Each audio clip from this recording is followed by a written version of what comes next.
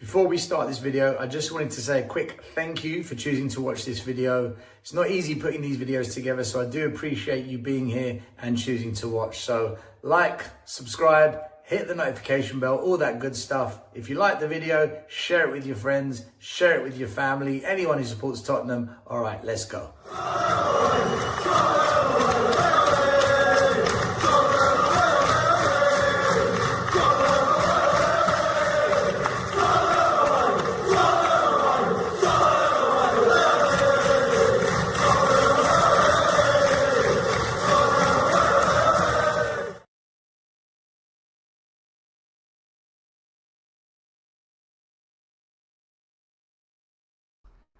Can't believe I started and the microphone was on mute.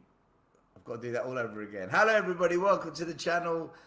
Good morning, good afternoon, good evening, wherever you are tuning in from. We're back again, another live watch along. Tottenham Hotspur versus Sydney FC. And probably the last of the easy games, should we say, before we got Chelsea on Saturday, which we'll be covering as well. But today it is the game against Sydney. So smash a like, subscribe, hit the notification bell, tell your friends, become a member, blah, blah, blah, blah, blah, blah, blah, blah, blah. Hope you're all doing well. Hope your families are doing well. Hope you're looking forward to another game of football. We'll go through the team lineups, we'll go through the latest news, and we'll discuss everything Tottenham very shortly. But before I do that, I thought, you know what, because we're going to be going live for about an hour, I'll do a quick hello to everyone in the chat, but I'm going to put a link in the comment section right now. If anyone wants to jump on for the preview, you're more than welcome. So I've just put a link in the chat. You'll see it. It says jump on with a link to StreamYard. If anyone wants to come on for a bit, you're more than welcome. All right, feel free. Big up Tony. How you doing, my man? Hope everything's good. Happy hump day. Does that mean Tottenham are going to hump Sydney? Jimmy Hotspur, how you doing? Big up to you, my man. Daryl in the house, how you doing? Another day of watching our deadly front line. A bit of sarcasm there. 2 marks in the chat. Big up, Cookie. Cookie, I've put a link in the comments. If you want to jump on, Cookie. It'd be good to get you on. Can have a bit of a chit chat before the show starts. The legend, the man, the myth, the original Tottenham Away supporter, Mark Swifty, otherwise known as Swifty. Big up to the Swifty. Alexander Hilton, another OG who used to come on all the channels and just say, steak. That's all he ever said. Steak. And here he is telling us once again, steak. Big up Rodney. Hey, dear, my man. Aussie Coys. Big up to you as well, as always. Rich Ease Man, another OG legend in the house. How you doing? Hope you're doing well. Ha Raka. How are you? Sean the Baller 02. How is the weather today? You're in the Seychelles? Wow. I'd love to go to somewhere like that. I've never do you know, I've never done Seychelles, Maldives, Mauritius, Caribbean. I've never done those tropical paradise places. One day though. Dope Boy Junior in the house. Turn up the volume. Okay. Give me 1 second. I'll do it now.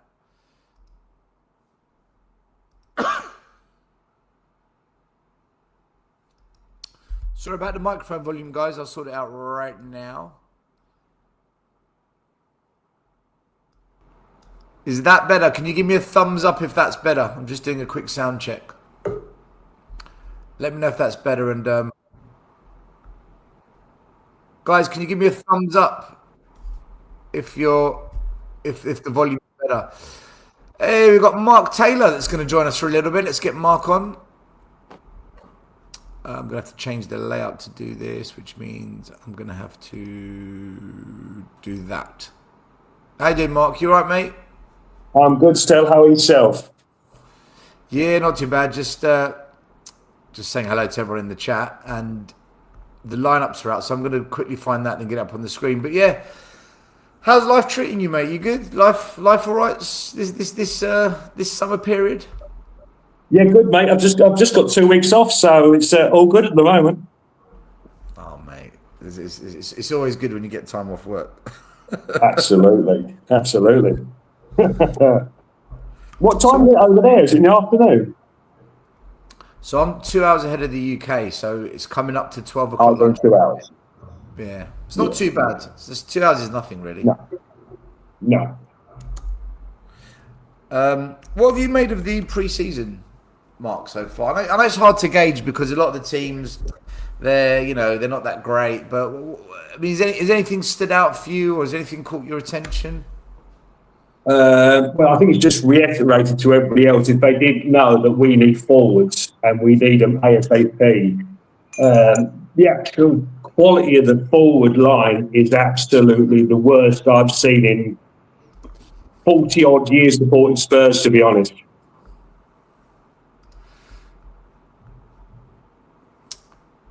So, all right, let me ask you something on this because Okay, yeah. this is a conversation that seems to happen a lot with all the Spurs YouTube mob. Yeah. Do you think we need to just sign really good attackers, or do you think the priority is we've got to sign players that actually score goals? Because if we sign Savinho, he's not renowned for scoring goals, but he is a talented player that can beat a man, he can dribble. And so some Yeah. people say, oh, but he can create. But my argument is, great, but create for who? So Yeah. where are you at with that? Because I know this kind of splits Spurs fans a little bit. Yeah. I mean, I think the fan base is very split on the Savinho. But to quote somebody you know and I know, Sava, he said you've got individual players like Kane, you can put them into any system in any world, if score goals. Yeah. With other players, they have to play for the right manager, the right formation, the right system to get the best out of him. So I'm wondering if Savinho is one of them players, because obviously he's playing particularly on the right, he's been injured, blah, blah, blah. I'm wondering with the right manager and the right system, is this what we're looking for rather than an actual somebody who like Kane who scores goals or does assists everywhere in the world? All right, so let's say Savinho suits the system, which Yeah, I'm just not to going to make that, argue. yeah. I'm not going to argue against it. No, I don't know myself. My question then would be, where do the goals come from? Are we saying that Savinho is going to start scoring lots of goals playing in the system at Tottenham? Is that what we're saying? Well, to be truthful with you, I would have rather give somebody like Solis a go before Arsenal signed him for 35 million and see what he could have done. But it's one of them things where we always said, you've got to give the manager the players he wants rather than what the fans want. Then after how many games, then say, well, it didn't work out or that's a great sign. It's very hard to say, yes, it'll work out or no, he won't at this stage. Because as it stands, Mark, I'm going to bring up an image on the screen. Yeah. These are the forwards at Tottenham Hotspur. Yeah. Anna Solomon, Damola Ajayi, who is the kid, Yang, who we've only just seen a little bit pre-season, Solanke, Richarlison, Dane Scarlett, Mason Melia, Mikey Moore, Mateus Tell. So if you bring in Savinho, this is what he's going to be feeding. Yeah, you've got to have a killer up front. You've got to have a killer, a 20-goal season man. That's what I would say. And then the next question would be, if you do sign, as you call it, a killer, what happens if that killer's suspended or injured? Then who do we turn to? Well, this is it. I mean, I can see goals from a few positions, but I can only see 5 goals from 5 to 6, 5 to 8 goals from Fernandez, a couple from Tonali, Madison, 5 or 6 goals, maybe 8 to 10 goals. Let's stretch it this far. But we don't obviously know with his fitness record how long this match of the season he's going to be in for. But I think you probably, you're alluding to, I think we need 2 players that score goals, not just one. So I was on We Are Tottenham TV about 3-4 weeks ago, and I said to the guys, in my calculations, my amazing scientific calculations, right? I said we need to sign 50 goals. We need 50 goals, and then they said to me, "Oh, what? But what about the existing players? What if they improve and they score goals. I said, okay, well, that's fine. But then if they improve the amount they score, all that's going to do is cover up the 12 goals we've lost from Paulini and Romero. Because they gave us 12 goals and that's now gone. Let's assume Romero's going to get sold. Paulini that's it, he's gone. So if Tell, Richie and Solanke all improve, the first 12 goals they score, all that does is compensate the 12 goals that the players that have left have scored. So we've lost Johnson, he scored 19 the year before. We lost Paulinho, he scored 7 or 6. We've lost Romero, he scored 6. So you're thinking, right, we're selling goals. We can't just depend on the existing players to score more. So we need 50 goals to come in. So let's just say, for example, 10 to 15 goals comes from Maddison because he's back. Xavi Simons comes back second half of the season. Yeah. Kudus scores 5. I'm prepared to give 10 to 15 goals to the existing players. All right, okay. And then if Solanke, Richie and Tell up their game, that covers Paulinho and Romero. We still need about 35 to 40 goals. So we need to sign either someone that's going to score 30 plus goals, which we're not going to do, or two players that combined get 15 goals each, or one gets 20, one gets 12, whatever. That's my issue. That's my issue with all of this is we need players that actually score goals. Otherwise, we're going to fall short and we're going to end up mid-table or something. Yeah. You're sort of alluding more to a Gappo and a Krupi than two players because they're quite versatile as well. They can play in 2 or 3 positions as well. They can integrate and something like that. So you'd rather have them through the door first, then maybe a Savinho for, say, 30 million rather than 80 million. I just think, Mark, we need players that can put the ball in the back of the net. We need players as much as Johnson was rubbish, right? He wasn't a good football player. Mate, he got us 19 goals in that season. Yeah. Even if that which happens, who cares? It's a goal. Well, that's what I mean. We're long enough in the tooth to know how bad our forward line is, and we've seen many and many, many better strikers than what we've got at the moment. Literally, we're scraping the bottom of the barrel for these two, to be honest. I would sell Dom Solanke as well. I don't see any point in keeping him. I just don't see enough goals from him at all. I don't know quite why we spent 60 million or whatever it was on him at all, to be honest, mate. Listen, if I start talking about Solanke and Richie, I'm gonna go into one. I'm with many fans who thinks we've got one of the worst front threes we've had in I think in all the years I've seen Spurs in the Premier League. For me, this has to be the worst front three. I don't remember a worse front three than this lot. Yeah, I'm with you. I need to see something than feel something. I've had a lot of people say, you've got to feel how good they are. They'll come good. Don't worry about it. Then sort of 2 years down the line, we've seen nothing at all. No better player, no different in how they played the start of their sort of Spurs career. I just think the likes of Tell and people like that maybe need to move on. Yeah, well, don't say that to this guy. I know. Sorry, Sean. That's enough to Sean. The team lineups are out. Let's have a quick look. So, Dubravka starts in goal. Conor Gallagher starts. Richarlison starts. Mateus Tell starts. Archie Gray, captain. Bergvall, the player that we all thought was going to be sold, he starts. Manor Solomon. Ben Davies, my favourite player. Yeah, another year. Another 2. Kieran Martin. Malachi Hall, who I'll ask you about him in a minute. Not Malachi Hall. Malachi Hardy, a player that I want to talk to you about, actually, because I've been praising him a lot. And then Ty Hall. So Ty Hall will probably go left back, Kieran Martin right back, Hardy centre back with Ben Davies.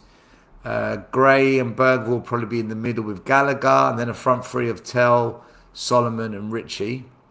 And then on the bench, we've got Kinski, Robertson, Tonali, who some people said was injured. He's not injured. He's on the bench. Takai, Donovan, Scarlett, Tyree Hall, Denny, Melia, Yang, Ajay, Williams, Barnett, Barnum, Tingy. So the kids mostly are on the bench, so I guess they'll come out and play second half. Nothing much different to what we've seen already pre-season. Is there anything really there for you, Mark, that stands out? Or I mean, I think it's another great opportunity to see what the youngsters can do and how they sort of fit into the sort of like deserving mould, if you want to say, and how they shape up. But you just look at that side, and you normally get sort of 3 or 4 sort of like quality players up there, and something like. There isn't much there at all. Let's be honest, is there? It really is a second, not even a second string Spurs side, a third or fourth string Spurs side, to be honest. But my worry is, sorry, Sean, I go again. If Tel can't bag goals against this opposition and look really good, when will he look good? So I find players like Tel, they actually find their level here. So the last game, he went down the wing, did really well, beat a man, squared it back, and Richie scored. But for me, that's Tel's level. This is his. Yeah, brilliant. Yeah. It's a bit like players like Solomon. This is his level. Yeah. You know, it's that's why the Chelsea game on Saturday is going to be a really good indicator as to what's going on. Where are these players really at? Let's be honest. But even then, you can't judge because last season, we beat Arsenal. Got a result against Newcastle. We're like, oh, you see, we can do it, and then we almost got relegated. So it doesn't. And Arsenal won the league. So you can't really. Even then, you can't judge it. I don't know, Mark. I just think if we don't sign like as you said some killers, I think we're in big trouble. What do you make of Maddison? He's not playing again. He's not even in the squad. No, it's also Fernandez. It's also Fernandez not on the bench. You're right. Fernandez isn't there either yet. Correct. No Because Fernandez. No Maddison either. I mean, there was rumours come out on sort of Facebook and social media that Fernandez may be injured because they didn't see him at training. But I'm hoping this isn't a knock on the knee and they're keeping quiet that Fernandez is already out. I mean, if we have injuries at the start of the season, then it just goes to show nothing's really changed. So we'll find. Listen, we'll find out. Yeah. By the way, Sean Butler. The only reason I've got a picture, right, of your ugly mug is because I had to make a thumbnail for the show we did the other day. So I took your photo and my photo to make the thumbnail. That's why I've got it. That's the reason. Believe you me, I do not collect pictures of you, Sean. I'll give you my word. That's the last thing that I do. So it's a bit frustrating not seeing Maddison or Fernandez because I think they're the creative players that we want to see a bit more of. Yeah. And again, it's another game where we're lacking a bit of creativity and we're lacking a bit of someone that excites us in that number 10 role. Yeah, kind of 8, 10, and so it's all going to be down the flanks again, I think. I think that's the way we're going to do it. I think it's going to be like the other games, sort of 2-0, chances at both ends. Nothing that we haven't seen before. It'd be majorly interesting to see the lineup and the team against Chelsea. That really will tell us a lot more than these other couple of games, I think. Tell you what, Chelsea have been doing some good business. They've signed a couple of decent players, and Alonso's a good manager. I think Chelsea this year, they're like us. They've got no Europe. Yeah, I think Chelsea and Tottenham have got a really, really good chance of getting top 6 this year, but only if we address the goal scoring issue. Otherwise, we won't get it. Without goal scorers, we're not going to get top 6. No, absolutely. My only fear is if you don't give De Zerbi his players he wants, it doesn't take for him to walk, does it? Much for him to walk. What do you mean, Mark? Well, I'm just saying he has a history of being at the clubs for 1 or 2 years, and if he sold a project and he says, "Well, I want Krupi and I want Gappo," and they keep messing him around, and like, we've tried, we're doing really well, and it just drags on. He might just turn around and say, "Listen, those are the players I want. I'm off. I've had enough already." So Alonso was at RB Leipzig, No, no, I'm talking about the derby. This is. Oh, De Zerbi. Oh, sorry, Yeah, right. yeah. Listen, he's got a bit of Conte in him. He does have a bit of Conte in him where he'll just say it as it is. Yeah. I don't know if De Zerbi's been at a club where he's had this much backing early on. Maybe, yeah. Yeah, yeah. So maybe they've convinced him for the now. Mm.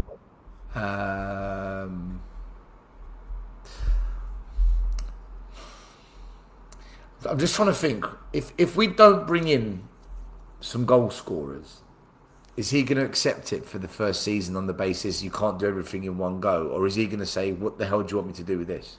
Exactly. And how will Spurs fans react to that? How will Spurs fans react to it? Because you know as well as I do, Stel, the way the window started, a lot of Spurs fans are predicting 4th, predicting 5th. If we end up about 8th to 10th, 8th to 12th, what are they going to say then? Well, half are going to be calling for De Zerbi's head. Half are going to be calling for Enix's head. The other half are going to say, be patient. Rome wasn't built in a day. These things take time. But can Spurs afford not to be in Europe for a second season in a row, though? Not with the layout of the money they've put already down.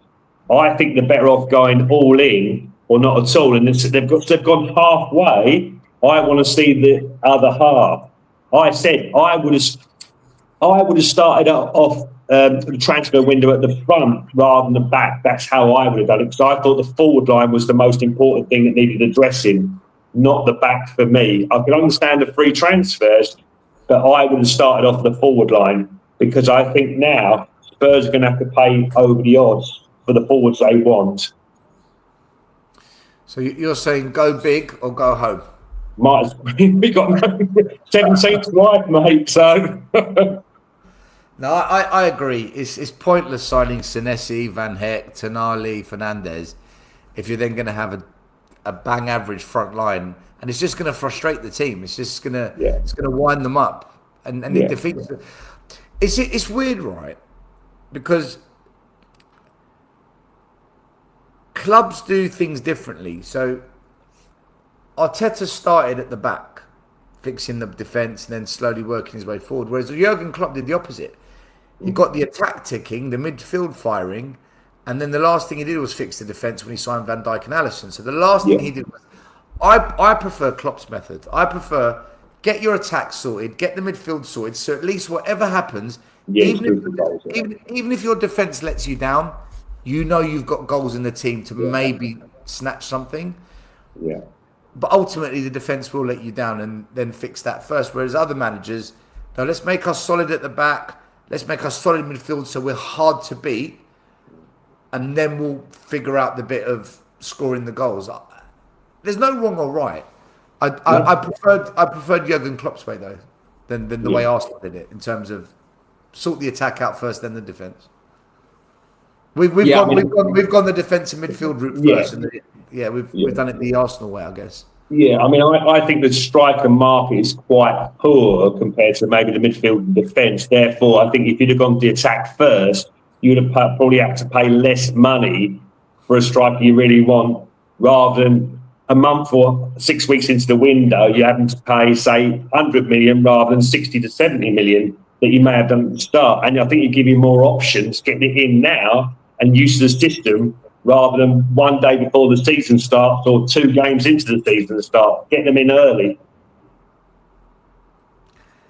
Yeah, otherwise we're just dropping them straight into the deep end. Unless we sign a Krupi who's already, you could say, Prem ready, then it's not so much of an issue. No. If we go and sign attack... See, if you sign Savinho and Krupi, they're both Premier League ready. It's not so much of an issue. Whereas if you go and sign players from overseas... Now you're asking for trouble.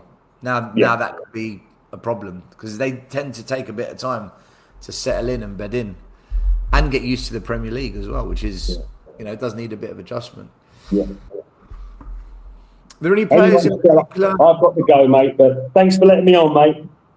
Mark, you're welcome, mate. Thanks for coming on. Big up, Mark, everyone. Cheers, Del. Have a good one. So I put a post out this week saying that Malachi Hardy is greater than Danzo. And it was hilarious. So half the comment section completely lost their minds, called me every name under the sun. And the other half actually agreed with me. So I just want to put my argument here before people lose their shit with me. I don't rate Danzo, guys. Okay, I'm just being honest with you. I think he's good in the air. He's a good shot blocker. He's your old-fashioned, backs-to-the-wall defender. Great in the 1980s, good in the 90s. Brilliant for a Mourinho or a Conte team. But we're going to play high-octane attacking football, like Ange ball, but more disciplined. We're going to play Pochettino ball. Danzos don't work in that. You've seen pre-season, we constantly play the ball out from the back. We take risky passes across the face of the goal. Even when the press comes on us, we're still trying to pass it. We don't just whack it out. And this boy, he has shown to me that he's got composure, technical ability, and he gets it. And I know why he gets it, because the entire academy for the last 4 years, has been taught to play exactly like that. He's been trained to play the De Zerbi way. He hasn't. And on that basis, what I'm saying is, I would rather have Van Heck, Senesi, Van der Ven, and then Malachi Hardy as the fourth choice centre-back. And integrate him into the team. Let him learn off Van Heck, off Senesi. Let him learn more and build on his academy education. And let's try and develop him maybe into our next Ledley King who can play De Zerbi ball. That's how you integrate a youngster. That's how you develop them into the men's game. Instead, we're just going to stick with a player that isn't technically good. I just don't rate him as a footballer. I appreciate his passion. I appreciate his tackling. And I appreciate his heading ability. But that's not what a De Zerbi team's going to be about. And by the way, this boy, he won everything in the air. So he's not too bad in the air as well. I just think we've got an opportunity here to bet in a young player who's technically suited to De Zerbi's game. And we're not going to do it. I know we're not going to do it. We're going to ship him out. And Danzo's going to end up being the number 4 choice. So anyway, just my thoughts. You can disagree with me. I don't mind if you disagree. Maybe I've got a bias because I've got academy youth at heart. But I do see an opportunity for a player. And it just seems criminal that we're not going to do it again. Anyway, you can all disagree. Or you can agree. I don't mind. Big up all the chat. What time is it? All right, we're kicking off in half an hour. Spurs play is about to go live as well. It's weird because they said they're going live at 9:45 and they're actually going to be going live half an hour late. So there you go. Let's have a look at a couple of the comments and see what everyone's saying. Richarlison with 15 GA last season with a shit team and multiple shit managers. Also playing defensive football. That's not quite true though, is it? Was it 15 GA in all competitions or 15 GA in the Premier League? So I think in a better team. Yeah, but the problem is... the problem is he's never scored more than 12, 13 goals in an entire season in his career. At Everton, at Watford, at Tottenham, he's never done it. There is no evidence to back up that he can do more. You know? This is my argument. And the same applies to Solanke. Solanke's had one good season in his entire time at Tottenham Hotspur in the Premier League. At Chelsea, at Liverpool, at Bournemouth, at Tottenham, he's had one good season. It's the level of involvement De Zerbi has with this defender. The through ball De Zerbi wants from his defenders, which Danzo can't do. Solanke's going to retire soon as he uses up all his... Hit the like, subscribe, get your super chats in. Big up to Swifty, thank you very much. Solanke and Richie are Prem proven. That ended well. It's a myth. So when I say Prem proven, I mean they don't need to adjust to the Premier League. But in terms of having proven to be really good, yeah, you've got a point. You've totally got a point. How do you not see Danzo can be improved on? Because you can't teach and improve technical ability once you get past a certain age. That's how I know. If you haven't developed the technical skill set in your grassroots years, you're not going to develop them in later on in life. It's as simple as that. There's a window, they call it the golden years of learning, and that's the window of opportunity to develop dribbling skills, technique. And if you don't master it at that age, as the body grows, very difficult to adjust. Which is why Tottenham and all the academies, when the kids are young, they teach them skills, tricks, because if you don't do it then, you're never going to learn the technique for it. So that's why I know. Can he be improved on? Yes. Can he become a technical player that can suddenly play out from the back and ping the balls left and right, comfortably receive the ball on both sides of the body under pressure from a press without panicking? No. No, because he hasn't got the technique for it. That's the point of what I'm trying to say. I get what you're saying on Hardy, but as with most of the kids, they need minutes in the Prem. No point in them sitting on the bench. I agree, Lee, but that's where he's got to get some minutes. So, you know, if we're 3-0 up in the game with 20 minutes to go, let him come on. If we're playing a team that's just not very good, let him play. You have to take risk as a coach if you're going to develop players. If you don't take risk, they will never develop. You have to give them a chance. And this is the point. We're going to give Danzo a chance who can't play football. The guy just can't play technical football. But we're not prepared to give a youngster that can play technical football because, but Danzo's he's good in the air. He's good at blocking. Can't play football. Danzo cannot play football. Big up, Lutman. Watching it from the office. Danzo is the new Davies type steady player that gets consistency. You know what? Fair point.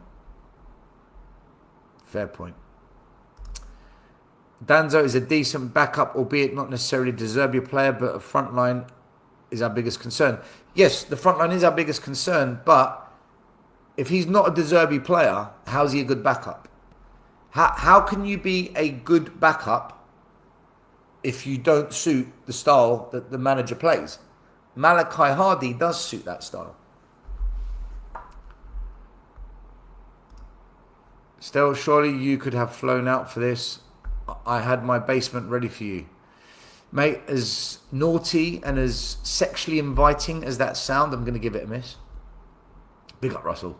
Chelsea game will tell a lot. It will tell us more than the MK Dons, Sydney and Auckland game, definitely. But even then it's hard to tell because last season we beat Arsenal, we got a result against Newcastle, and that manifested into nothing when the Premier League started. So 15 GA in the Premier League with more offensive football. Again, he doesn't get you more than 12, 13 goals a season. He just doesn't do it. Richarlison is no different than Romero and Paulinho combined in terms of goals. How's about that? Richarlison's best ever season in the Premier League was no different to Richarlison and... Sorry, no different to Paulinho and Romero combined.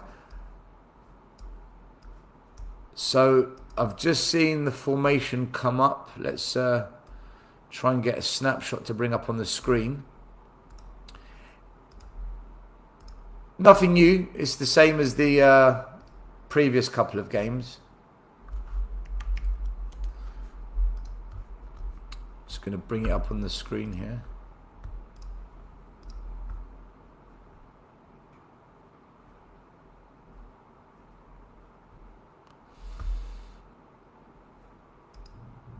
Okay, why can't I find it? There it is.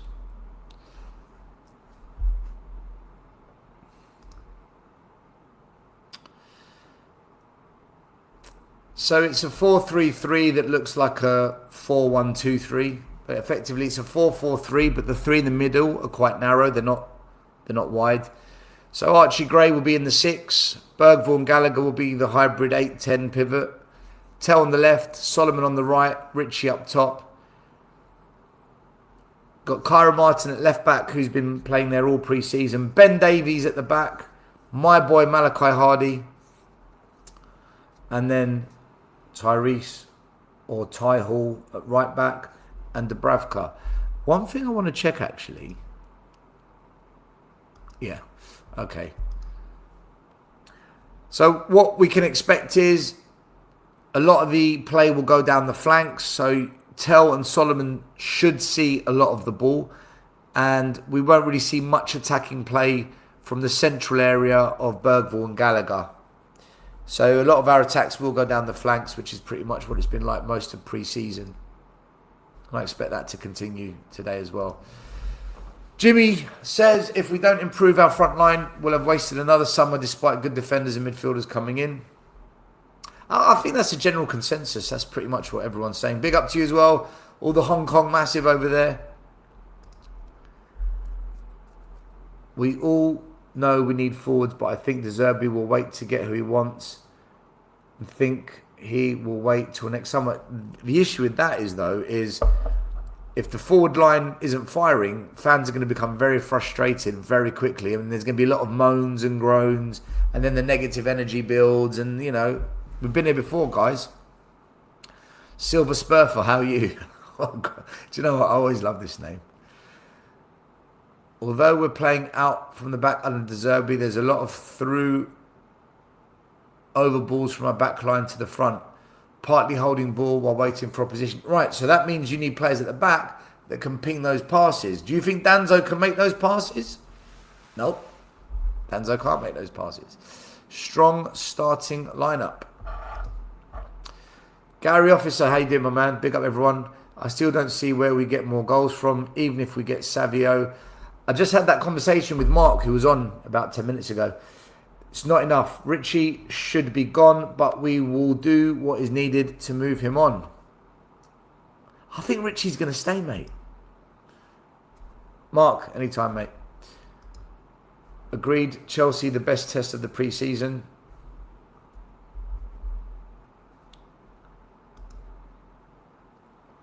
I can't believe I'm watching Richarlison warming up. How the hell haven't we got rid of him? Listen, there's someone else in the chat saying he got 15 GA last season and he can get more because we're a better team. So, splits opinion. People should just admit Richarlison and Slanky were bad buys.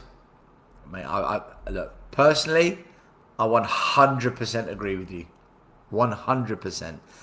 Ron, how you doing, my man?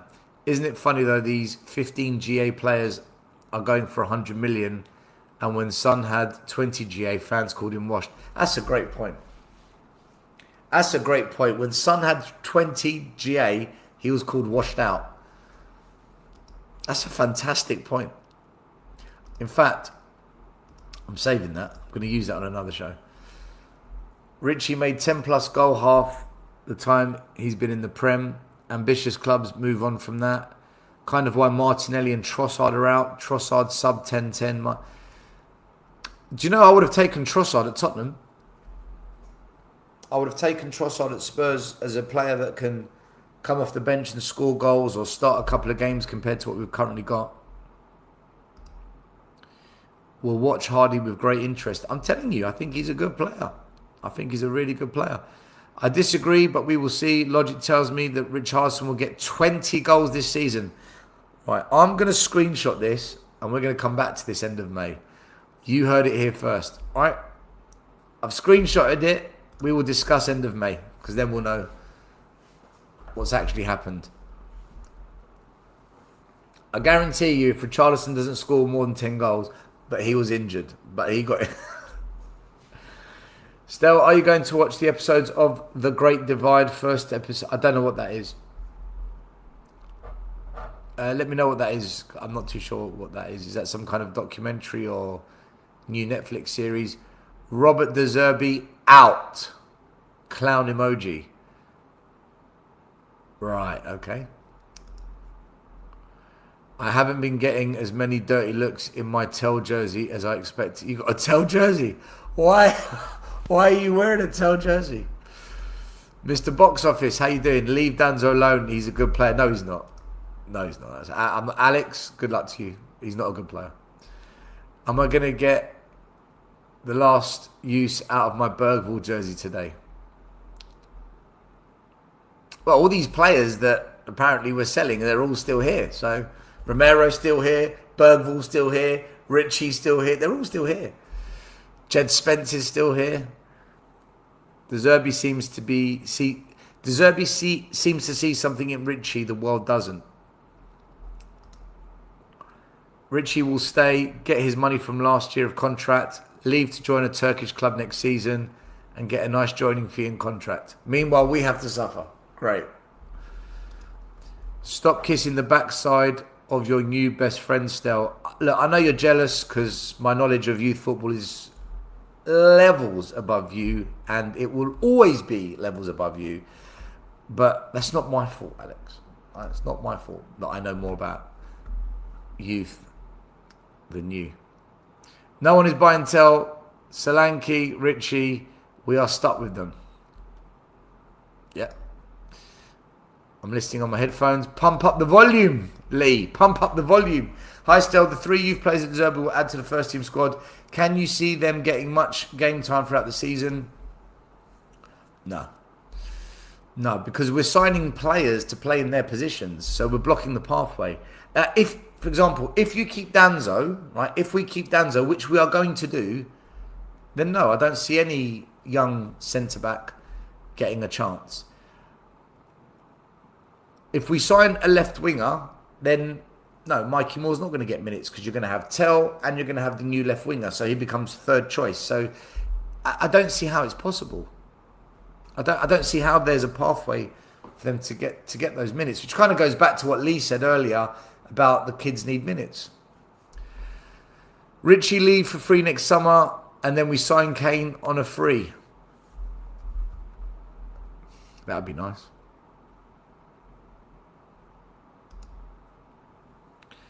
And Dye could be a steal and cheaper. Big up International Observer. Players are not priced strictly on their capability. They are in effect auctioned amongst suitors, and then it's up to how deep the pockets are of those that desire. So the way I look at pricing is you are what the buying club is prepared to pay. So if Tottenham are prepared to pay 95 million for Krupi, then you are a 95 million pound player. If Tottenham don't want to pay 95 million and no other club does either, then you're not a 95 million pound player. So it depends on what the buyer is. It's a bit like a property. If you put your house on the market for $500,000, but no one's prepared to give you $500,000, then your house isn't worth $500,000. If you have 5 people that come to you and say, yeah, we'll give you $500,000, then your house is probably worth a bit more because now you can go into a bidding war. So it all depends what people want to pay. Are you going to put the whole game live? I'm going to do a live watch along for the game, but we're not allowed to put the games on the screen because that's against copyright. If that's what you're asking me. It's Mr. Box Office still. Yeah, except in your handle it says @AlexTHFC. So if you want me to call you Mr. Box Office, change your name from AlexTHFC to Mr. Box Office. How's about that? Big up Alex, man. I love Alex. All right, ladies and gentlemen, you've asked for him, the man, the moment, the most deluded YouTuber in the game. Let's give a big welcome to the deluded doctor, Benji. Why you got to be like that still? Why do you have to be like that every time? You just be nice for once, mate. Because you call me Captain Negative. You are the happiest man on YouTube. I take it back. All right, there you go. Yeah. All right, okay. All right, you're not. All right, I take it back as well. You're not a doctor. Know what I mean? What's going on with this lineup, mate? Am I the only person who's furious about this? The only saving grace of this lineup. But hold on, you're just going straight in. I am. Sorry, I'm so mad. I'm so mad. Go on. Sorry. Hold on. Back it up. What are you not happy about that? Really? You want me to explain that? The Yeah, only yeah. saving grace in that lineup is that Ben Davies is playing, so you get to enjoy the game. That's it. Oh, you're having a laugh, you are. Absolutely. I mean, look, do you know what? And I thought this in the last game. It's only pre-season, right? Well, is it I because know. Madison? If it's because Madison's not there, I agree. I want to see Madison as well. Is that what it is? It's not just. I want to see JP. I want to see Tonali. Do you know what? Fernandes and Tonali have not had any international football. How are they not playing a half each of every single pre-season game? Because that's who we're taking into the Premier League. So, I mean, look, I understand now that Fernandes is injured, but just look at that lineup. There's a name in it. Whoa, hold on. What is that official? He's actually injured, or is that just gossip? I mean, I don't know if it's official, but there's a lot of gossip out there, so I'm going to make the assumption that he's injured. I don't know how bad. I don't even know what it is, mate. Yeah, but then that means Madison must be injured as well because he's not played any games. I mean, look, I did scour that video yesterday, that training video, and I did see him in one of the videos, but he wasn't playing. He was still in his full kit. So I mean, did Madison go on tour? Yeah, Madison's yes, on he tour. did. Yes. All right, so he's on. So maybe they're all being saved for the Chelsea game. I don't know. Is there any sense in that? Yeah, but no, not really, because you'd think you want to build up some sort of team chemistry, wouldn't you? Especially with the newer players. I mean, if JP, I mean, again, if JP, Fernandes, and Tonali are all being saved to start that game, then I would personally think that's a bit nonsensical because you need to build up that rapport between, new players. So I don't. Sorry to sound stupid, Benji. Who's JP?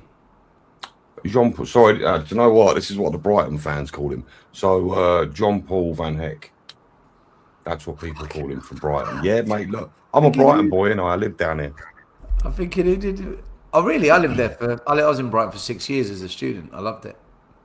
It's nice down here. So it's got the right amount of everything. It's not too loud, not too quiet. Do you know what I mean? It's nice. I like it. That's a great town. Brighton's a great town. But anywhere by the sea tends to be good. All right. So yeah, hold on. We can't play Van Heck because he went to the World Cup, so he's not allowed to play. So, what do you mean? What? Actually, not allowed to play, or just? You're not allowed. So, if you go to the World Cup, FIFA rules say you have to have 3 weeks off after, even if you don't play, but you've gone as part of the squad. So that's why after the World Cup, anyone that went to World Cup gets 3 weeks grace period. Now, if the player turns around and says, "No, I don't need it," then they can come back. But they're all going to take it, aren't they? So. Yeah, but then why would that's why no World Cup players are in the squad. Do you know what? I feel like I've just been taken to the school of Stelios because I didn't know that. I'm 37 years old. I love football. You think I would know that, right? That's also why they've delayed the start of the Premier League season. So it's starting on the 22nd. Normally it starts on the week before, doesn't it? But then surely if they took that full 3 week grace period, would they not come back to training? Because JP came back, last week? They can't play. Then they can't play. Oh, right, that is bitterly disappointing. Yeah, but every club's the same. It's not just us. Every single club is the same. It is what it is. Yeah, that's not great, is it really? Fair play. People are saying Bergvall is playing and he went to the World Cup. It must be the timing. Maybe it's when they came back from the World Cup then. So Bergvall plays for who? Is it Sweden? Sweden, yeah. Did Sweden crash out early? Yeah, they did. That's probably what it is then. So if Sweden have crashed out early, then the 3 weeks begins from then. Right. So if you've played for England or Argentina or Spain, So Senesi played in the final, Argentina. Spence played for England semi-finals.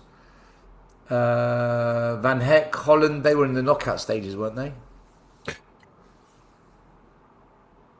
Do you know what? I'm not entirely sure. I thought they did. Who knocked them out? Can you remember who knocked them out? I know. There's a FIFA rule of 3 weeks. So, but when the 3 weeks start, I don't know. It must be when they knocked out. Hold on, Gary's put in the chat. They have 3 weeks once they exit the World Cup. Okay, there you go. Well, okay, fair play. There you go. I mean, either way, it's still a bit disappointing, isn't it, really? Because you want to see these players. Sweden and Holland got knocked out at the same time. Look, all I know is the rule, and that's it. I don't know the ins and out of it. I just know that there's a rule, and that's why players like JP aren't playing. It might just be as well, JP, if they did play in the World Cup, the manager might want to give them a little bit of a rest as well. Give them a little bit of a break. Well, then, if that's the case, why are you bringing them on tour at all? I don't understand that. It's just like integrate them into the team, familiarity of characters, get them to know each other. Because listen, this Saturday it's the beginning of August. When are they all going to get to know each other? it's a very It's the good point. beginning of August this It's a Saturday. good point. It's a good point. You're right. And it's you that said, guys, why do we all think we're going to finish top 6? Don't they need time to gel? Maybe that's. In fact, that is why they're on tour. They need You didn't time need to shoehorn that bit in, but okay, fair enough. Yeah, I gotcha. By the way, we're all in trouble. You know that. We're all Why? in trouble. So you know, Sean Butler's got that the Spurs hub. Yeah. So there's now a new feature that he's building where you can clip when someone says something, Yes. I load heard it about up, this. and you can bring receipts. Well, I'm in trouble then, aren't I, mate? Like we all are. We're all in trouble. Every single one of us is in trouble. I never said that. Oh, really? Let me show you something. In the mud. Shit. Yeah, in the mud. Flip flop. Not good at all, mate. No, it'd be an interesting feature. I think he mentioned that last week. I wasn't sure how serious he was, but clearly he meant what he said. It's not going to be good. It's not going to be good at all. So listen, what do you think's happening with Fernandes? Do you just think it's a case of he's just not playing? Because he wasn't taking part in training. No, I don't know, mate. I genuinely don't know. I don't know. Yeah, but it's very Spurs. If he is injured, it's a very Spursy thing to happen. Listen, everyone was saying Tonali was injured yesterday, and clearly he's not because he's on the bench. So I don't believe any of it. I think if a player is injured, they will announce it. They will just say, look, he's injured. They've got no reason not to mention it. So I don't think he's injured. I think the manager's experimenting. I think he's trying different things with different players. I think he just wants to maybe give a couple of the youngsters a bit more of a chance to see if they're worthy of a place in the squad, which I'm all for, man. Listen, if there's anyone on YouTube that just bigs up the youngsters and wants to see them get a chance over players, it's me. But then I see this every pre-season, Benji, where the kids play a lot, and then once the season starts, that's it. You don't see them again. Yeah.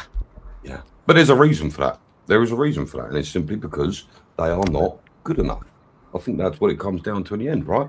No, you can't tell me that team that finished 17th last year, those players that played in that team, we didn't have better in the academy in certain positions. If you're telling me the academy team, there aren't players there that could have done better than 17th, I can't buy that. I can't buy that. There's players at Spurs that shouldn't be at Spurs, full stop. There's academy players that are better than some of the players we've got. We signed. Name names.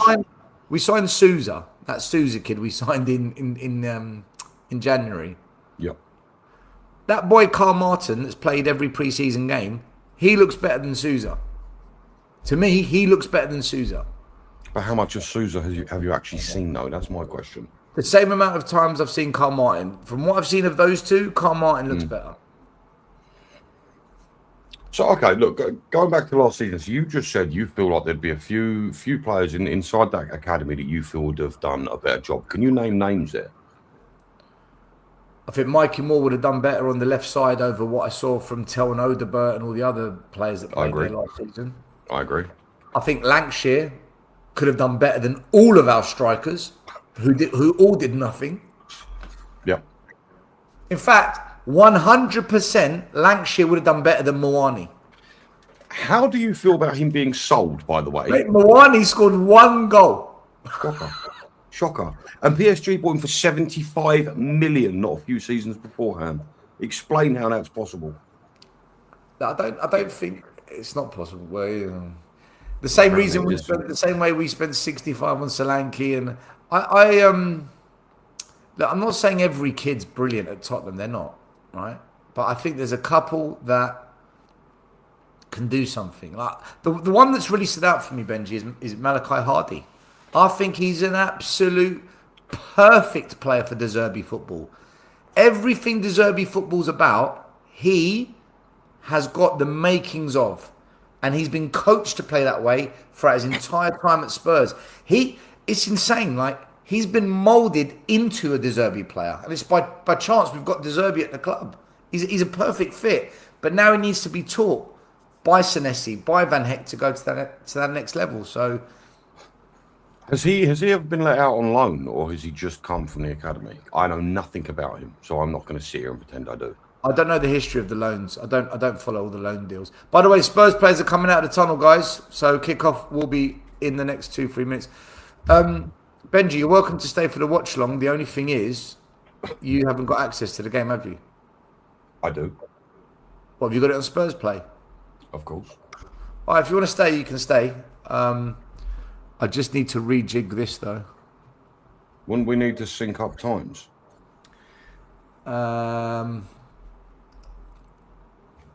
Yeah, we do. This could be fun. Can I smoke on here, mate? Yeah, you can. That's right. Yes. Thank you. I need to change the screen, though, so that I can do this. And I don't know how I'm going to do this. If it makes it easier, mate, I can just leave. What are you trying to do exactly? Have you and me on the screen and have the scoreboard in the top. Wrong. 1 minute. Just got to mess around with it. I'll figure it out. Yeah. Right, so fun fact, everybody. Sydney FC and Auckland faced each other on the 23rd of May. And Auckland beat Sydney, so I'm not expecting any type of a test. It's this should be another riot.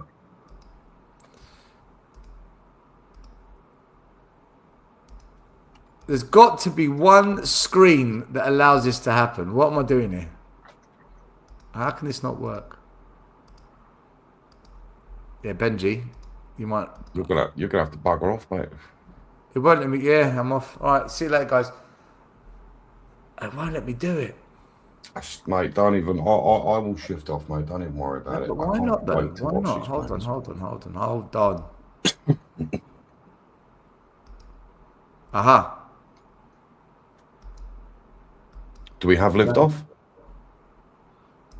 No. That doesn't make any sense, does it? It's because I need to pre-program it on the back end. Really? Yeah. Benji, let's do it another day. Sorry, bro. Yes. No, you're all right, mate. You're all right. I will catch up with you later, okay? You take care of yourself. You can jump on at half-time and after the game if you want. Yes, of course, I will do, mate. I will see you then, yeah? All right, big up Benji. Everyone check out Benji's new channel. What's it called again? The Tottenham Concept. The Tottenham Concept, remember it still. It's going to be huge.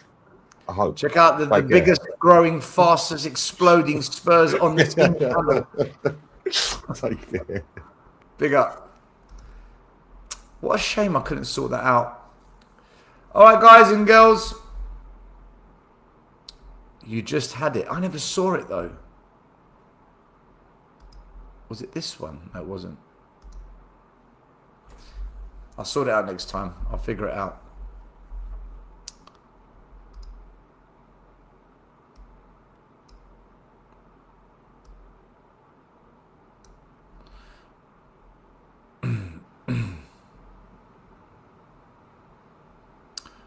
You guys are saying it's just kicked off. My Spurs play is saying it's about to kick off, so it is what it is. Yeah, it's kicked off. All right, let me start the clock. And we are up and running. Sydney FC versus Tottenham Hotspur. Spurs playing in their new away kit, which is this funky retro 1970s disco looking kit. And Sydney playing in the Coventry City home kit.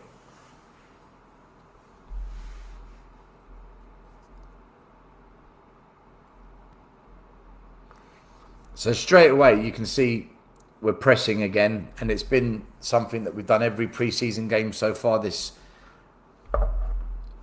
pre-season, that press, forcing pressure, trying to create errors, win the ball back, and turn over possession. And it's something we've been doing all pre-season, and you know we're going to be doing it next season, which is good to know. All right, Mateus Tell goes down the wing. He's got 3 players. Squares it back to Gallagher. Gallagher pings it to Ty Hall. Tell one-on-one. Squares it all the way back to the halfway line. Ben Davies to my boy Malachi Hardy. Hall. Spurs trying to attack down the flanks. Just like I said, we're going to be attacking down the wings. You're not going to see much action in the middle. Mateus Tell crosses the ball into the box straight to one of the Sydney players. Couldn't find a Spurs shirt. You can see already we're attacking down the flanks. And it's because we don't have Maddison. We don't have Fernandez. We don't have Xavi Simons. So there's nothing in the middle. Don't expect Gallagher or Bergvall to do it. So it's all going to be wing play.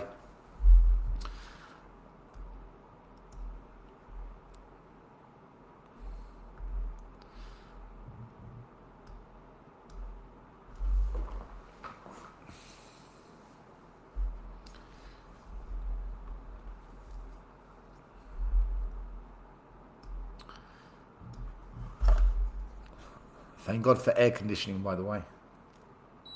Thank God for air conditioning.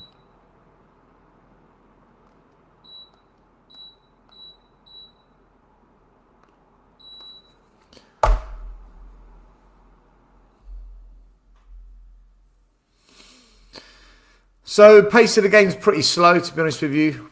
Not a quick start.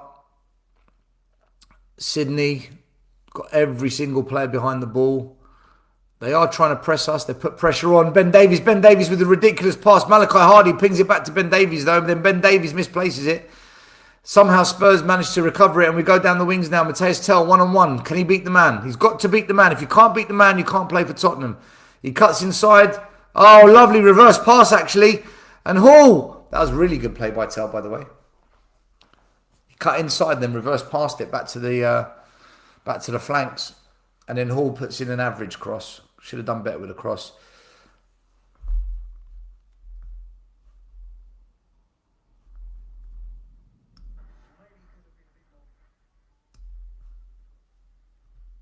All right, corner kick. Mateus Tell, 3 minutes gone. In comes the cross. Dangerous, near post. Edge of the box. Picked up by, I think that was Ben Davies or Solomon. Ball goes out wide. Back inside. Nice little one-touch pass in there. Bergvall almost loses the ball, but gets it out of his feet. Spurs playing some nice passing football, but we've been pushed all the way back. Good defending by Sydney. They pressed us and they pushed us all the way back, and the Sydney players push up the field. They're squeezing the game on us. And Spurs have got to be quicker on the ball if they're going to get through this press, because if we play slow like this, we're just going to get pinned back. Ben Davies passes it out wide. Mateus Tell.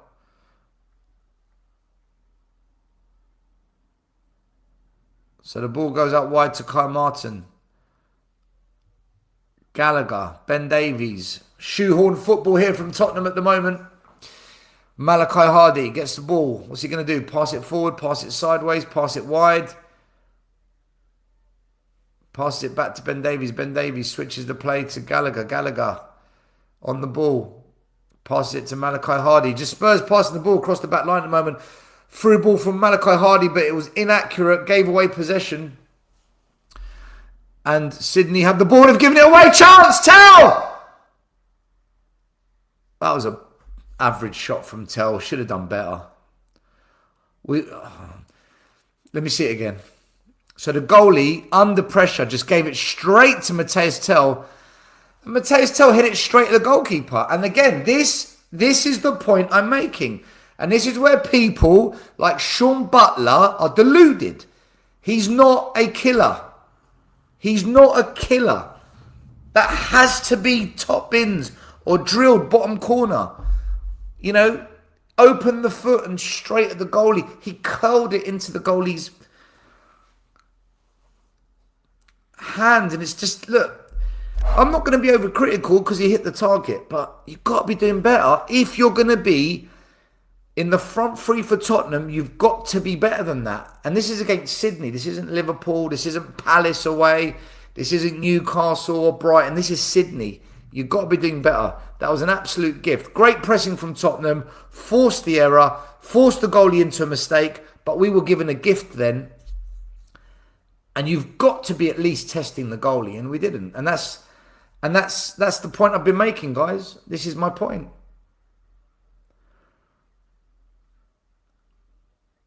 It's not. Look. Is it rubbish? No, but it's not good enough. That's the point. The standards have to be raised. We need better standards if we're going to finish top 6. That cannot be the standard, and that's the point. Anyway, we move on. Sydney have got the ball, switching the play at the back. One thing I do like about Tottenham under De Zerbi is I love our pressing game. And again, we press the ball and we cause another error, and the goalie this time has to kick it out of play. I do like the pressing play from Tottenham under De Zerbi. I think we're going to be one of the top 3 or 4 teams in the Premier League when it comes to pressing. It's coordinated, it's effective, and it does definitely work. Okay, ball goes out wide. Tell and Kai Martin interchanging play. Good football from the youngster there. Gallagher turns back. Ben Davies. Malachi Hardy. Switching the ball out wide to Hall. Hall to Bergvall. Bergvall. Come on, Bergvall. Show us something. Bergvall just simple sideways passing. Don't you love it when a player gets the ball, they pass it sideways and then they point forward, as in, right, you pass it forward. Well, why don't you pass it forward instead? Here comes Bergvall trying to beat a couple of players, drills it into the box and wins a corner kick. Corner kick to Tottenham.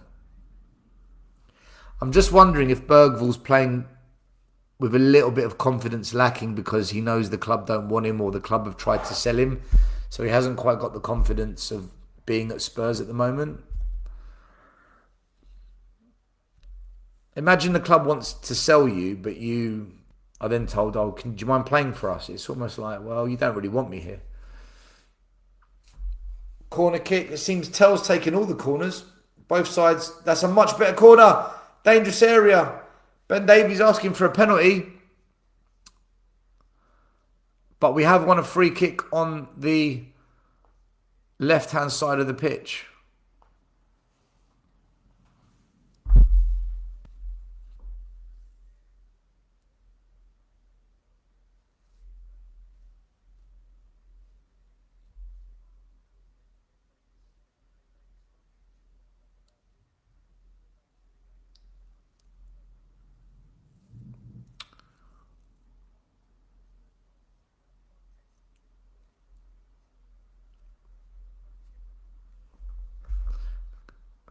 All right, in comes the corner.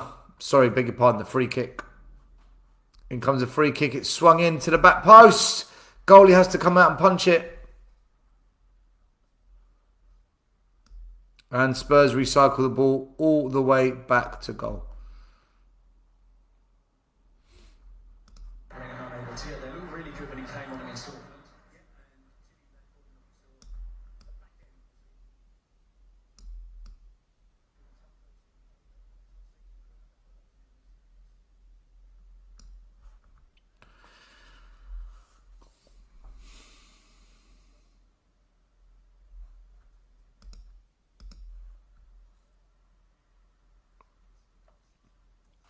City now trying to attack down the flanks, but it's intercepted and Spurs have the ball in midfield. Bergvall pushes forward. What can he do here? Passed it out wide. It was a good decision. Is there an overlapping runner? Nope. So we missed the chance to counter-attack there.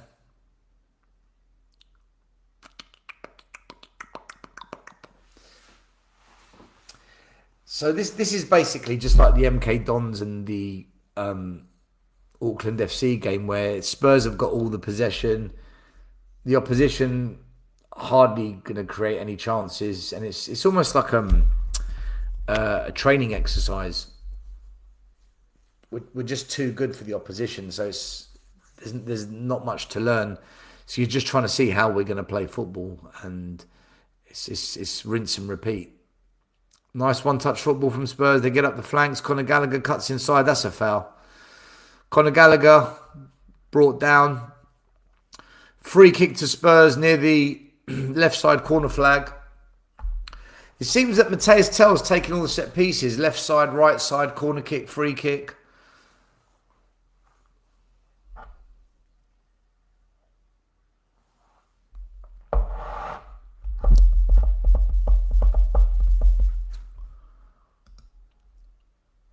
Are you kidding me?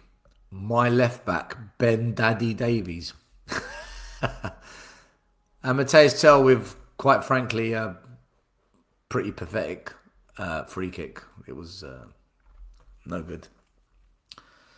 That was just gifted it to the goalie. Nick in Australia saying how nice it is to watch a game at 7:30 p.m. Spurs again pressing. Trying to force the error, but Sydney have given the ball away. They tried to play it out with a diagonal ball across the pitch. Oh, nice skill there on the ball from Manor Solomon.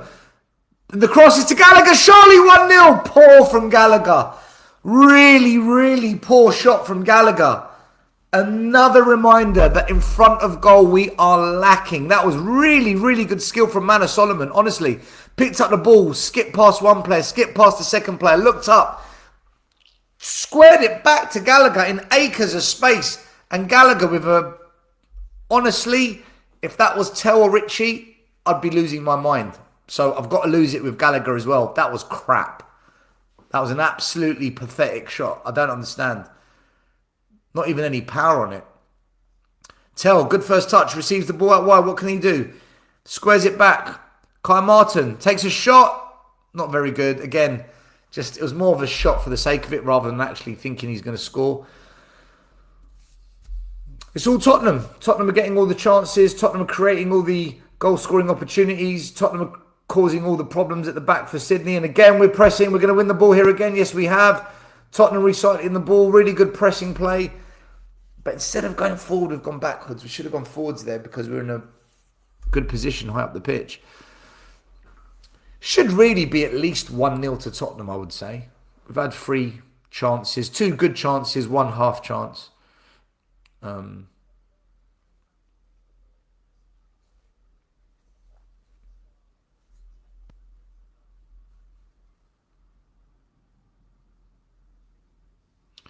Matthias Tell cutting inside and outside.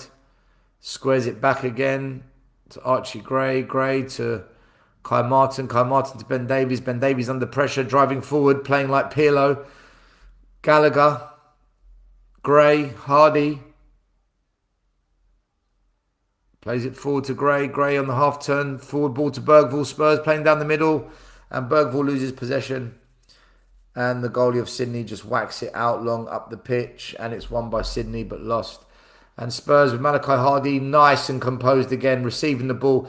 Do you know what? I don't care what anyone says. Malachi Hardy can play under pressure. That is such a good quality to have. He just looks so relaxed and calm. The ball comes. Yeah, I can control it. Yeah, I can receive it on this foot. Yeah, I can just play. And that's what I like about him. He's just composed under pressure because he's got the technical skill to do it. Sydney being pressed again at the back. Spurs causing them all sorts of pressure, all sorts of problems. With the press, and we've won the ball back again. Do you know what? I love our pressing game. I really, really love our pressing game under De Zerbi. It's so well coordinated.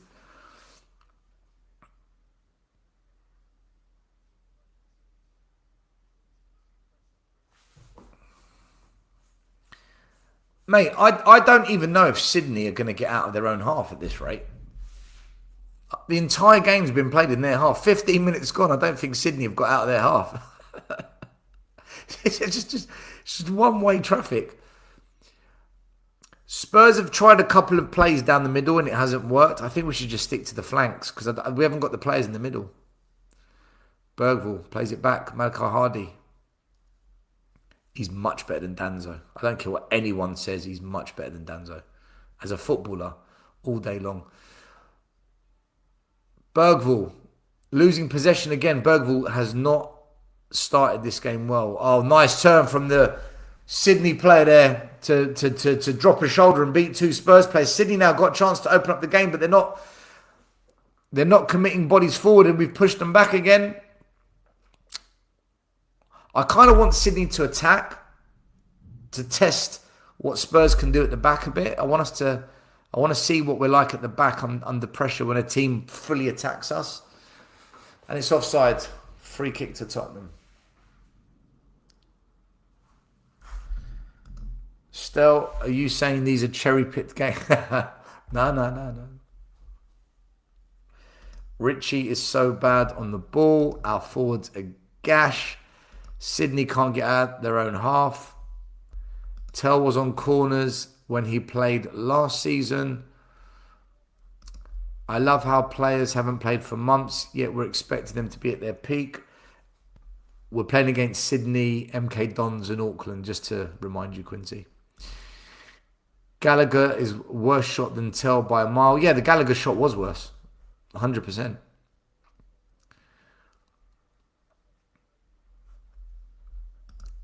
Ledley King's in the terraces. The camera's just zoomed in on him. Williams Barnett will shine second half. He has a bit of spice about him. I like him. Very good player. Any contact don't mean it's a pen or a foul. That's going back to the earlier incidents. Ben Davies is terrible. Against a decent team, Bergvall leaving massive holes in our midfield with his failed pressing.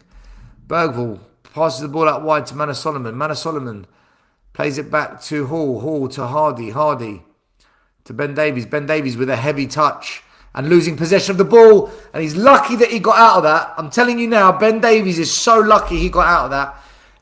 Again, showing he doesn't have the technical ability for the Zerbi ball. Why is he still at the club? Why is he in the squad? He's not good enough. Malachi Hardy stepping into midfield to win back possession for Spurs. Bergvall on the ball. Nice little drag back and turn. Good skill from Bergvall. Plays it to Malachi Hardy. Malachi Hardy. He's got Hall out wide. Should have played it early there. Don't know why he didn't. Bergvall. Hardy. He likes to party. Malachi Hardy. You know, in the MC, you've always got to go "ee" at the end. Tell with the back heel, and it's a foul to... Who was that on? Kai Martin. Kai Martin's having a good game. Tell is enjoying these little back heels up the line, you know. He's these little flicks he's doing up the line. I'm not going to lie. Richie wouldn't be top goal scorer in a Sunday league. Who you're playing doesn't affect your technique on shooting. I agree. And the technique from Gallagher and Tell was not very good. A weird free kick from Tell. It was just too high. I don't understand what he was trying to do there. Just kind of looped it in, and it was really slow coming down. Is it me or Tonali's looking really meh? He's probably just tired. Player quicker than under Thomas Frank at least. Yeah, listen, the football's going to be better than Thomas Frank, Daryl. Thomas Frank ball was awful. Tudor was horrendous. This is ongoing loyalty from both club and fans to Ben Davies is very worrying. The club don't owe him anything and should find him either some form of assistant coaching role or let him go. I wouldn't want Ben Davies coaching me. What's he going to teach me? How to be average? No thanks. Sydney with a long ball over the top, and it's over here, and it goes off for a goal kick. And I think this is Dubravka's first touch of the ball. Our goalie has officially touched the ball in the 20th minute. Just going to give Dubravka a little round of applause there. Well done. You are now part of the game on the 20th minute. Things you thought you'd never see. Dubravka plays it out short. It's played long forward by Tottenham, who misplaced the pass. Sydney get the ball out wide, but it's won back by Tell, who squares it to Gallagher. Gallagher under pressure. Kai Martin, Ben Davies pressed. Pass it forward to Richie. Here's Richie. What can Richie do? Pings it out wide. We got up the line. That's a great pass. We're in here. That was really good, but unfortunately it was just slightly overhit and the goalie of Sydney came out to collect the ball. Thomas Frank was a disaster, says Russell.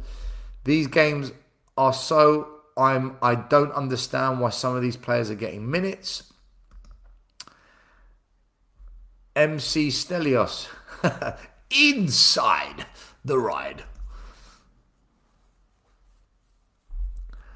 Sydney, they've got loads of space in the middle now if they can drive, which they don't, but they pass it. Tell with a powerful recovery run. Sydney can actually get into us if they commit bodies forward, but they're not. They get into space and then they're slow to get up the pitch, and then it allows Spurs to get back. You can see Spurs are much fitter because the speed at which we recover, and I saw that against Auckland as well. Sydney playing the ball out wide, trying to take on Tell.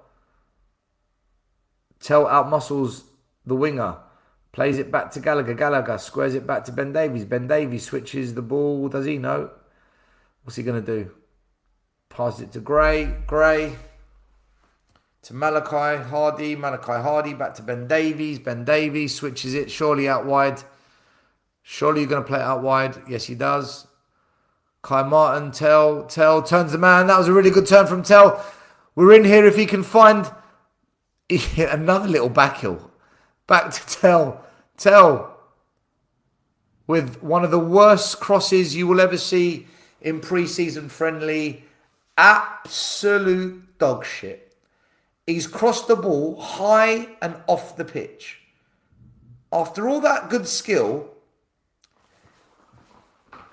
and do you know what that's called? No end product. Where is the end product? This is the problem we've got with Solanke, with Richie, with Tell, with Odeberg. There's no end product. The skill from Tell to turn was brilliant. Right? The skill he showed to beat the man was so good. But then the end product is, what was the point of the skill if there's nothing at the end of it? It's almost like you spend the whole night, you're chatting up a girl, she's into you, you finesse her, she's like, yeah,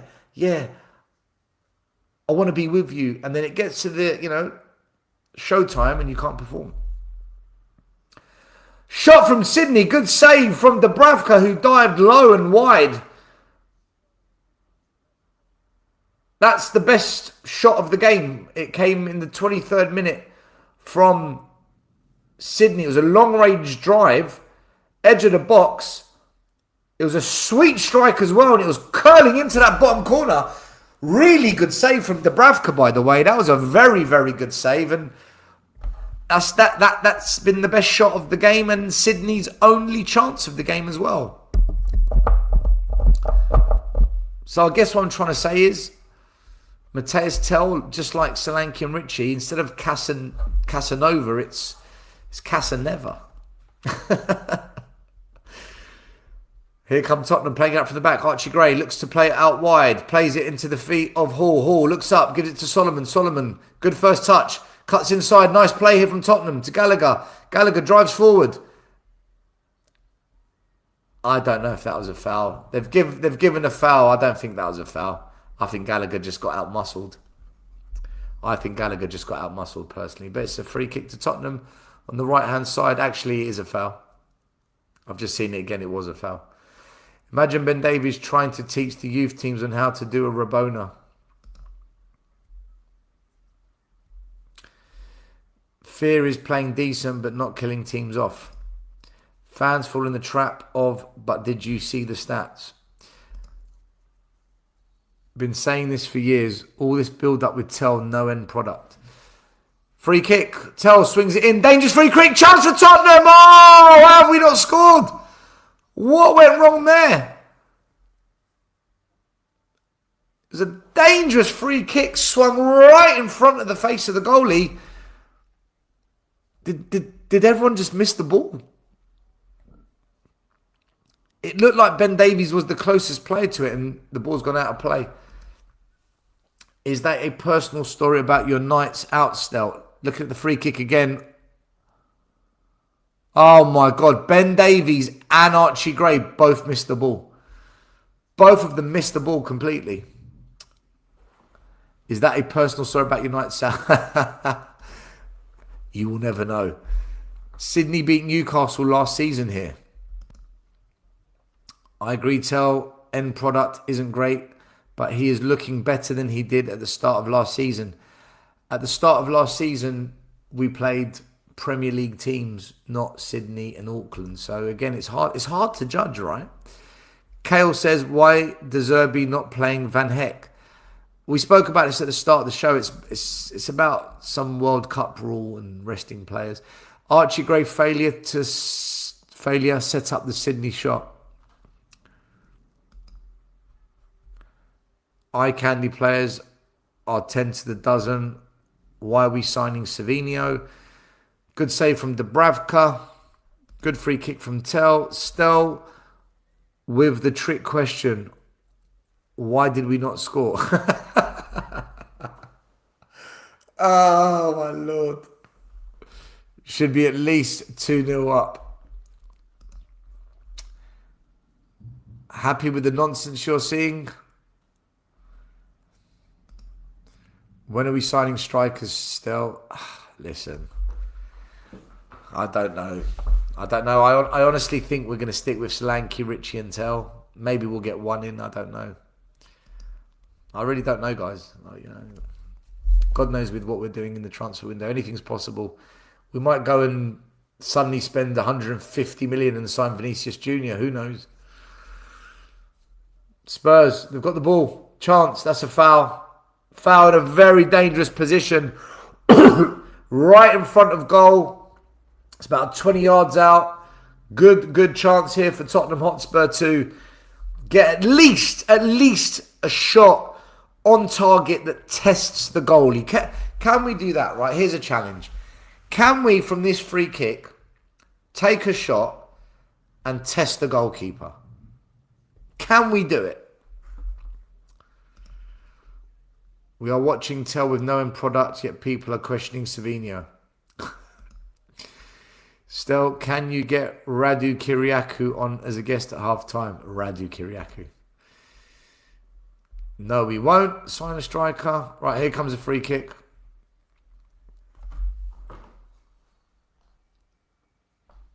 Who's taking it? Tell. Oh, what a goal that is. What an absolute banger that is from Matisse Tell. That was mustard. That was top draw. Listen, I cuss him. I say he's got no end product. I'm in the mud. That was a fantastic free kick. That was absolutely top draw. Honestly, on a postage stamp, that is. Postage stamp. Goalkeeper's not saving that in a million years. Let's look at this again. Ah, killer. Killer. Fair play to him, man. Fair play to him. But can you do it against Crystal Palace and Arsenal? Can you do it? No, I'm not going to go there. Listen, credit due, credit given. Top free kick. He's absolutely bent that into the top corner. Brilliant. Brilliant from Matisse Tell.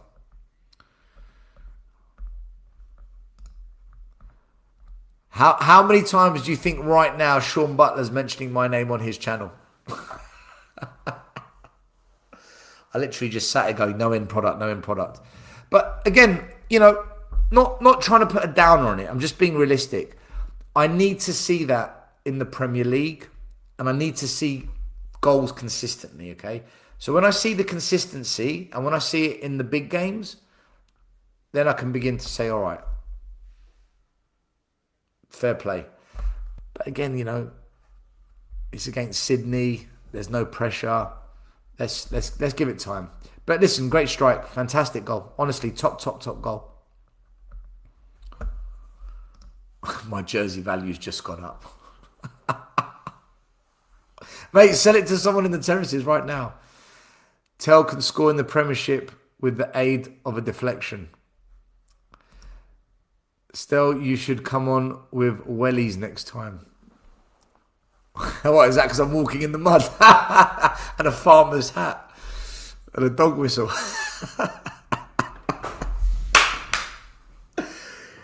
Mike Zappa, you son of a gun.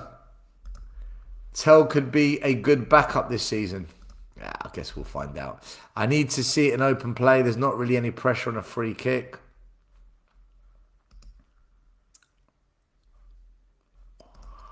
Opinions on Krupi and is he worth his... Listen, I think the way the market is right now, we might as well just go for Krupi because we're not going to get anyone else better that scores goals. Honestly, I just don't think we are going to sign anyone else better than Krupi. So we might as well just go for it. Tell is getting gradually better. I thought he ended the season okay. Let's hope he can keep improving. Look, we're going to find out, right? We're going to find out. As the season starts, we're going to find out for sure. Stel, I enjoyed your last show with Sean. Can't wait for part 3. I believe that's coming up soon, actually.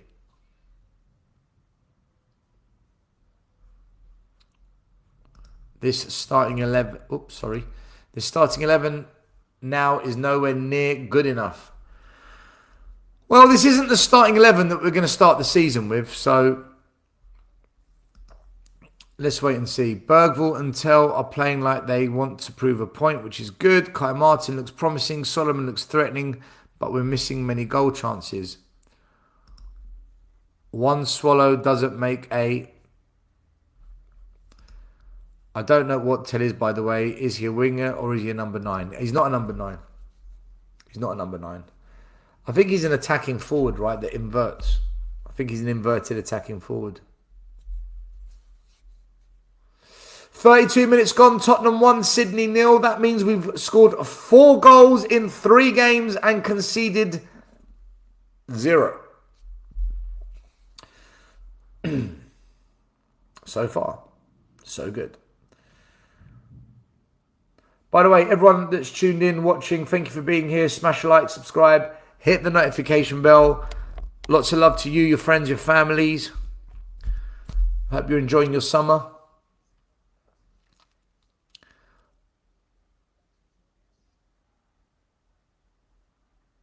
So Sydney now are upping the tempo a little bit, trying to play a bit more football, probably because they're 1-0 down and they don't want to lose, which is a good thing. It'll make a bit more of a game.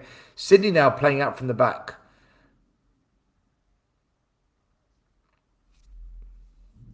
I hope Sydney go for it because I'd like to see an actual game here. Oh, poor play from the goalie. Oh my effing God. Literally, what a stinker from Conor Gallagher. The goalie, yet again, with a shocking pass out from the back. He's having a nightmare, this goalie. He's given the ball again. Oh, he slipped actually. To Gallagher. And Gallagher, open goal, has done a Yang. Yes, people. Yang missed an open goal in the first game. Conor Gallagher, open goal, has skied it into the upper terrace of the stadium. How have you not hit the target? How? How? You're a professional footballer. We spent 40 million on you. He's missed the target. It was an open goal. The goalie gifted... Oh, what's the point? It's pre-season.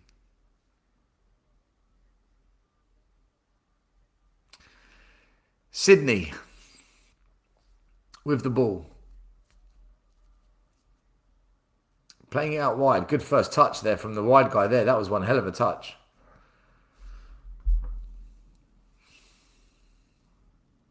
Fucking hell, man. I can't believe Gallagher's not hit the target. He had that really crap shot about 15 minutes ago when Solomon done really well to set him up. And now he's had an open goal opportunity and he's fucking smashed it about 20 foot over the bar.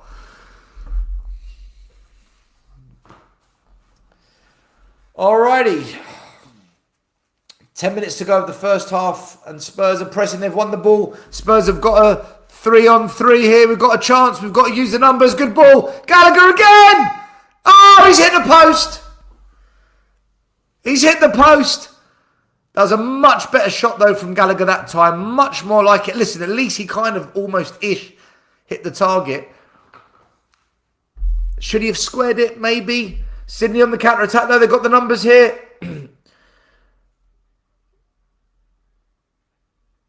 They square it, edge of the box. They're just passing around the box. Shot from distance. And it's an awful shot from Sydney. It was a shocking shot. It's gone so high and over the bar. It reminds me of the Gallagher effort 5 minutes ago. But that was, yet again, Tottenham, by pressing the goalie, pressing the defenders, pressing the Sydney back line, we're forcing errors, we're causing the turnover, and we're creating chances. And Gallagher, that time round, much better shot. Cannoned off the post. Little bit unlucky with that one. Should have been 2-0. Could he have squared it? Maybe, but he went for the shot. And look, at least the shot wasn't terrible this time. And Richie is fouled on the halfway line for a free kick to Tottenham. The game's picked up a few notches. The tempo's gone up a little bit in the last 5 minutes. Since we scored, basically, Sydney are now trying harder. And it's opened up the game. And we're through here. It's Gallagher again. He squares it this time to Matthias Tell, who took the ball a bit too wide. Sorry, no, it was, beg your pardon, it was Kai Martin that took the ball a bit too wide because he passed the ball back to Tell. Tell squares it back to Kai Martin. Chance, is he going to curl it? Oh, it's a terrible shot. He scuffed it. He's scuffed the ball and it slowly trickled on the ground. I think the youngster got a bit of a nosebleed, panicked a little bit. And look, you can see he's scuffed the shot. It's just slowly dragged on the grass and the goalie easy save. But again, Spurs causing problems with the press, causing all sorts of problems. And if this is what we're going to do this season, I'm telling you, teams are not going to enjoy playing Tottenham because we are going to smother them in that final third and we are going to suffocate them to the point of where we cause problems. Things you love to see. Sydney again, on the ball, trying to get an attack going. They get the ball out wide.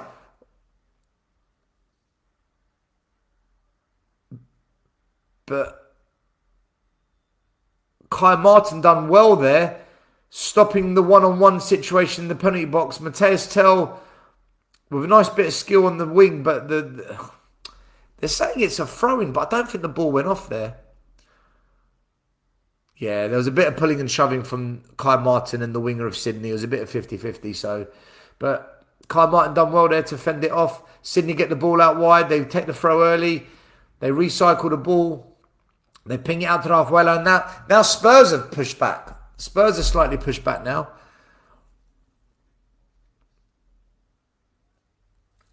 And Sydney are giving it a go. Still, I'm at the game. Kai Martin looking really good. Yeah, he's had a good pre-season, to be fair to him.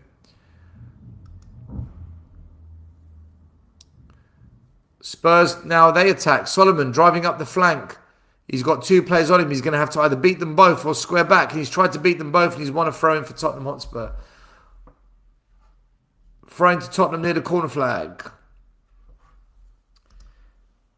Sydney almost scored from the halfway line. I think you're ahead of us, mate. Or you're definitely ahead of me. Sydney's home kit looks like Tottenham away kit from a few years ago.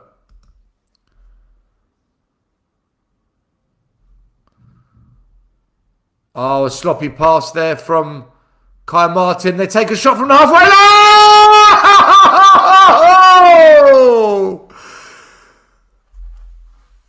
I don't know who that was, but he tried to do a Richarlison against Arsenal or a Harry Kane against Juve, and he was maybe a metre off of scoring a worldie from the halfway line. Terrible pass, though, to give him that chance, and the goalie was in no man's land. Frickin' heck. Should be 1-1. Matthias Tell cuts inside. Good feet. And a dog shit, awful, terrible shot from Matthias Tell. From open play, I'm sorry, he ain't got it. Wonderful free kick, postage stamp. Ping! Top corner. Great goal from Tell, but just there. Again, good feet, good skill, gets into the shooting opportunity, and he's just blasted it wide. which sums it all up. Very lucky we got away with that one. Honestly, it was about a metre away from going in.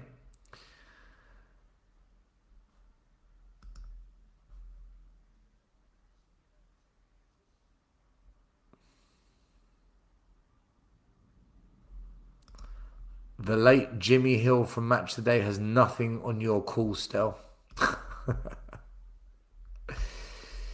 Mate, Jimmy Hill was vintage. Absolute legend. 5 minutes to go, and then it's half time, peeps.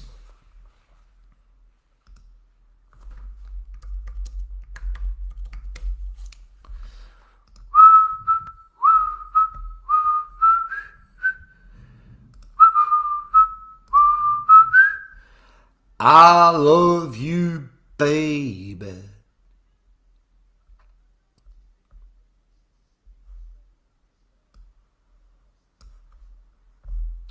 Oh, it's a chance. And Spurs get away with it again.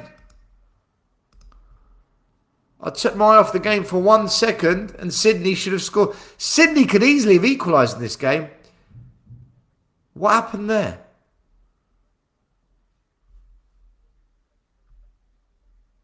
I think Spurs were playing for the offside, was it?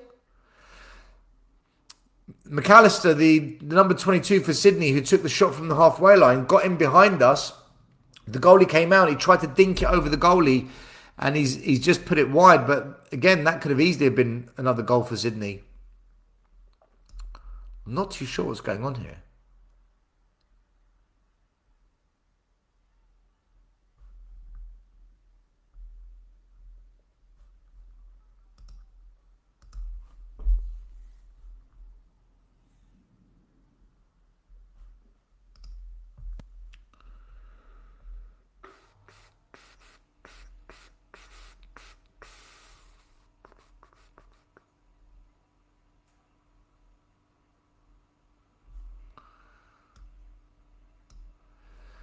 I'll tell you something, the last 10 minutes, this has become an actual game of football.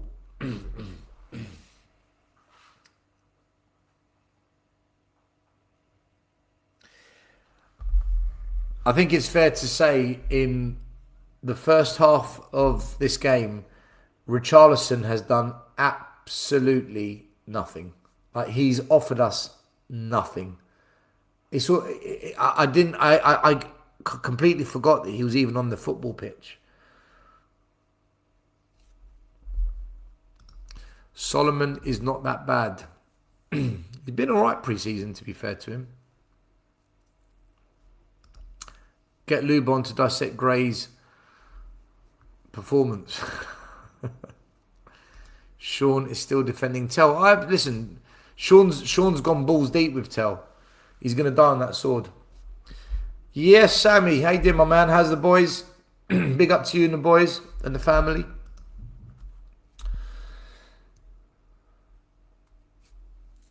Yeah, it's coming up to half time now. We're about a minute away.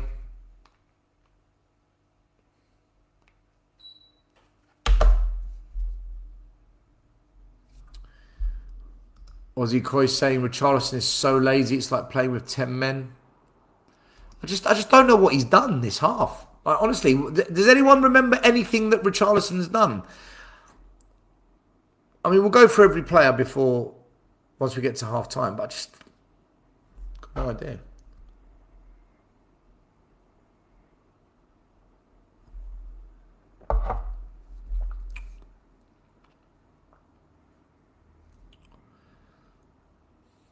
Hardy on the ball. Ben Davies. Ben Davies plays it forward. Nice little layoff from Gallagher to Gray. Gray to Gallagher. Gallagher plays it out wide to Kai Martin. Kai Martin inside to Tell. This is a nice passing move from Tottenham. Quick, fluid and accurate. Gray to Hardy. Hardy looks up. Slows it down, but plays a nice through ball forward to Solomon. Solomon lays it off to Hall. And there it is. The referee has blown the half-time whistle, and it has ended at half-time 1-0. Let's sort out the clock. Ready for the second half. Alrighty. So Benji's waiting to come back on. Let's get Benji on. You alright, Benji? Can you hear me? Yes, I can hear you just fine. Can you hear me? Yeah, we can hear you. Lovely, So, lovely. an interesting first half. I thought, in fact, I'll tell you what we'll do. Go. I'm going to quickly go for each player. So I thought Dubravka, he's had a good half, made one really good save. A little bit suspect being caught off his line once or twice. Gallagher, bit of a letdown, to be honest with you. He's missed some chances. He should have put at least one on target. Tell, he's been really effective in taking on players and skill, but his end product in open play has been very, very, very poor. But from the set piece free kick, it was brilliant. Archie Gray, meh. Bergvall, meh. Solomon's been good. Actually, a brilliant assist for Gallagher, it would have been, but Gallagher missed the target. Ben Davies, meh. Kai Martin's had a good first half. Hardy's had a good first half. Hall's been all right.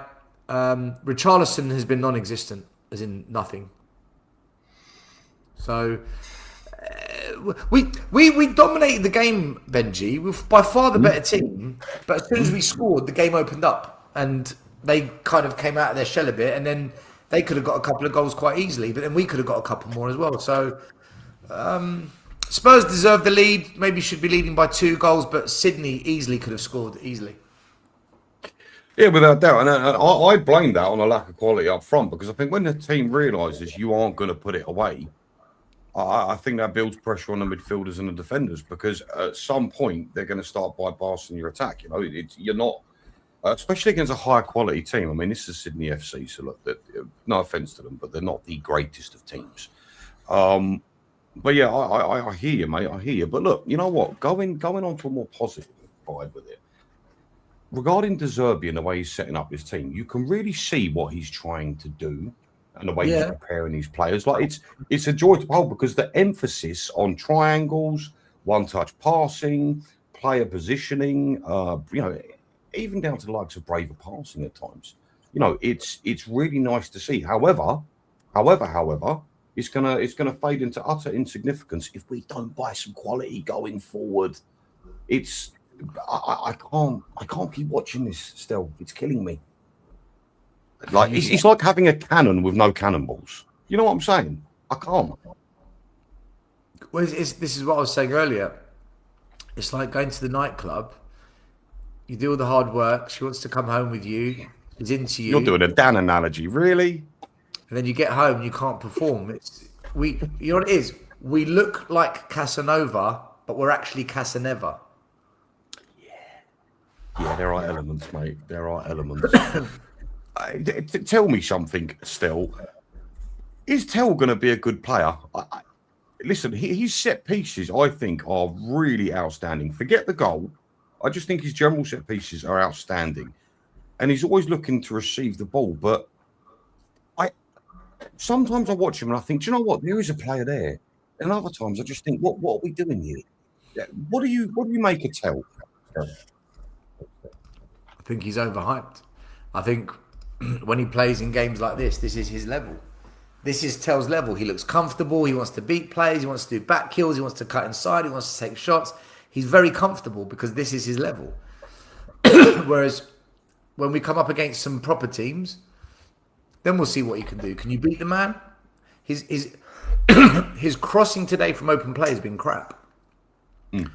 His shooting from open play today has been crap. His corner kicks have been good, and his free kick was excellent. So from dead ball situations, he looks much better.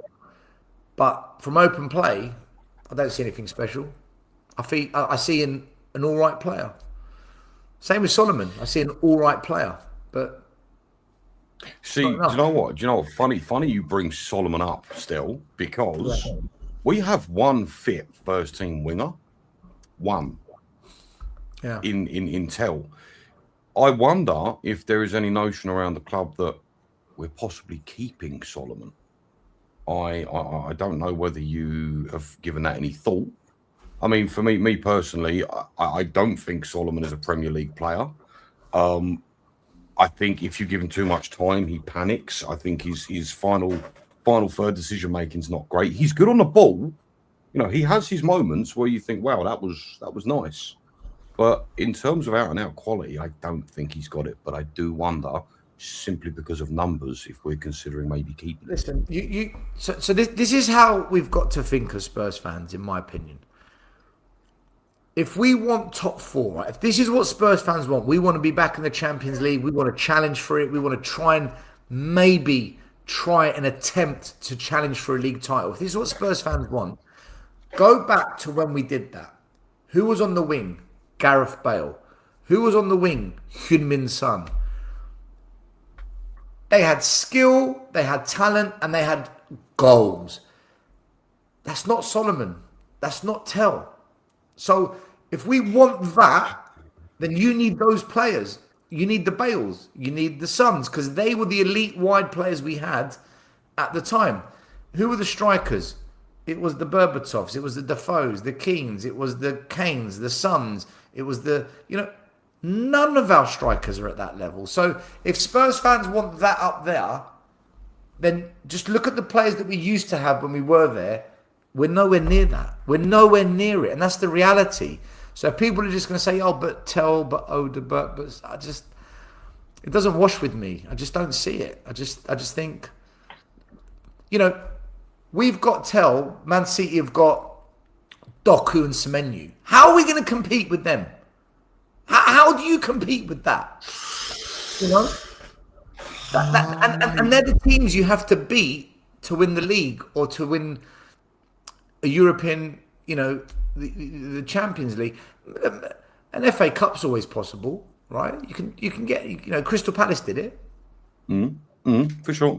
Yeah, listen, things like that. It's who wants it more on the day. So whether it comes down to quality or not, I'm not too sure. I mean, we've seen lesser teams win, trophies like that. So, but no, you are absolutely bang on, and it's sickening to think about. Realistically, our front three are relegation candidate sort of level players, aren't they? Realistically, I wouldn't even put that front three as a mid-table sort of attack.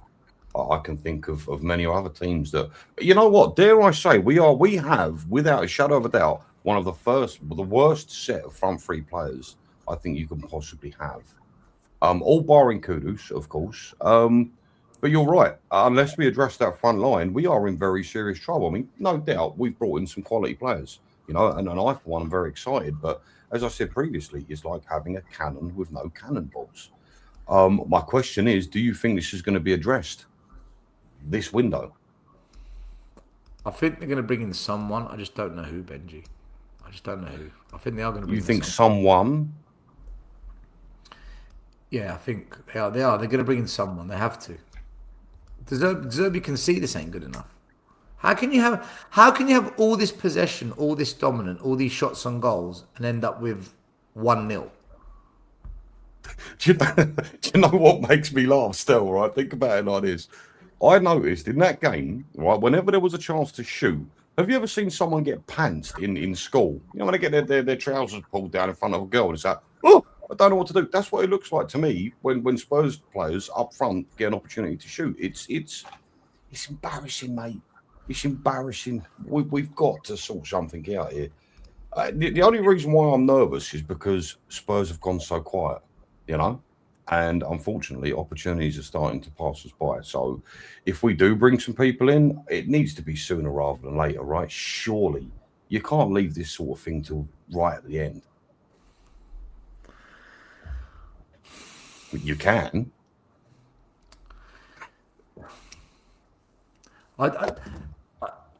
It's weird because we went so quick on everyone else, like bang, bang, bang, bang, bang, just got it done. It's now kind of slowed down, and that kind of momentum we had has gone a little bit. And now we're back to the Spurs that we know where, this is where it all gets delayed. So now Savinho wants to come. No, he doesn't. He wants to leave. Agreement in place, but not agreed. So it's almost as if Levy's back at the club. Yeah. That's what it feels like, doesn't it? Just a little bit. A week ago, 2 weeks ago, Krupi was bang on. Done. It's happening. 95 million. This is over. See you later. What's happened? Literally, what has happened to that Krupi deal? Just like that. It's quiet, don't hear nothing, and it's so.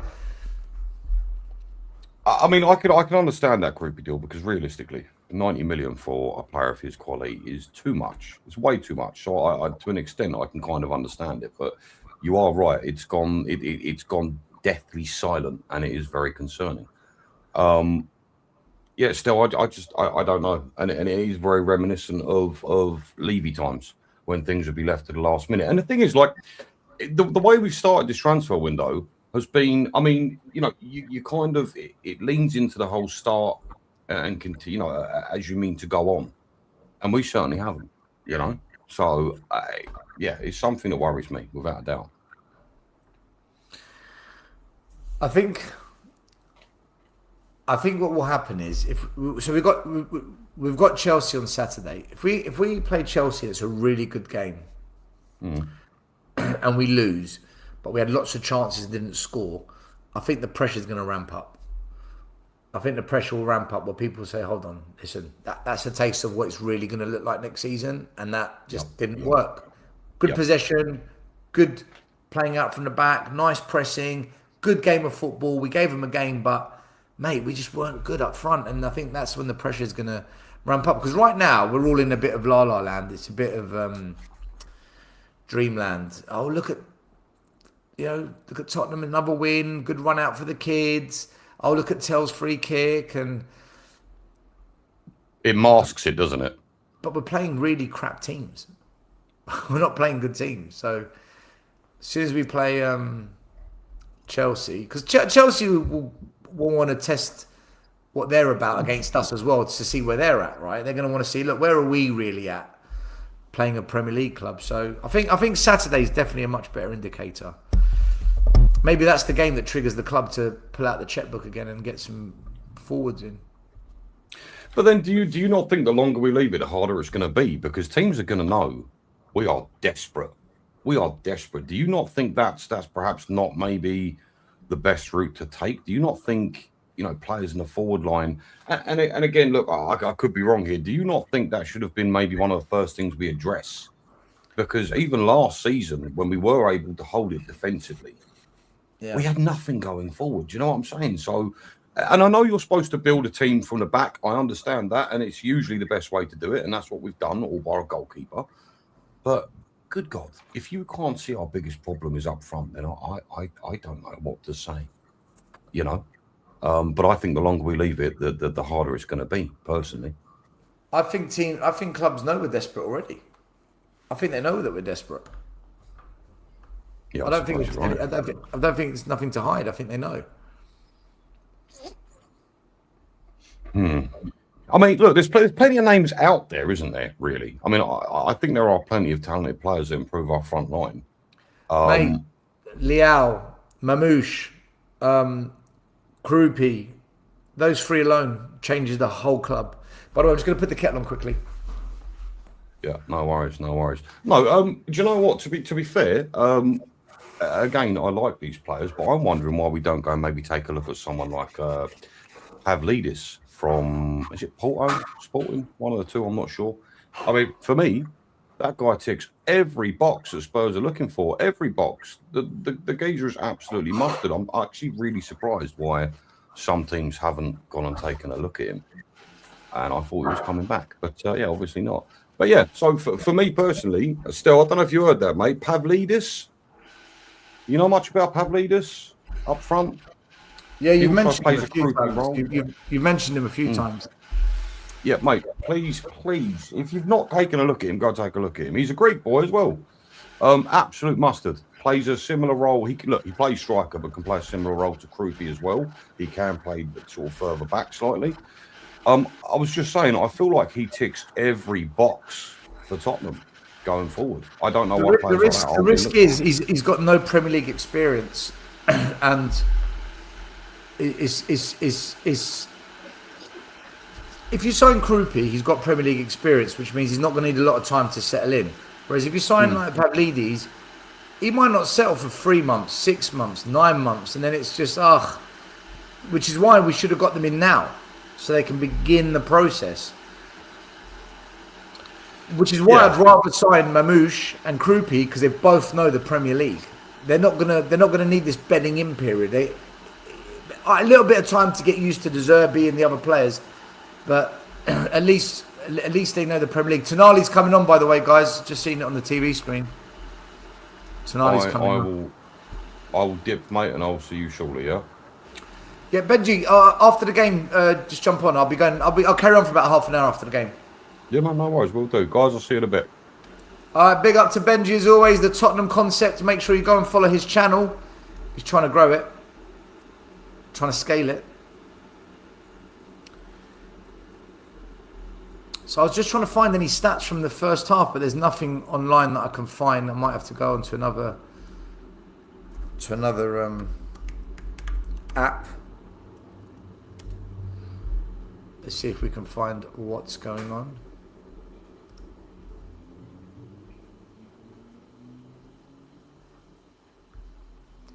So Tonali's coming on, and I think is it Yang or Qatar? I don't even know. Williams Barnett is on. Boom shakala. Tonali is on. Boom shakala. Why am I saying boom shakala? I don't know. But I am. Right, I'll go through all the subs in just a minute. Let's see who's come on, who's come off. Second half has begun.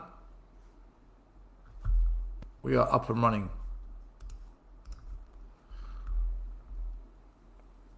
Spurs now shooting from left to right.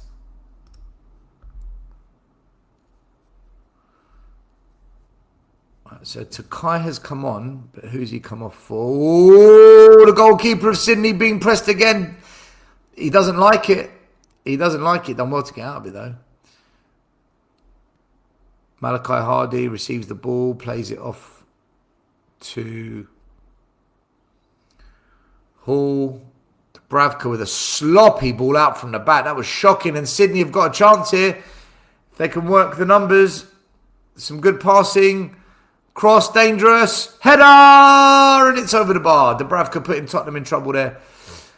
So, Lucas Bergvall's gone off. Tonali has come on.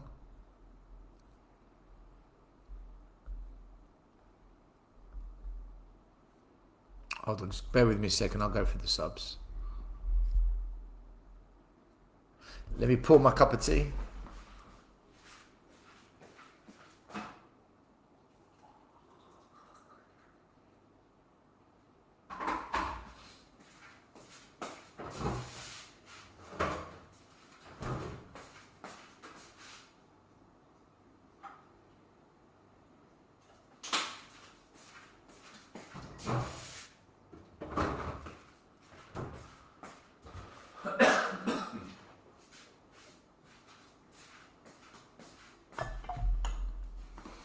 Alrighty.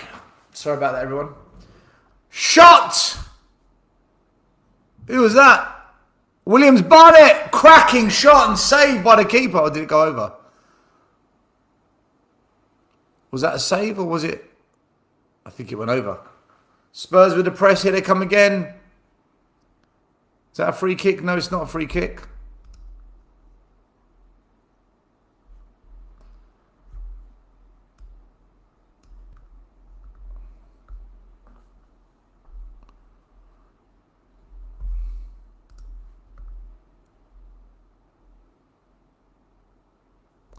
So, just in the replay, Williams Barnett smashing it off the crossbar, cracking. Mate, that was a banging strike. Keeper had no chance at saving that one. So, McAllister has headed wide at our end, and then Williams Barnett smashes it off the crossbar.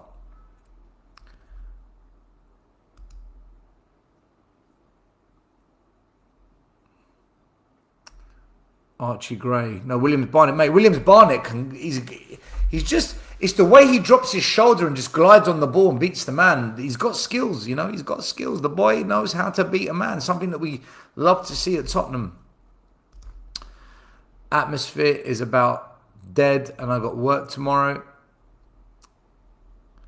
Tells off. I'm going home now. Where's Sousa? That's another one. Yeah, where is Sousa? Takai is a championship player. Stop hyping subpar players. Listen, I didn't hype him up. Maybe someone in the chat has. People happy to see Tonali on. Brandon said Pavlidis. He mentioned it the other day in Sean's chat. Arsenal is going for Vinicius Jr., Alvarez, Guimaraes. We're not going to be able to catch them in a title race. Whoever states the opposite is clearly deluded. That would be Dietrich's Kane. Spurs on the attack again. Here we come. Losing possession. Williams-Barnett picks it up. Pings it out wide. To Takai. Takai. Williams-Barnett on the ball. Takes... is that a shot? If that was a shot, that was crap. Was that a shot? If it was awful. Absolute dog shit.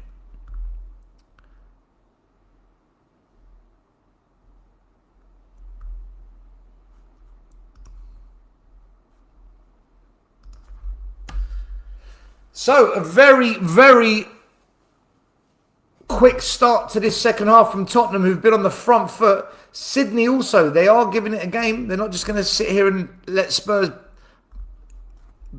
just batter them.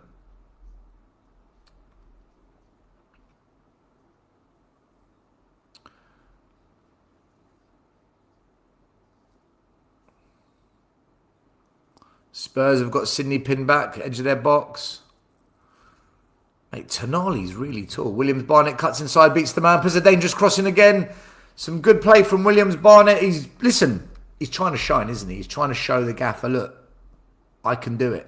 And that's what you want from youngsters, you know. Try and catch the eye of the manager. So the second half team that's come out, I've got it here now, is Kinski in goal. So the Bravka's gone off. Ty Hall, Hardy stays on the pitch. Takai comes on instead of Ben Davies. Kyron Martin stays on. Archie Gray stays on. Tonali comes on for Bergvall. Solomon stays on. Gallagher stays on. Williams-Barnett comes on instead of Matthias Tell. And Richarlison is up front. So they're the subs that we made. So what's happened? Kinski, Tonali, Williams-Barnett and Takai replaced Dubravka, Bergvall, Tell and Ben Davies. We've won the ball again. Here comes Gallagher.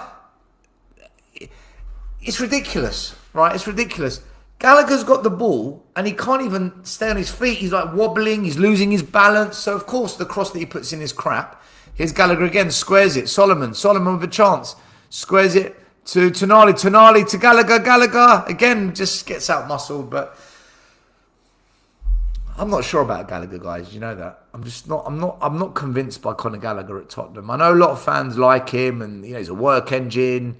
You know, you don't know Gallagher's game is what they'll say to me. I just don't know if Gallagher is going to be it. We'll give him this season. You know, give him the season and then I'll make up my mind. But I'm not sure is what I'm saying. I'm not saying no. I'm saying I'm a little bit concerned. You know what I'm trying to say? A little bit concerned, people. So people in the chat saying Sousa is injured. Apparently our left wing back is more talented than Mikey Moore. Vinicius Jr. has turned down Arsenal. Sean says, I need goals still. I think we all need goals. Keep feeding Luca. Mikey Moore, not for me. Conor Gallagher's the new Timo Werner. Vinicius Jr. was always a phantom signing. You always see them every window. Gallagher is average. Why is Solomon still on? Gallagher's not a number 10. We're useless in the final third. Still 1-0 to Tottenham.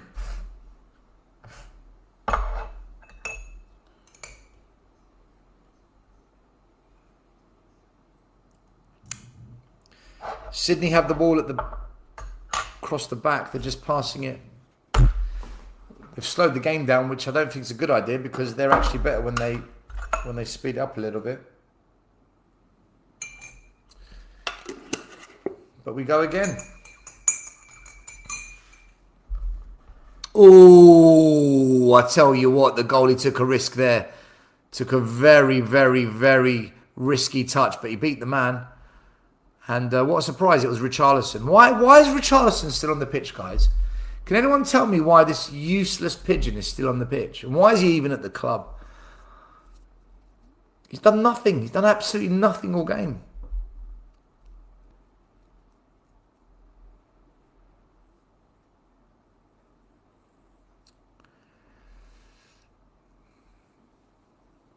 Sydney just passing the ball across the back line. Yeah, Sydney are better when they play it quick. And that's a nice ball forward from Sydney down the middle. Good feet. Tonali getting absolutely mugged off there. And it's a through ball. Malachi. Oh, no, who was that? Who was that? What the frick, man? Sydney have scored. Sydney is 1-1. It's actually 1-1. Who the frick touched it? If that's Malachi Hardy, I'm in the mud. If that's Hardy, I'm in the mud. I think it might be Hardy. Who was it? The ball got played through and... Oh, fucking Archie Gray. Archie Gray. He's absolutely rinsed us there, Archie Gray. It's an assist from Archie Gray. To be fair, listen. Archie Gray is unlucky there, right? I'm not his biggest fan, but he's stretched to try and get an interception, and it's ended up going right into the path of Sekaini. Sekaini has scored. So there you go. It's 1-1, people. 1-1. Just like that. Listen, I did say Sydney have upped their game since we scored our goal. We've got a bit of a game on our hands here. But again, this goes to show if we don't score our goals, this is what's going to happen. So imagine we're playing Sydney. What's going to happen when we play actual Premier League teams? Having said that, this isn't our starting 11. So would that happen if Senesi and Bentancur and Van Heck and Porro and all these players were on the pitch? I don't know. That's our first goal that we've conceded pre-season. There's a great through ball down the middle of the pitch. By the way, can I say Tonali got rinsed in that? I know we're all blaming Archie Gray. People are saying it's Takai. I thought it was Gray. Is it Takai? Okay, well, I take it back if it was... I thought it was Archie Gray.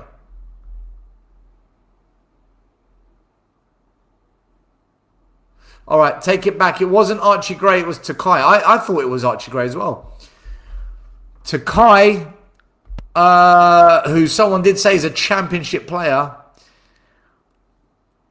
Someone said to me the other day that Takai played really well. I thought Takai gave the ball away a lot in the game against MK Dons. I thought his possession was terrible, but others saw a different game to me. Poor Archie Gray just catching strays there for no reason. I did defend him though. I did say, look, he was trying to just intercept the ball. He's a bit unlucky. So look, even if Takai did get the assist, he was unlucky. He was a little bit unlucky. But that goal was kind of coming, wasn't it? It's not like we're surprised that Sydney scored. It was coming. It's not something that we're all shocked by.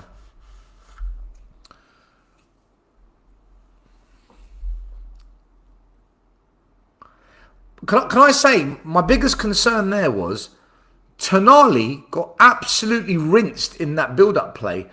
The through ball only got played because the guy in midfield that was on the ball beat Tonali. Like, Tonali got mugged off big time. So as much as we're going to, oh, Takai, mate, Tonali, what was he doing? £100 million player getting done by Sydney's midfield. I'm just saying it, I say it as I see it, and that's what I saw. I'd like to go back and watch it again because there was two players on the midfield.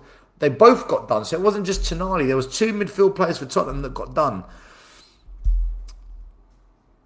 Expect a little bit more, right?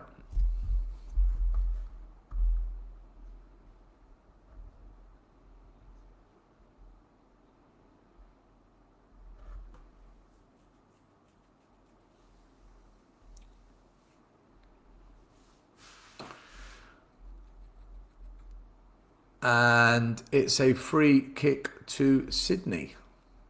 We've got a game on our hands, people. We've actually got a game of football on our hands. Who would have thought that against the mighty Sydney? Can you imagine we lose this now? Dane Scarlett is warming up.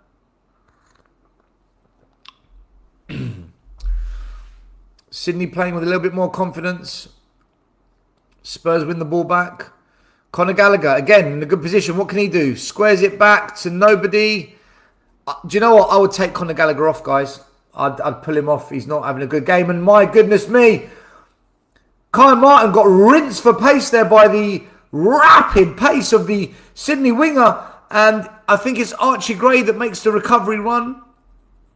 Or was it Williams Barnett? Freaking hell, they've all got the same haircut. Williams Barnett has made an unbelievable recovery run into the left back position to help Kai Martin there, because he got rinsed for pace, and then the Sydney player squares the ball in the box to the oncoming attacker, and Williams Barnett with a phenomenal recovery run, absolutely top stuff, who wins back the ball for Tottenham. But the possession is back with Sydney. We've got a game on our hands here, people. We've actually got a game of football here. I'm not even joking. Anyone can win this. Here comes Sydney again. They've got confidence about them. Nice through ball forward, and Takai comes out to smother the ball. What can he do? He squares it back to Kai Martin. Kai Martin to Kai. Spurs playing in very tight areas. It's good football though from us, and I think the ball went up the flank to Williams Barnett, who slips, loses possession, and now Spurs have been pushed back. We're right and back into our half, and Sydney are the team that look like they might get the next goal. What the fuck is going on here? What happened to this game? What happened to this game? Oh my Lord. Sydney pinging the ball out wide. This guy's rapid. I don't know who this winger is for Sydney, but he's quick and he's won the ball again, and he crosses it. Not a very good cross into the hands of... Guys, is that Kinski? Looks like Dubravka's still in goal. I said Kinski was in goal. I think Dubravka's still in goal. I could be wrong. In fact, Dubravka is still in goal. That's not Kinski. Or Dubravka come on for Kinski, maybe. Williams Barnett. Was that Williams Barnett? Freaking hell. There's two players on the pitch with the same haircut, and I can't tell the difference. Okay, Takai runs back, lays it off to the goalie. The goalie to Malachi Hardy. Malachi Hardy plays it forward to Gray. Gray pings it out wide to Hall. Hall back to Hardy. This is better from Tottenham. Let's keep that ball moving now. Malachi Hardy plays it forward to Gallagher. Gallagher, nice first touch to Hall. Hall back to Gallagher. Gallagher looks up. Can he play a forward pass? He swings it out wide to Takai. Takai coming forward with the ball over the halfway line. Now Sydney have been pushed back a little bit. Malachi Hardy on the halfway line. Plays it forward to Gallagher. Gallagher lays it off to Gray. Gray back to Kai. Kai out wide to Hall. Give it to Williams Barnett if he's free. He's not free. Goes back. Shoehorn football from Tottenham. We can't penetrate. We're looking to penetrate, but there's nothing in the middle for Tottenham. There's nothing in the middle. Someone has said Dubravka's still in goal. Yeah, I thought so. It looked like him. It is Dubravka, isn't it? Spurs have had 65% possession of this second half, but it doesn't feel that way. Oh, nice little touch there from Manor Solomon. Spurs, edge of the box. Gallagher, is he going to cross it? Yes, he does. It's back post to Kai. Edge of the box. It comes back in again, and it's just kind of everyone's headering the ball, but no one's landing a killer pass. Gallagher swings it in back post, but not quite accurate enough, and it goes out wide to Hall. Spurs are pushing now. Spurs are trying to get something in that box for someone to get ahead onto it, but the crosses haven't been accurate enough, so nothing's really landing for us. We need a bit more accuracy on those crosses, or maybe someone to beat a player and create the overload. Spurs all the way back to Malachi Hardy. It goes to Kai Martin. Kai Martin to Hardy. Hardy on the ball. Goes out wide to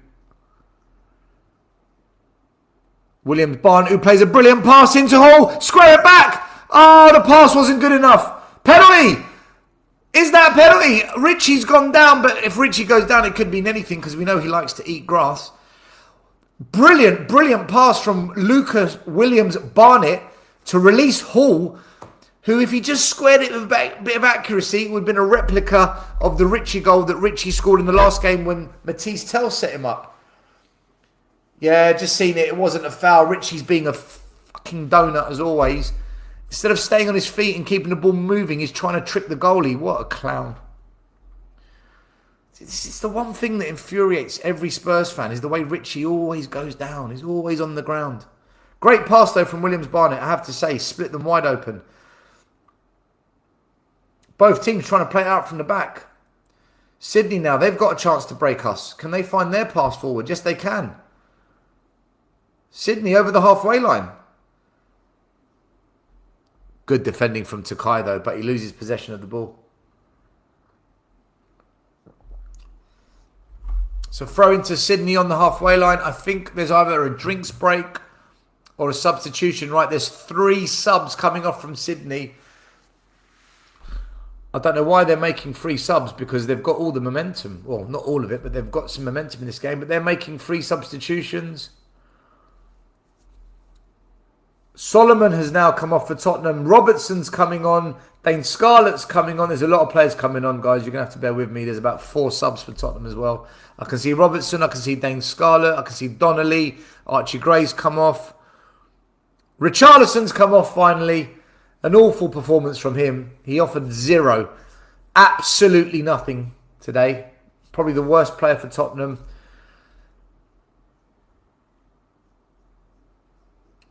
Andy Robertson, let's see what he's got. There's a lot of substitutions there. So Donnelly's come off. Who's come off?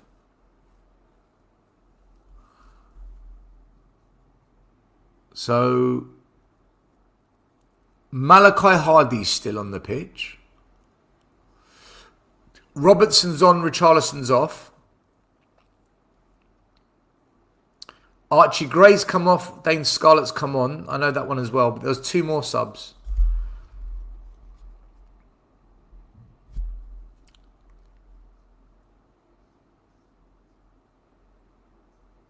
Who's come on for Donnelly? Did Gallagher go off? Oh, it's a long ball over the top and they're in here, but the goalie's come out. Good first touch and lays it off. Ball up the line. Here's Williams-Barnett driving Tottenham forward. They've got a 4-on-3. Tottenham Hotspur. Can Williams-Barnett play the numbers? He drives forward, beats another man, and it's a poor pass. Poor pass from Williams-Barnett, but we've won it back. Dane Scarlett. What can Dane Scarlett do here? Steps inside, outside. That was rubbish from Dane Scarlett. Edge of the box. Shot. Donnelly. Poor shot. Williams-Barnett, Donnelly, and Scarlett, all of them there made the wrong decision. All of them.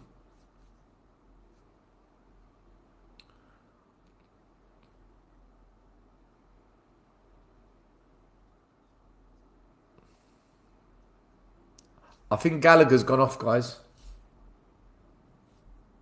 I know Solomon's gone off.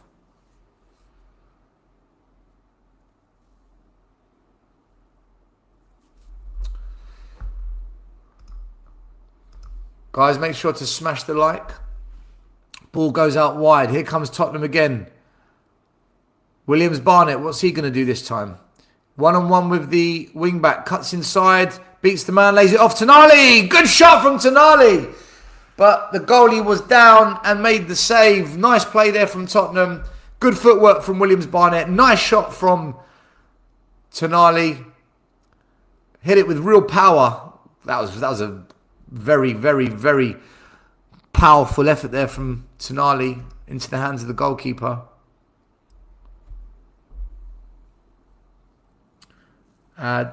Tells off the pitch now, so Tonali will be taking the free kicks.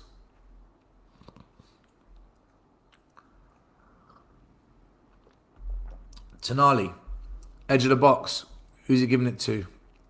I don't know who that was. Was that Takai? That was absolute crap. Awful from Takai.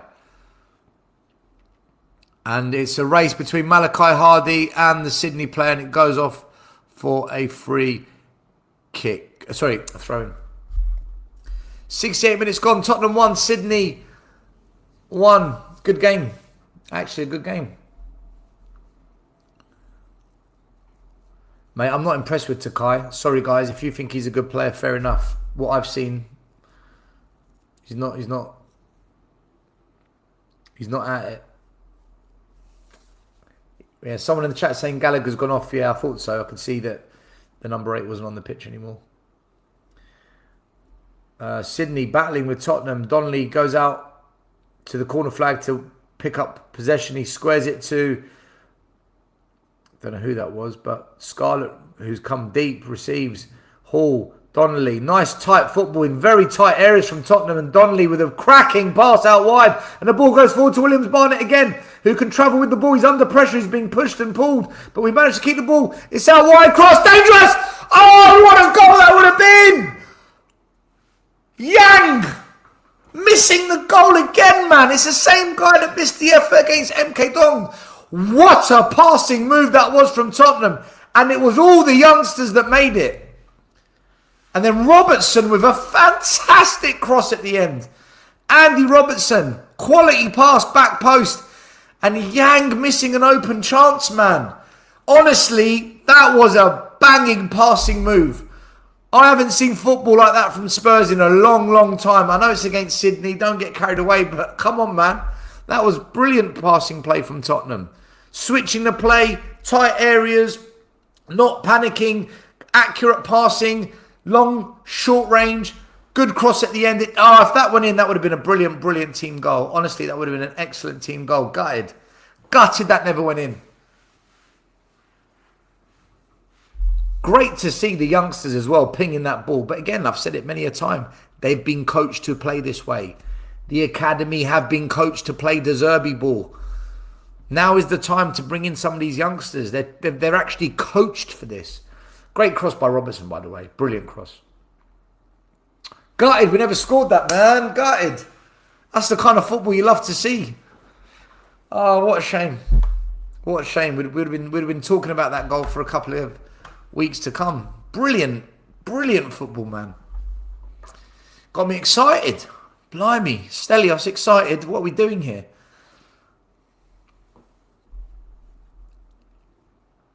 That was so good to watch, man. 70 minutes gone. Tottenham 1, Sydney 1. Who's number 16 for Tottenham? Does anyone know who number 16 is for Tottenham? I'm just looking at the Sky Sports commentary, and they've said, what a miss. Yang denies a Robertson debut assist, and they called it a wonderful move. It was brilliant, guys. That was a fantastic footballing team move. Freaking hell, man. That brought back the Poch days. Even a little bit of early Ange before it all went tits up.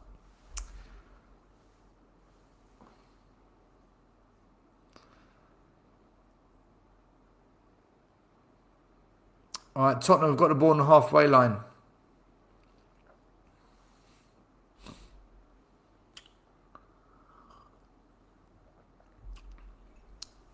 Nice inside pass, Donnelly. Nice pass inwards. Good one-touch football from Tottenham. Tonali. Poor pass. If Tonali had a better pass, then that would have been a nice little move. But Tonali comes back to defend, putting pressure on the ball. And Sydney, they're over the top. Surely that's offside. Yeah, flag's gone straight up. All day long that was offside. Free kick to Tottenham on the halfway line for the offside. 72 minutes gone. It's 1-1. Solomon's got an ice pack on his thigh. I don't know if that's a good sign, but Spurs have got the ball with Takai. Takai turns, plays it to Malachi Hardy. Malachi Hardy again opens his foot up, receives the ball nicely. Brilliant through ball from Malachi Hardy. He split them open. Tonali. I don't know what Tonali was doing, but Donnelly picks it up. Donnelly sends it out wide to Williams-Barnett. The ball comes into Robertson. It's a cross chance. What the hell was that from Yang again? My God. It's the kind of header you expect from an under-8 in grassroots football. What was that? It was a free header and he's just pinged it up. Like ping. Pigeon. Oh my Lord, man. How can you not just get your head over it? down. Don't know what that is, but down. He's gone upwards instead of, and it's just floated over the goal. It was a brilliant defensive clearance if you're a defender, but as an attacker, it's crap. It's just... Robertson again with another good cross. And by the way, Williams-Barnett again with the pass that broke them open. I don't know what I'm watching, man. We freaking need attackers, man. We need attackers. If we don't sign goal scorers, we are going to have the most frustrating, moaning season. Come on, man. This can't be real. This can't be real. Oh, my Lord. Fucking hell. Oh, another great pass from Donnelly. We're in here. Solomon. I couldn't quite get that. Sorry, not Solomon. Was that Yang? It was Yang. Oh, Yang, what are you doing? Dane Scarlett, what are you doing? Oh, my God. Between Yang and Scarlett, we've got Tweedledee and Tweedledum up front. Jesus Christ. Oh, my Lord. We're creating chances. We're getting into good, dangerous areas, but we're just...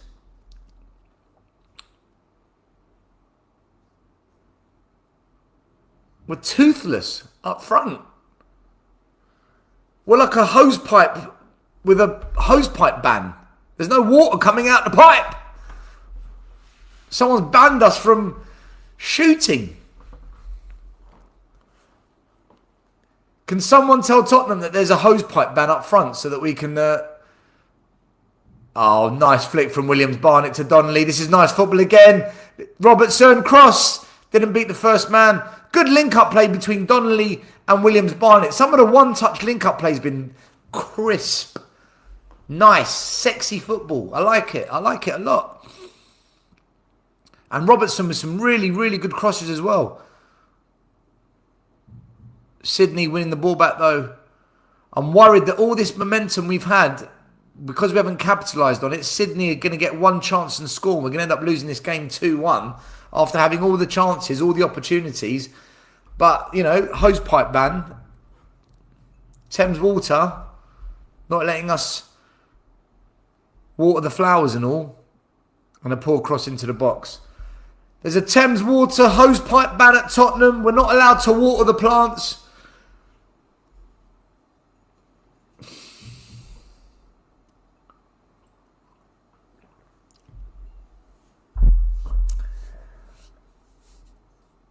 Oh, we're so crap up front, guys. I can see it in the comments as well. You're all saying the same thing. Kai Martin, Donnelly, Williams, really tidy stuff. And do you know why, Brandon? Because that's the way they've been coached. That's the way they've been told to play. De Zerbi Ball's a delight. Mate, De Zerbi Ball's been fantastic to watch at times. And this is why we need to give really good players to this manager. Because if we give him the talent, we're going to play some fucking brilliant football. We're actually going to feel, once again, like the Poch days are back a bit. And that's, you know, it's a good starting point to then build on. So, fingers crossed we sign some attackers. Otherwise, we're going to be up shit street. 2 more subs for Sydney on the 77th minute. Sydney making a few more changes. I don't know if Spurs are going to make any more changes. I doubt it. Maybe 1 or 2 more.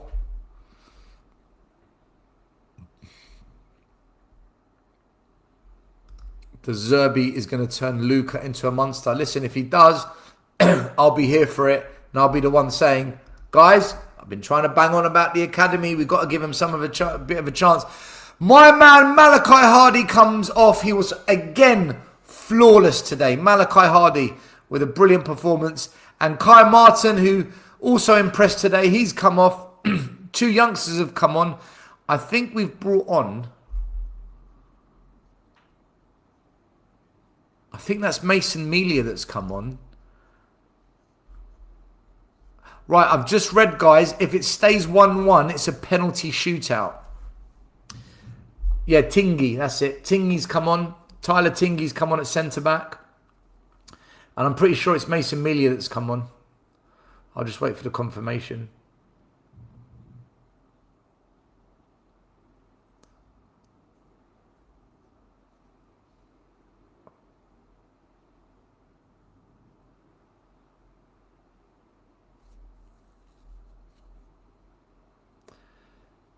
Oh, sorry, no. It's not Mason Melia. It's Harry Byrne. He's come on for Kyle Martin. So I'm guessing, so Byrne must have gone right back. And Tingy's gone centre back. All right, so there's a lot of youngsters on the pitch now. Tony Rodriguez says, I really hope that De Zerbi puts the best team available on the pitch coming Saturday. Why are we going to fucking Asia and Oceania every year? We need the US of effing A. Yang is out of his depth. We will struggle again next season if we don't sign at least one goal scorer. I think everyone's in agreement now, Paul. I don't think there's a Spurs fan that can't see it. If they can't, and they still think we're going to get more out of Richarlison, we're going to get more out of Solanke, then I think the delusion is beyond curable. Dingy and Byrne, I think. Tingy and Byrne, yep. Yep, Brandon, they have come on. Mealy came on with that last group of subs. Mealy came on for Gallagher. All right, big up, big up, big up. We need minimum 2 attackers. Absolutely. Goal scorers. Do you know what? Guys, let's all stop saying we need attackers, right? Every show you go on, I want you to change the word attackers for goal scorers. We need goal scorers, not attackers, goal scorers. Because if we don't get goal scorers, we're in big trouble. Takai and Yang were signed when Levy was around. Sean's chairman, just to remind you. Our player could 1v1 with keeper, and I'd believe they ain't scoring. Probably not. 215 watching.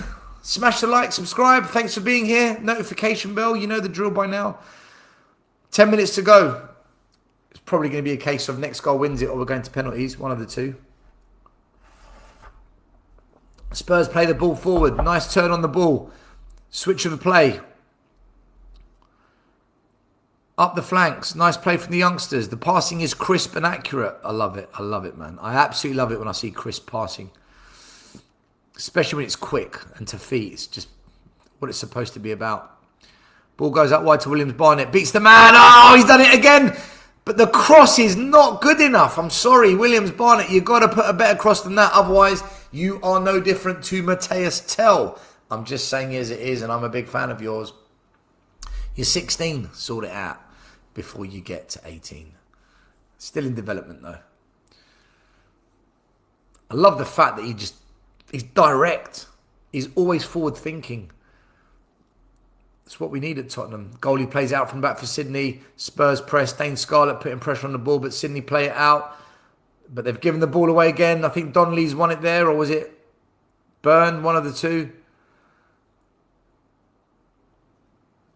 And then Takai sends the ball back to the goalie. Tingy picks up the ball out wide. The other youngster for Spurs.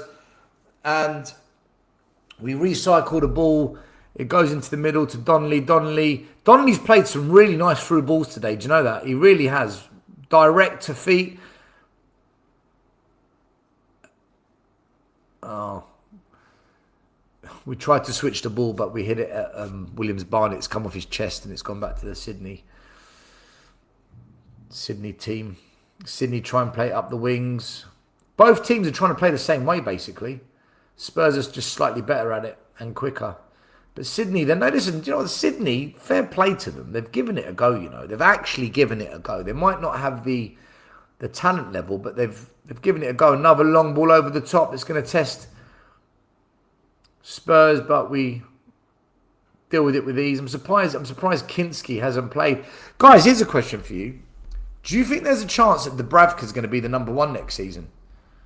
Oh, Sydney, they've won the ball. Edge of the box. Chance here. They've laid it off, but they've misplaced the pass. They've given it away. Lots of Spurs players behind the ball. Sydney are probing. They're going to try and cross it in and see if they get any joy from the cross. They're in the box. A shot deflected into the hands of Dubravka. Yeah, so do any of you think that Dubravka might actually be Spurs' #1 next season?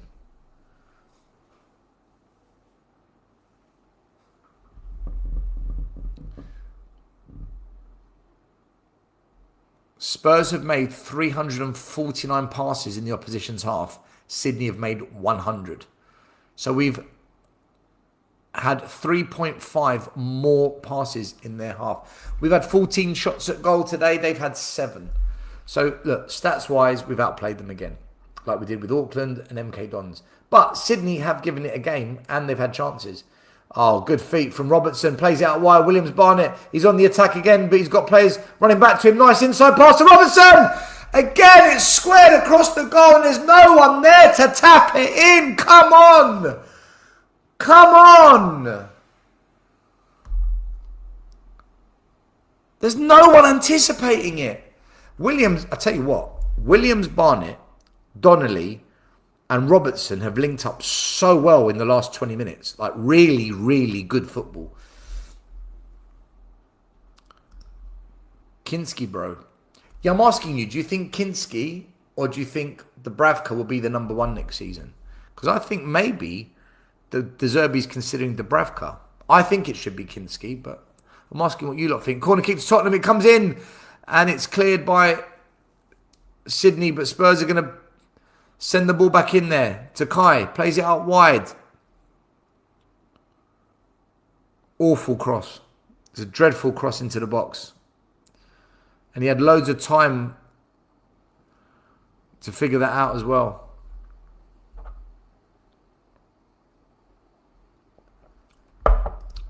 Did you say Darwin Núñez? Add Darwin Núñez to the attack. I can see you laughing, so I think Kinski will be #1. Kinski is the #1. I think Kinski #1 and Dubravka is backup. Johnson would have scored. Facts. Facts. Johnson would have scored. 80% of our players have no football IQ. We're in the attacking third. Shite pass from Tonali. Robbo has looked good. Robbo has looked good. But again, is it because we're playing Sydney? Because Robbo, he's lost a lot of pace since his heydays at Liverpool. So,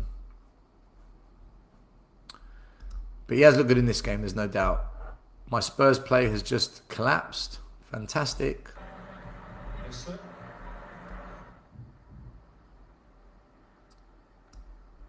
And now I'm behind the play.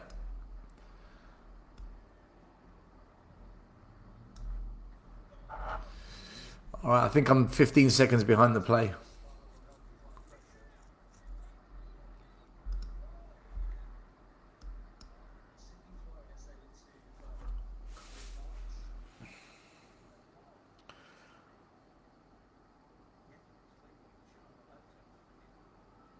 So it looks like we're heading to penalties, people. It looks like we're heading to penalty kicks. Okay, now the game has just jumped 20 seconds ahead of my clock. I don't know what is going on with Spurs play, but something strange is happening. The ball goes out wide to Byrne. Byrne plays it inside to Donnelly. Donnelly turns, looks up, plays it to Tingy. Tingy to Katai. Katai plays it forward. Nice little one-touch play.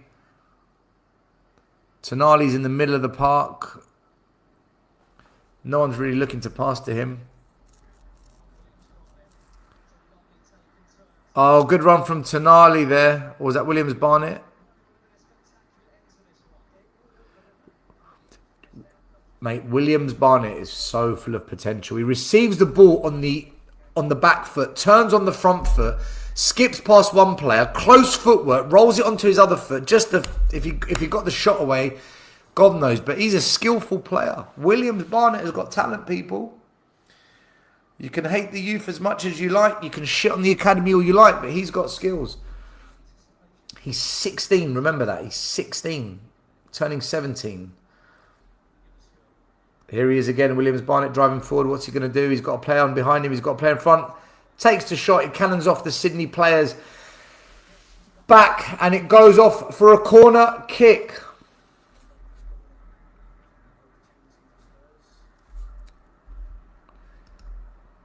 Did you buy your house cash in Cyprus? I'm renting at the moment to see whether or not it's going to work out first. So I'm just testing the water. We're going to be screwed without a striker this season once again. Chill, guys. This is just a friendly with mostly young players. Mate, the attack is poor. Takai and Melia got into a little bit of a mess there. It was a cracking, brilliant corner to the back post, but two players kind of maybe got in each other's... Yeah, so... Oh, freaking hell. Melia's gone for the header, but Katai's tried to kick it, and his foot got in the way of his head, and then we made a mess of it. Brilliant corner kick, by the way.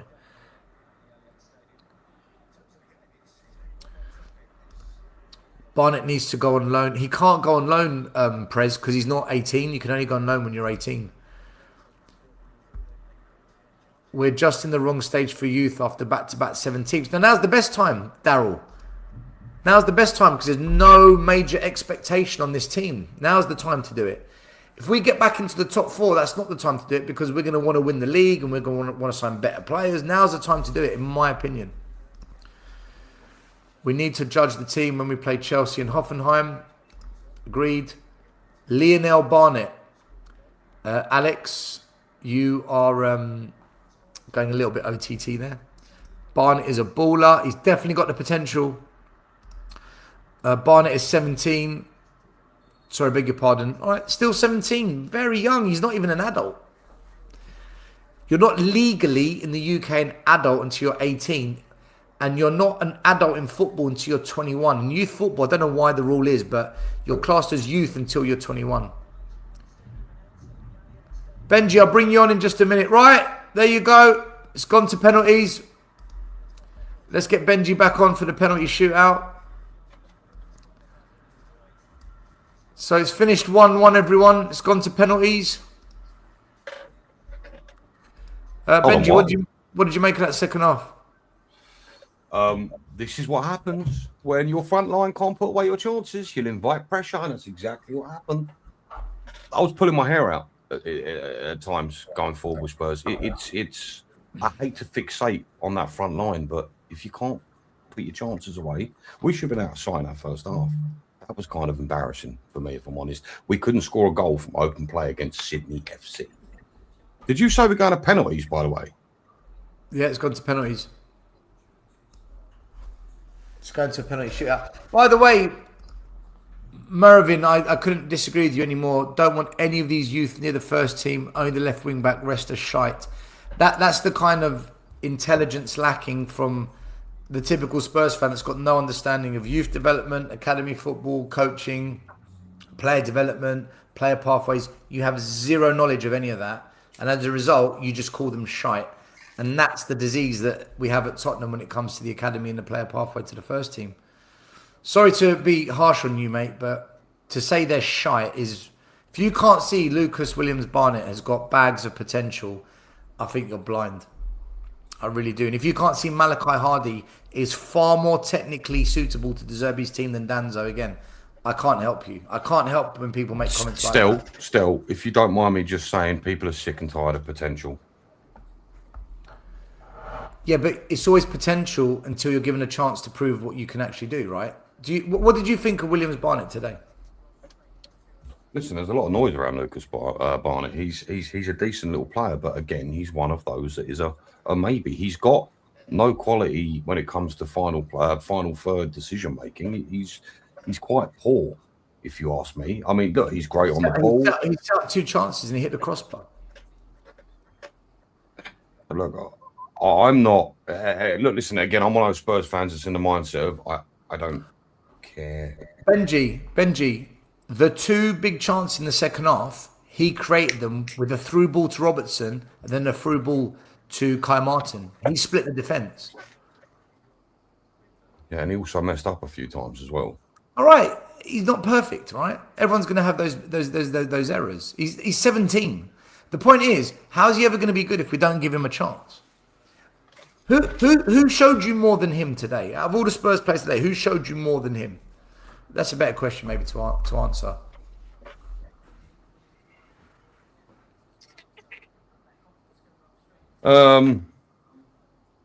Yeah, fair enough. Well, Yeah, fair enough. It, right? Yeah, no, I get it. But that doesn't say a great deal either.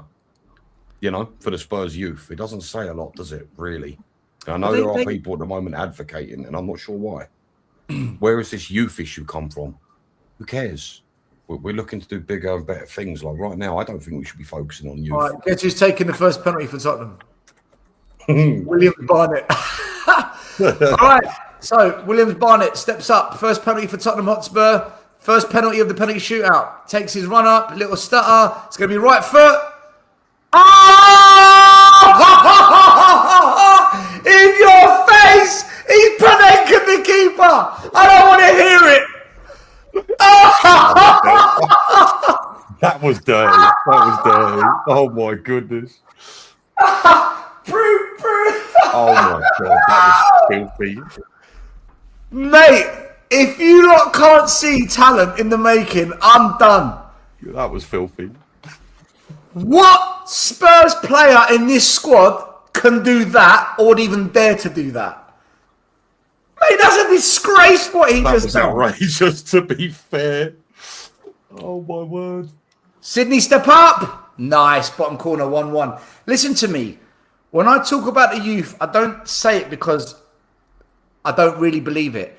From all the players I've seen so far, I honestly think Williams Barnett and Malachi Hardy can be integrated into a De Zerbi team, and in 2 years' time, they can really begin to flourish. But start the process now. Barnett's stepping up. Barnett's got the talent, and Malachi's got the technical playing out of the back ability. So, anyway, are you kidding me? That was unreal. That was disgusting. Sick. I think you're a few seconds ahead of me. That was sick. Right, up steps Tonali. Oh, leathered it, top corner. Like a professional. Look at this guy, he's in the mud. Look, he can't handle it. Stel, why are you so excited? Are you on the spectrum? Because you got mudded, mate. Absolutely bitch slapped. And you know it. Back in your box, fella. Just let him have it. It's not worth it, guys. Stel's on the spectrum because he's excited that we scored a really good goal. Yeah. All right. Should I just be negative and get called a moody, negative? Do you know what? To be Sorry, fair, that might be one of the best penalties I've ever seen taken by Williams Barnett, by the way, and I genuinely mean that. That was... No, it's a brilliant penalty. Sydney, step up. Ooh, nearly saved by the Bravka, but it was a quality penalty. Quality penalty. These are some good penalties here. In the mud, you clown. Only my channel can bring this kind of toxicity. You've got to love it.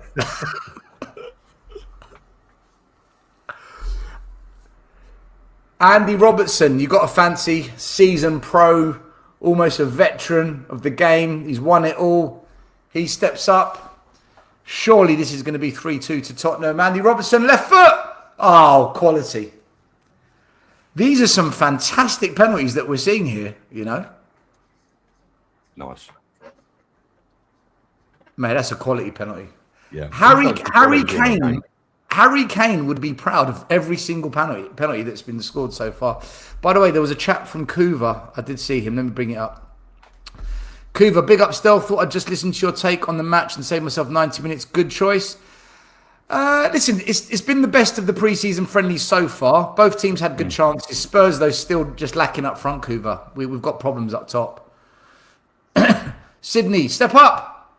Oh, he's hit the post. He's hit the post. Keeper went the wrong way as well. Oh dear, oh dear. Oh, keeper went the wrong way and it's cannoned off the post. My lord. My lord. Wow. Up steps Donnelly. Do you know, Donnelly, he put a lot of really good forward passes in the game today, but he's proven that he's still not quite at the Premier League level. Like the loans he's been on, he's So I do like Donnelly, but he's not one that I think is ready for the Premier League. I'm surprised we sold Divine. I don't know what you make of Divine. Oh, Donnelly's missed. The goalie's made a great save. To be fair, it wasn't a bad penalty. It was just a really good save from the goalie. It was going bottom corner of the left-hand side. Nice height for the goalie, though. It was a nice height for the goalie, I will say that. Donnelly's missed, and, you know... I mean, that was poor. He telegraphed that penalty as well. Yeah. I'm not going to say that's a good save from the keeper. That was a terrible penalty, in my opinion, mate. Going to be honest. I don't think it was a terrible penalty. It just wasn't good enough.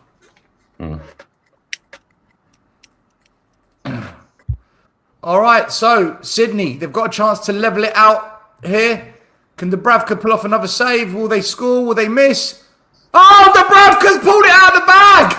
He's dived the wrong way and reached up with his... That's a cracking save. Oh, my God. That was a brilliant save from Dubravka. Unbelievable. Wow. Right. Yeah. Dane Scarlett to win it for Tottenham. If Dane Scarlett scores this, we win the pre-season friendly on penalties. If he misses, he gives Sydney a lifeline. Up steps Dane Scarlett. What can he do? Here we go. Mum spaghetti. Dane Scarlett! Class. Absolute class. Calm as you like. Bottom corner. Sent the goalie the wrong way. Spurs win 4-2 on penalties. Some fantastic penalties from both teams. That was good, wasn't it? Huh? That was good. That was good penalty shootout. I was very surprised at the quality there. Quality penalty shootout. Spurs win 4-2. And let's have it right. The star of the penalties was the Panenka. Williams Barnett. First penalty as well. The one where you just got to play it safe. Just make sure you put the back of the net. Nah, he's like, come on. And by the way, can I say something? You see that penalty by Williams Barnett? The academy actually encouraged that. So when you go into the academy, they tell the kids, you're all good. You're all here because you're all top of your game. Now you need to shine. Be the star of the pack. So things like that is saying, look, I'm the star of the pack. So they're actually encouraged, if they believe they can do it, to do it. And that's from like age 9, 10, 14, 8. They're always encouraged to do that. Otherwise, how do you stand out amongst players that are at the same level as you? So anyway, listen, great penalties. I thought Tonali's penalty was a banger as well, by the way. Yes, very nice. Very, very nice. Look, listen, we won the game. Rock on. A couple of great penalties.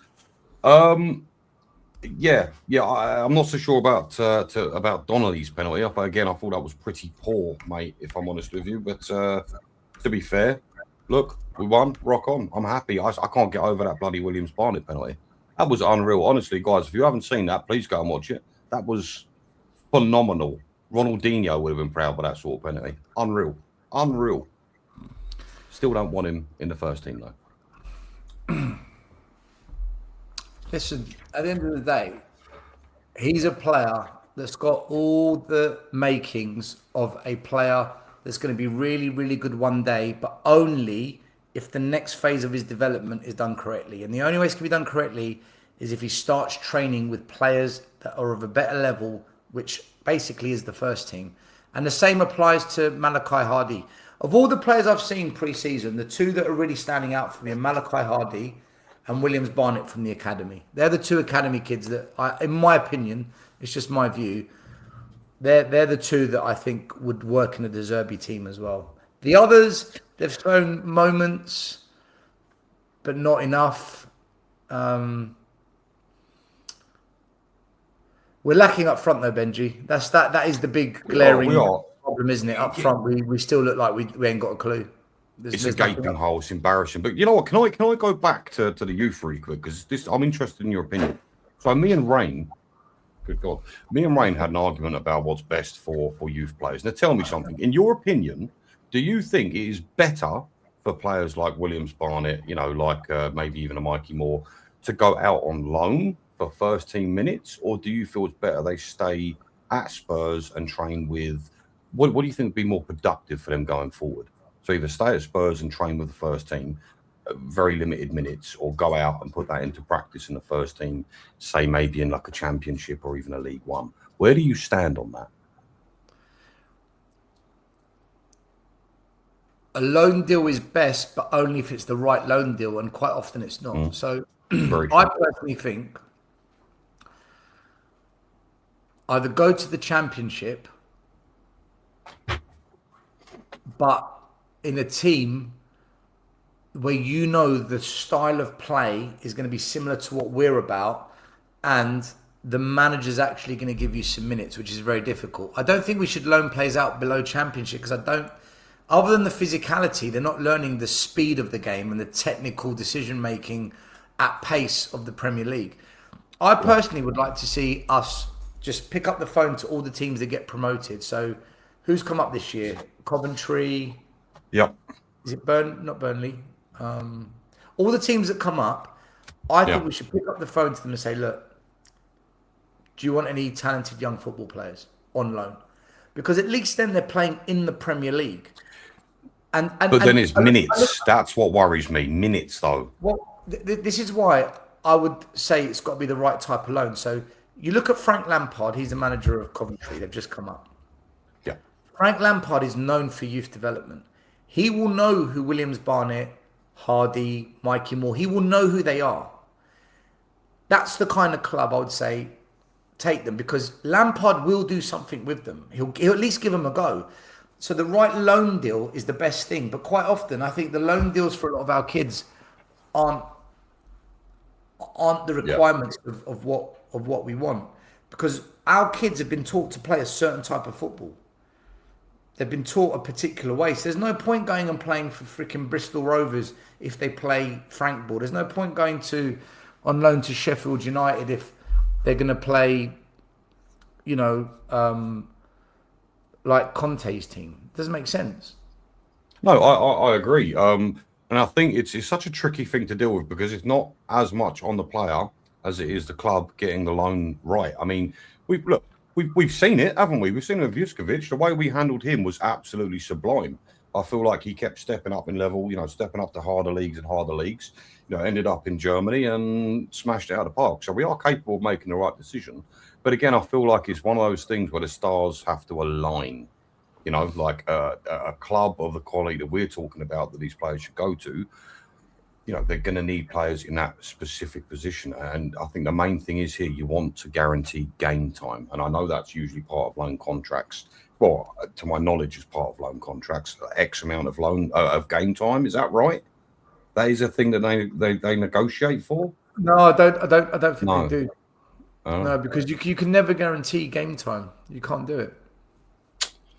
Sure. Okay. But no, so you would go down the alley of loaning them out rather than keeping them at Spurs. So if I said to you right now, Stel, you're in charge of the youth. We've got Mikey Moore, we've got Williams Barnett, we've got, who's that defender you like? Harvey something. Malachi Hardy. Malachi Hardy. Okay. What do you want to do with them? What are you going with? Are you keeping them, or are you loaning them? I think Mikey Moore needs another loan. I think he needs another loan. I think Malachi Hardy, I've told you, I'd make him the fourth choice centre back ahead of Danzo. And no one agrees with me on that, but I don't care what. Sorry, what? I'd have Malachi Hardy ahead of Danzo. Yeah. I think Danzo's a crap football player. I think he's technically incompetent. I think he's a buffoon at the back. Great in the air, good at blocking. He will not survive playing Danzo. If Danzo was good enough, we wouldn't have signed Senesi and we wouldn't have signed Van Heck. Facts. If he was good enough... Whoa. No. We signed Senesi because he's a left-footed footballer, number one, for the left side of centre-back. We've got no cover for Van der Ven. We signed Van Heck because Romero's on the way out. Is Danzo going to start? Is Danzo going to start?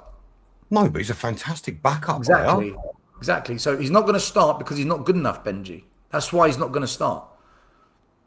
Well, and the thing is, he's not good enough. He's been forced on De Zerbi because we're not going to sell free centre backs. We got rid of Dragusin. We're going to get rid of Romero. We weren't going to get rid of Danzo as well because we weren't going to sign free centre backs. For me, I'm talking about players that can play out from the back, under pressure from a press, composed on the ball, play it left, play it right, step into the midfield, play a through ball. They're the kind of centre-backs we need. Senesi does it. Van Heck does it. Van de Ven does it to some degree. Malachi Hardy has been coached to do it. He can do it. Danzo can't do that. Danzo cannot do what I just described. Danzo can clear a header, he can throw his body in front of the line, and he can just be a bit of a lump. He'll be great in a Conte team or a Mourinho team. So for Frank's team, or last year, he was good because he was backs to the wall. We were shit. So for me, I would do that, and I'd give it time, and I'd let Malachi Hardy develop and then see where he ends up. So I'd keep him, and I'd keep Williams Barnett, because I think, well, you can't loan him, right? You can't loan Williams Barnett. Let him be around the first team for a year. Just let him be amongst the first team training every week. See what happens. But the rest, there's no other academy player right now I would say bring into the first team, because I don't think you can bring 5, 6, 8 players in one go. I think, and I mentioned this on previous shows, 1 or 2, just do 1 or 2 and integrate them. And they're the 2 that have stood out for me. Yeah, I think that's the way. Look, if youth players are going to stay at the club and sort of get integrated into the first team, you do need to drip feed them, don't you? You know, a few minutes here, a few minutes there. And I think that's where Spurs have gone wrong so badly, bringing in the amount of youth players that we have. Like, when I say youth players, I'm talking about your Bergvals, your Grays, your Tells. I think the biggest mistake Spurs have made in that respect is throwing on 4 or 5 youth players, really and truly, into Premier League games, expecting them to win. You know, like you've just said, that the way you integrate youth players is to drip feed them right into games when you've got a nice stable team. So, and again, this is something why I'm not paying attention to youth in any way, shape, form. We don't have a stable team at the minute, do we? Realistically, we don't have a settled, stable team. So I think there is no room for being able to bring through youth right now. What do you make of that? No, there is room. See, now's the time to bring through the youth when you're at the start of a project. Now's the time. When Arteta first joined Arsenal, what did he do? He brought through Saka, Willock, Maitland Miles, Balogun, Smith Rowe. He did it then at the start to test it, to see what direction they're going to go in, who's going to make it, who's not going to make it. At the end of the process, only Saka survived. But he had to try 5 to see who would land. Now's the time to do it. Because when you get to where Arsenal are, the only academy kids you can bring through are unbelievable elite level, because otherwise the team will drop. And you don't want to drop when you're up there. Now, the next 2 years is the time to bring through youngsters. I said the same when Ange first joined. I said, now's the time. Do it now. If you don't do it now, you never will. Now's the time to bring through a couple of youngsters. Otherwise, just don't do it. Just mug off the academy, shut it down, and just use it as a cash cow for generating income, and just leave it as that. I mean, it is a great cash cow. Didn't have to pay for itself. It's no, look, I understand that. I just think I'm one of those people that think to myself, I just want to stay away from youth as much as possible, and I want a big, solid, ready now sort of player first team. You know, I'm not sure what we're going to do with the likes of Bergvals and your Tells. Do you think they're going to stay at the club? Tell, yes. Bergvall, I don't know. But again, you know, in an ideal world, right, you'd sign 11 brilliant players. But we're not going to do that. We're not going to do that. We're going to sign, 7 or 8 if we're lucky. We've signed, how many have we signed? They're actually really, really supposedly good. Maybe 4. The rest are just going to be here for a year or 2 until we sort it out. Let's say we sign another 2 attackers that are really good. Right, that's your 8. The others have to be made up of existing players, which means there's going to be players that are going to be stuck. Then you need a squad. We're just scared of doing it at Tottenham, Benji. We're just scared of bringing through young players. And our fan base, and I'll say it again, this really winds people up the wrong way, but I don't say it because I want to wind people up. Our fan base lacks the real world experience, knowledge, understanding of youth football, development of young players, and the pathways. They don't get it. They don't know. They've never done it. It's like chatting to an air hostess about flying a plane. Right, yet you've flown on a plane. You know what it's like to be in turbulence. You know what it's like going up. You know what it's like coming down. Can you fly the plane? No, you can't. But yet that's the person that's telling me about academy football, not the pilot, the air hostess. I can't do that. And that's what I find with 95% of fans, and I don't mean to belittle Spurs fans, but 95% of fans talk shit when it comes to the academy because they haven't got a clue. It's not their fault. I'm just lucky I did it for 12 years that I know what I'm talking about. Like, if you were to talk to me about plumbing and fixing pipes, Benji, I haven't got a clue. I'll tell you how to change a tap. I'll tell you how to turn the mains off. That's it. I'm not going to tell you how to fix a boiler, how to install new heating, how to empty the radiators. I haven't got a clue, man. But yet, Spurs fans, they're all expert boilers. They're all expert electric. Yeah. And I get hated for saying it, but can you see where I'm coming from? Imagine doing it 12 years of your life and everyone telling you, oh, shut up. Nah. It's like, all right. So tell me something. Let's focus on Lucas Williams-Barnett for a minute. So the problem I see with bringing him into the first team, right? See, look, and see what I mean? Benji, Cool. this is what I mean. Look, so arrogant. It's not, is it really? You've done it. You've been there. It's I get it still. Don't worry, mate. I get it. It's all right. But that's the kind of fan. Yeah. 95% of fans come from that world of, but I know better because I just know. Because Alistair Gold said something. Based on nothing. It's what, yeah, I get it. Yeah. Because I read an article in The Athletic. So, all right. Oh, actually, just quickly, seeing as you brought up Alistair Gold, so apparently, and I know this is off topic, I apologise. So apparently, Alistair Gold has confirmed that Matty Fernandez isn't injured. His work yeah, someone said that. So, did they? Oh, okay.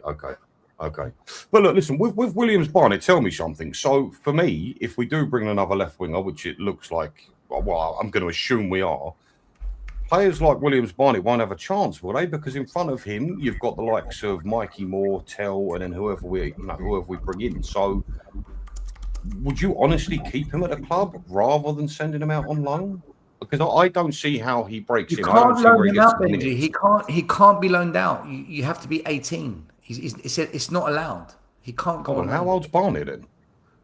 I thought he was 16, but someone in the chat said he's 17, but he's not 18. He can't go on loan. Is he 7? Oh, okay, right, fair enough. That I understand. Yeah. Then. You can't loan him out. Okay. But regardless, he's so either he plays in the under 18s or the under 21s for another season, or what I think we should do is we should just let him be in the first team. He might not get many minutes, but at least train with them, play environment, yeah. 100%. Imagine you're Williams-Barnett and you've got Tonali next to you. You've got Robertson who's won everything behind you. You've got Fernandez who's got techers. You've got Senesi who's a baller. I'd rather train there as a 17-year-old if I want to become better. You know, there's an old saying which is, if you're the smartest person in the room, get out of the room. Because you're not going to learn anything. You're the smartest person in the room. You want to be in a room where the rest are smarter than you, because that's how you're going to learn. Youth football is exactly the same. When you develop a player, you've got to take them out of their comfort zone and put them in an area they're not comfortable. And that's how they either rise or they fall. If you keep a player in their comfort zone at a young age, they do not develop. So what Spurs do is they say, right, what's he lacking? He's lacking a bit of physicality. Right, play him up a year. Get him knocked about a bit more. Let him take some hard knocks. And the player might cry. He might shed a few tears. Oh, yeah. And then when you bring him back down, you see how he starts shining. Because he's just had the shit kicked out of him there. This is nothing compared to that. And it's taken and that is the whole process of youth development. So take Williams-Barnett out of his comfort zone, because he's clearly the most skillful player for his age in the academy. Take him out of his comfort zone and say, right, can you do it with Senesi and Fernandez? And that's when you find out. But we don't do that. We don't do it, Benji. This is the problem. Do you know what? So okay, let me ask you. So everyone sits there saying, oh, they're shit. Oh, they're shite. No, the pathway is broken. We don't develop them from kid to adult. We don't do that bit. Why do you think that is? A genuine question. Why do you think that is? Because we haven't got the bollocks for it. See, most people would tell you because our youth players just aren't good enough. Yeah, because they don't have the knowledge. So that's an easy thing to say. Right, look, I'll give you an Do you example. disagree with that then? 100%. 100%. Okay, fair enough. Okay. I had a group of kids who I was coaching, and I could see what they needed, and I just needed time. My two best players left because the parents said I'm a shit coach and their kids are better than the team. So our results got worse because those two kids were doing a lot for us. Yeah. But I knew what was needed, so I stuck at it. And at the end of the year, parents wanted to have a meeting with me. Look, where's this going? You know, we're not happy. We lose every week. I said, look, I need time. I explained to them what I'm doing. I explained to them how it works. I go, either you're on board or you're not. Right, it's down to them now to have the bollocks to stick it out with me or do what the other two did and leave. 3 years later, Benji, we won the league and the cup, the double. And I had coaches coming up to me saying, how did you get your goalie to play like that? I've been trying to get my goalie. And I said, because I went through all this shit 3 years ago when no one had the bollocks to do it. And when all the other coaches didn't have the nuts, I did.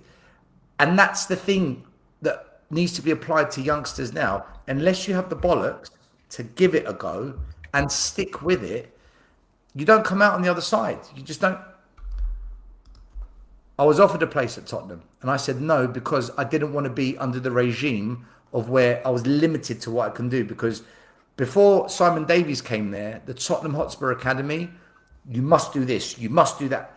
It needed some freedom. Because for me, if you constrain players, you're taking away their freedom to express and to play. And also the coach needs to see it for himself and make decisions. And at Tottenham, it was a little bit too regimented. But now it's much, much better, which is why our teams are doing better, which is why the Spurs Academy is performing better, because the shackles have come off a bit and it's not so rigid. And whereas before at Tottenham, it was develop the player, which I didn't always agree with, because I always felt they've also got to develop the team to win. You can't not focus on winning. It's got to be player and winning, both. Tottenham were about the player. Now, under Simon Davies, it's about the team winning and the player. He's got the right balance, which is nice. So when I had my chance, it wouldn't have worked for me. I wouldn't have done a good job, because the way I would have done it is not the way Tottenham were doing it. But Tottenham are doing it more now the way I would have done it. Not because they listen to me, but because Simon Davies is a brilliant academy director. We've got a really, really good academy director right now. Really good. Still, can I ask a very quick question? And again, this is something I saw a while back about Ange Postecoglou, actually. What you've just said, am I right in saying that, and again, excuse my ignorance because I'm not up with the youth team, I'm going to be very honest. At Tottenham, are they made to mirror the first team? Like in terms of training, tactics, which I assume if that is the case, would that not take away?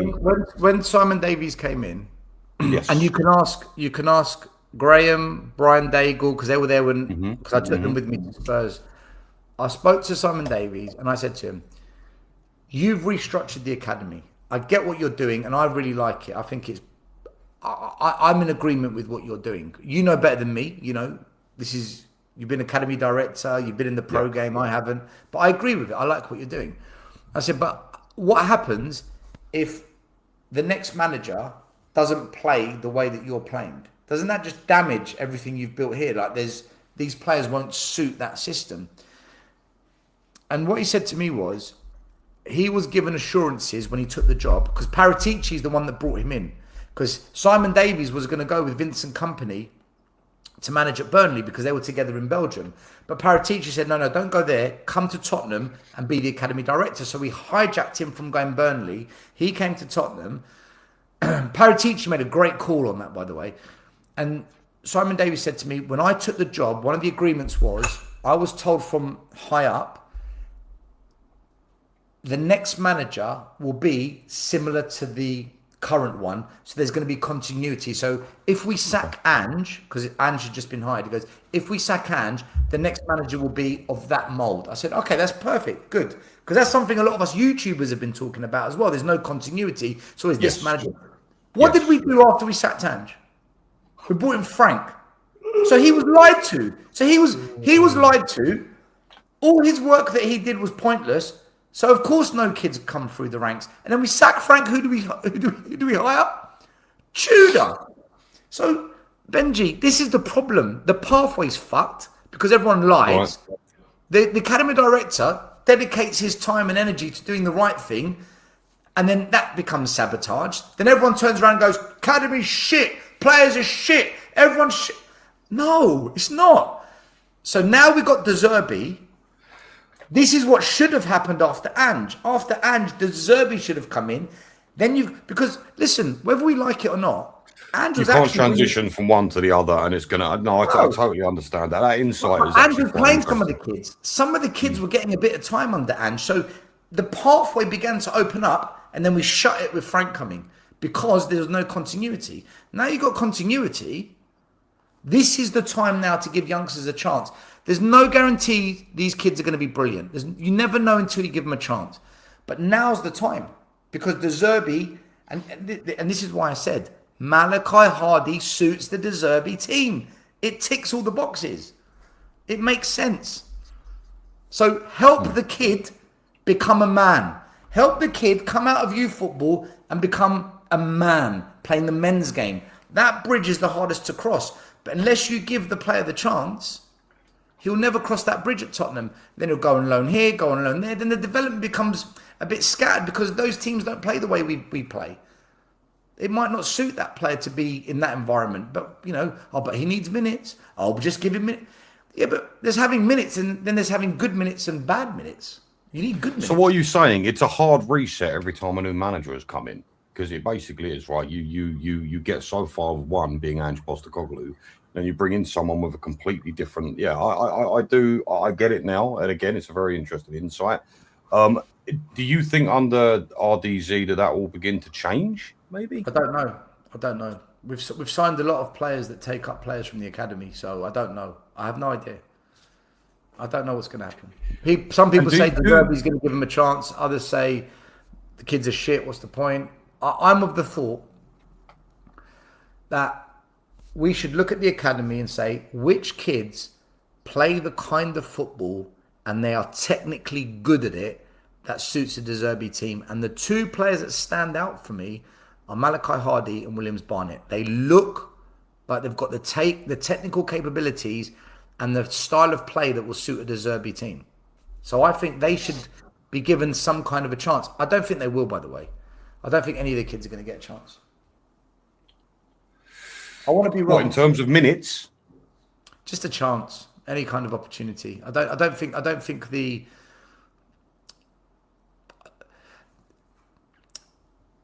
I had the luxury of not having to get top four when I was coaching. I didn't have to do this. I didn't have to win a trophy, right? So I had a lot of patience. I had a lot of time. Pro managers don't have that. If De Zerbi's coming and they've said, you've got to get Europe next season, mate. You must get Europe. Well, you can't take a risk on the kid because that kid's going to make mistakes. And when the kid makes mistakes, it's going to cost you results. But that's the learning curve. You have to go through the ups and downs for them to go on the up. Yeah. Can De Zerbi take that risk if he's got to get top six? No, he can't. Which is why we haven't got the bollocks for it as a club. Because we put too much pressure on the manager to get results now and not for the long term. If the manager was allowed, look, don't worry about the next 2 seasons. We're going to tolerate it. We are going to back you. But in 3 years' time, we've got to start seeing the results. It takes the pressure off him so he can now develop the youngsters. But you know what happens at Tottenham? As soon as the going gets tough, sacked. The club haven't got the bollocks for it, Benji. So if they're going to give De Zerbi guaranteed 5 years, 100%, then he can do it. But if they say we're going to give you 5 years, but they don't really mean it, and they're going to sack him if we finish 10th, it's pointless. The kids will never. But the problem is results will dictate that, though, won't they? Really, I mean, listen, you can't. It's such a difficult thing. And I understand only if you focus on short-term results. Only if you focus on short-term results. Like for me, like next season, I don't give a shit where we finish in the league. Right? if we spend all this money, De Zerbi has to get top 6, in my opinion. He has to. Okay. If we spent all this money, if we signed 2 top goal scorers, like 2 top goal scorers. But I actually, deep down, I actually don't care where we finish, because all I really want to see is the way we're trying to play. Can we see a pathway? Can we see what we're trying to do? Because if we can, then we can build on it. With Frank, we had no idea what we were doing. With Ange, everyone lost the plot. Like, what are we doing? With Tudor, no one had an idea. We need to see that there's something happening for us to say, right, we can believe in this. Don't worry if you finish 10th. We get it. You're just lacking a couple of goal scores. Or we can see that we're pressing. We're playing out from the back. We're good in midfield. We ping it quick. We're good on the transition. But a couple of mistakes cost us. Not putting the ball away in the back of the net cost us. We get it. We get why we failed, but we can see where it's going. If De Zerbi shows that, they've got to give him 5 years. They've got to. See, that was my next question. So do you think De Zerbi is the man for Spurs? Because, big up, Alex. Do you think De Zerbi is the man for Spurs? Because already early on, I can already see, and obviously I know you can as well, you can already see what he's trying to do. The style of play he's trying to sort of mold Spurs into. And again, I said this earlier, the emphasis on triangles, I don't know if I've lost it. Triangles, first touch football, player positioning, bravery. I can see what he's trying to do, but obviously the players he's used clearly aren't of that ilk to maybe produce that. But I can see where he's trying to go. Is that something that gives you a bit of faith going forward with him? Mate, the day we signed De Zerbi, I said, I'm really happy with this signing. We should have done this a year ago. I'm fully behind De Zerbi as long as he doesn't accept shit signings. Do you know why that surprises me, though, still? Because you are Mr. Credit in the Bank. So when you say this about De Zerbi, it surprises me a bit because he's because I know a winner. Because I know I do want a winner. I do want a winner. But I also believe that for now, we've got someone that actually knows how to coach and knows how to play football the way we want to see it played, and someone that is going to get us back to where that Poch place was. I honestly think De Zerbi will get us back to the Poch place. Now, to push on from there, I don't know if De Zerbi is going to be the right man or whether the club's going to back the manager when we're there. So that's phase 2. But phase 1, I just want a manager that knows what they're doing. And I said it from day one. I thought what De Zerbi did at Brighton was good. What he did at Marseille was good. What he did at Shakhtar Donetsk was good. Mate, he gets it. De Zerbi gets it. And I just want that. And, Arteta never won nothing till he went to Arsenal. Maybe De Zerbi starts winning at Spurs if we back him. Who knows, right? But I do, if it was down to me, I would have signed Iriola or Glasner because I think they're top. But De Zerbi, I'm more than happy with that, man. I think De Zerbi's going to do a good job for Spurs. I do. I think he's going to do a good job. Yeah, it looks like it, and it's nice to be positive going forward, I suppose. But I guess we'll see what happens. I'm a bit surprised you said Glasner just then. Isn't he incredibly defensive in the way he sets up? Yeah, but he wins. Everywhere he goes, he wins. He won 2 trophies at Palace. He won 1 trophy at Frankfurt. And he loses his best players and he wins, Benji. He loses his... It's true. Yes, fair enough. He's a win with what he's got. Like, he is top. Glasner is a top manager. And Iriola, I'm telling you, man. Again, he lost a lot of his top players. And look, got Bournemouth 6. Unreal. Iriola's going to do a very good job at Liverpool. Slow start. But when it clicks, Liverpool going to fly. I rate them. But I rate De Zerbi as well. I think De Zerbi, like, you can see already the way we're pressing, the way we're trying to pin the ball, how comfortable we feel playing at the back. Okay, the teams are playing against us shit, but the intent is there. The idea is there. Yeah, you can see him. You can see it. Big up, Alex. How you doing, my man? You good? Big up, box office. I've never heard a lot of excuses on your stream, Still. A lot of excuses on your stream, like about the strike force. I know it's bang average. And that's bang average. Why am I echoing? Shank in the background, maybe? Because you're waffling. Can you hear me? Yeah, Why am I waffling? Because I actually was positive about the academy, positive about the Zerbi, and you come on like, Stel, you're making excuses. Like, I can't win. If I come with negative energy, I'm toxic. If I'm positive about certain things, I'm making excuses. I will never ever win at this game. It's just I can't do it. Listen. Why am I echoing? What is I going think on? only you can hear the echo, Alex. We can't hear it. Oh, okay, fair enough. Then. Yeah. Bad. Right, so basically, I think we need to stop going on about these youth players. You know what I mean? I think we have to stop going on about it. We've got to be honest. Alex, I'm talking about 2 youth players, no more, just 2. Yeah, and also because I do think these youth players, they're getting a chance now, but we all know they need a loan. You know what I mean? They all need a loan, or we can't be relying on them. We've learnt this over the last couple of seasons, especially last season when we were 17th and we had Archie Gray and Burba in midfield. And look who came on to help us. You know, Bentancur, Star, no, Bentancur, sorry, Gallagher and Paulinho. You know what I mean? So we got to stop worrying about that. You know what I mean? Is there still an echo? Yes, real bad. I think I'm the only one that can't hear it, but everyone... Go out and come back in, Alex. Then I'll come back in. Yeah, sorry about that. Yeah?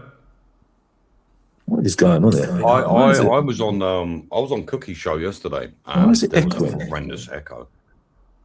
I don't know if it's StreamYard, maybe? But you're not echoing. I'm not echoing. Yeah, it's a weird one. Well, look, still... look, Bryce was at the game. Big up, Bryce. Lads have just left the stadium. We are toothless in front of goal. Only highlights we're getting to see Spurs for the first time in 12 years and a possible diamond in Luca Williams-Barnett. That's the Spurs fan that was at the game. Ghost says, agreed, Benji.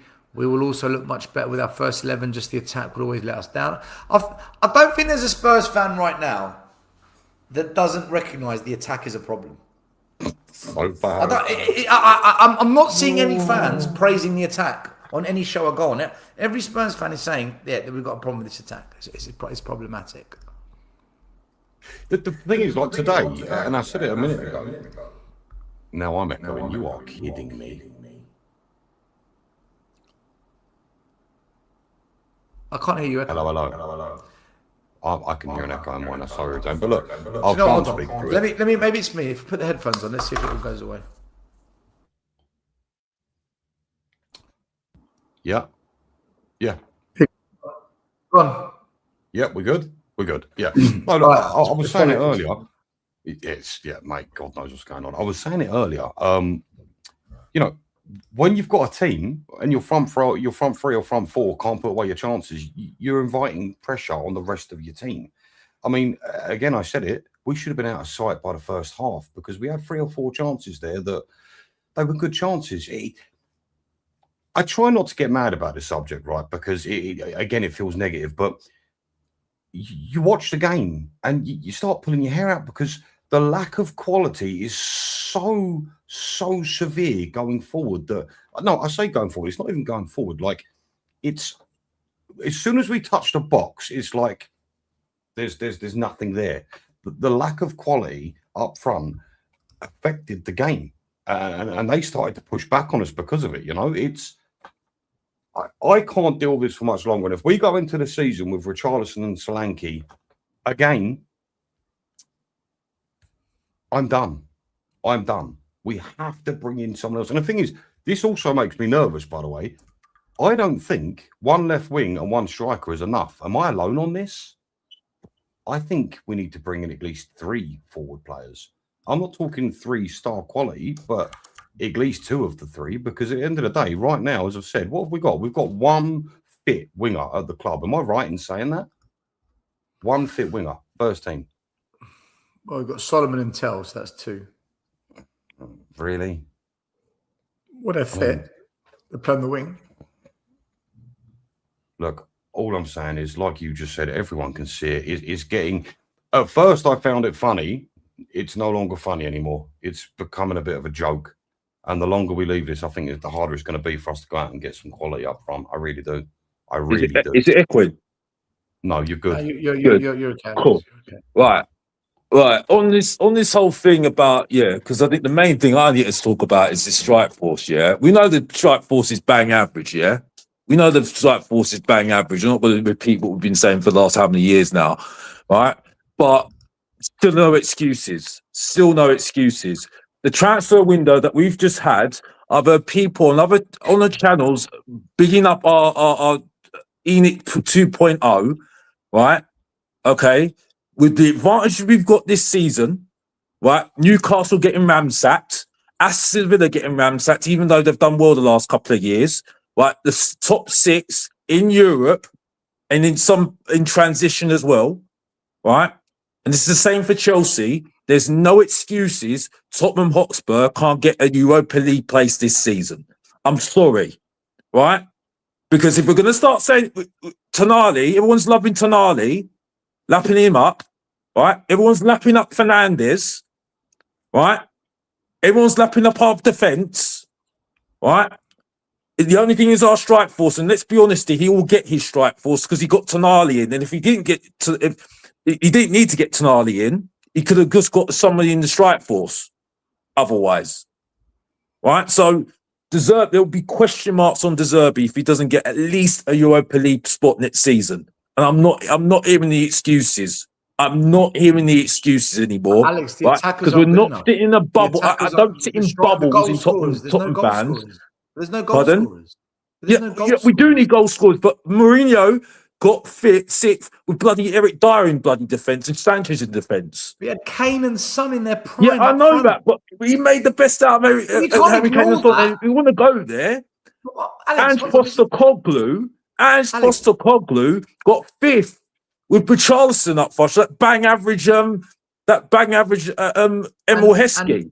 And 19 goals Johnson and Heung-min Son, who got but who made him like that though? He made him like that. He played to his strengths. So at the end of the day, because you see the proof now at bloody Crystal Palace, he can't shoot to a barn door. So the point is though, still, Alex, right? We can say whatever you want about this at the moment. I know the strike force needs. You know what I've been saying. I've been saying on my channel, right? He's bang average. Yes, it is. But at the same time, De Zerbi is getting the best transfer window. I've been told for years. So as far as I'm concerned, Alex, I'm not going to hide from it right now, right? If he doesn't at least get a Europa League spot, how this season, who's going to score the goals, Alex? Who's going to score the goals? Listen, he's got to figure it out. He's been given bloody 100. No manager can figure it out. No manager can figure it out. No manager can get any more. I'm sorry. I'm sorry still. I'm not having it. Why was this energy for got Frank? good coaching. He's got one game a week still. Why didn't you back Frank when he had these strikers? Well, I wasn't going to back Frank. I didn't back Frank at all. I was saying the same things you were saying at the start anyway. But my point is though, still, right? He didn't get how much money he's getting. He's getting everything in the plate for him after 7 games, right? If he's the best coach going, and all rivals are saying this year, we're told that we've got a solid transfer window. Right, Alex, a solid transfer window, You can't polish the turd, Alex. I'm getting loads of rivals saying we've got a solid transfer window. Okay, then, cool. I'm seeing Aston Villa getting ramsacked with their players. But they've got Ollie Watkins up front, Alex. They've got. I know they've got Ollie Watkins, but we've got bloody Tonali that we're all backing up, bro. Alex, your argument is but.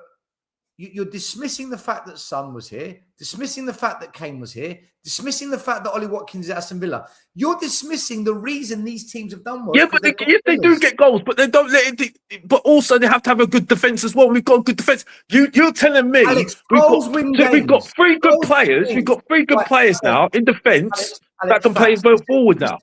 Can I just establish some facts? If we've got a brilliant defence but no attackers, and we finished 0-0 every game, you're going to get relegated. Goals win games. Unless you put the ball in the back of the net, you ain't going to get points. Yeah, but I'm not denying that though. I'm not denying that. But the point I'm making is though still. We can have a great defense. But still, But still, you can say whatever about goals. That's fine. I agree with you. I don't like the attack either, right? But that should be an excuse though, because he can still get in his attack though, because they've already put money towards him already, right? And if it was that much importance, then don't spend 100 million on Tonali. Then don't spend 85 million on Fernandez. Then you get what I'm saying? Go and focus on your attack. Then. Right. Can I ask you a question? Do you not think Tottenham needed to fix quite a lot of the team, and it meant we needed some defenders, we needed some midfielders, and we needed some goal scorers? If we just got the goal scorers, the defense would be problematic. If we got goal scorers and defenders, the midfield there's nothing to create. So it will still go wrong because the amount of work that Tottenham needed to do. It just so happens that we haven't done the goal scoring bit. So I don't think De Zerbi can get top 6 with these attackers. I just think it's asking too much of any manager. One game a week. One game a week. One game a week. All right. Could Jurgen Klopp get top 6 with this lot? I think he could, because I think he'd be sitting there saying, "Come on now." Well, but no disrespect still. Ferguson maybe? Still, no disrespect still, right? You have to look at the circumstances of what the situation is at the moment. Why did Jurgen Klopp finish 7th when he didn't have Salah, Mane, and Firmino? Why did he finish 7th then? Because he didn't have the goal scorers. He couldn't do it. Klopp couldn't do it. He finished 7th in his first season. Arteta finished 8th twice. Why? But how many games? How many was he playing? Was he playing 2 games a week? Arteta wasn't in Europe Arteta wasn't in Europe. They couldn't do it. But the point I'm making is right now he's not in Europe this season. He's got 2 games a week. He's only got 1 game a week. Alex, did you watch the game today? Okay, but are you basing this on if he gets his strikers and his forward players? Well, goal whatever scorers. strikers he gets, he's going to get strikers in anyway. Because if he's keeping those strikers, he's happy with those strikers. For me, he's already said he's not happy with those strikers anyway. So he's going to get strikers in anyway. Today, I looked. If you look at the stats and the eyes, we created chances. We created goal scoring opportunities. We created moments to score, and we missed, and we missed, and we missed. Nobody on that pitch could clinically put the ball in the back of the net, which is why we went to penalties against Sydney. We didn't have goal scorers. But he's happy to keep. He's happy to keep Tell though, mate. He's happy to keep Tell. He's happy to keep Maddison. That again, he's missed another game, right? Alex, I'm told that Kulusevski's coming back. Who else do you play today instead of Tell from the squad he's got? I know what you're saying. I know what you're saying. But my point is, though, talking about then? There's no option. But no, you're not listening to me now. You're not listening to me now. He's happy to keep Tell. He's happy to keep Maddison, even though Maddison has missed over the time at Tottenham Hotspur 70 games. Yeah, but Alex, 1 minute. We're changing the argument. I just want to stick to the goal scoring problem, right? I watched Richarlison do absolutely nothing all game. I watched Gallagher miss 2 chances. I watched Yang miss an open goal, and then I watched Yang get in the way of Melia for another chance. I watched us hit headers over the crossbar from 6 yards out. I watched us hitting shots. A mistake from the keeper as well that rolled to Tell. Couldn't even. Mate, their goalie only had 1 hard shot to save, which was a bullet from Tonali. All the other shots we took were either poor or off target. What can De Zerbi do? He set up the team to create. He set up the team to dominate possession. He set up the team to get into dangerous positions. Robertson put in 2 unbelievable balls into the box. We missed them both. What more could De Zerbi do? He needs goals. Yeah, but I'm not going on this preseason. I'm not going on this preseason. All I'm saying at the moment is because he will get his strikers. Because if he keeps these strikers, he's happy with those strikers. Alex, but that's our argument. That's what we're saying. But I'm not really so bothered about, because like Tell's just scored a free kick outside the box. So how can I take that seriously? Come on now, he's not under pressure. My point is though, right? because it's clear that he's getting what he wants, and he will get what he wants. If he's going to keep Solanke and Richarlison, he wants to keep them, right? Because for me, there's no reason to keep them. There's no reason to keep Richarlison. Let's be honest here, right? This argument, at the moment, Alex, this argument doesn't make sense, right? You've come on and you're saying no excuses. De Zerbi's got to get Europe. Me and Benji are saying only if we get goal scorers signed, right? Yeah, but you can say you want goal scorers. You can say you want goal scorers, but there's not that many out there anyway right now. So for me, at the moment, welcome, right? Salvo, good luck. Okay, for me at the moment, right, is that for me at the moment, the excuse is wear thin, in my opinion, as far as I'm concerned. Yeah, right. He needs to get he's going to get his strikers anyway. We're nearly close to getting Savinho in anyway. Right, which I don't think he's the best signing in the world anyway. Let's be honest here. Alex, can I ask you a question? Are you saying, right, if we don't sign any goal scorers, right? Let's say we don't sign, forget attackers. I don't like that word.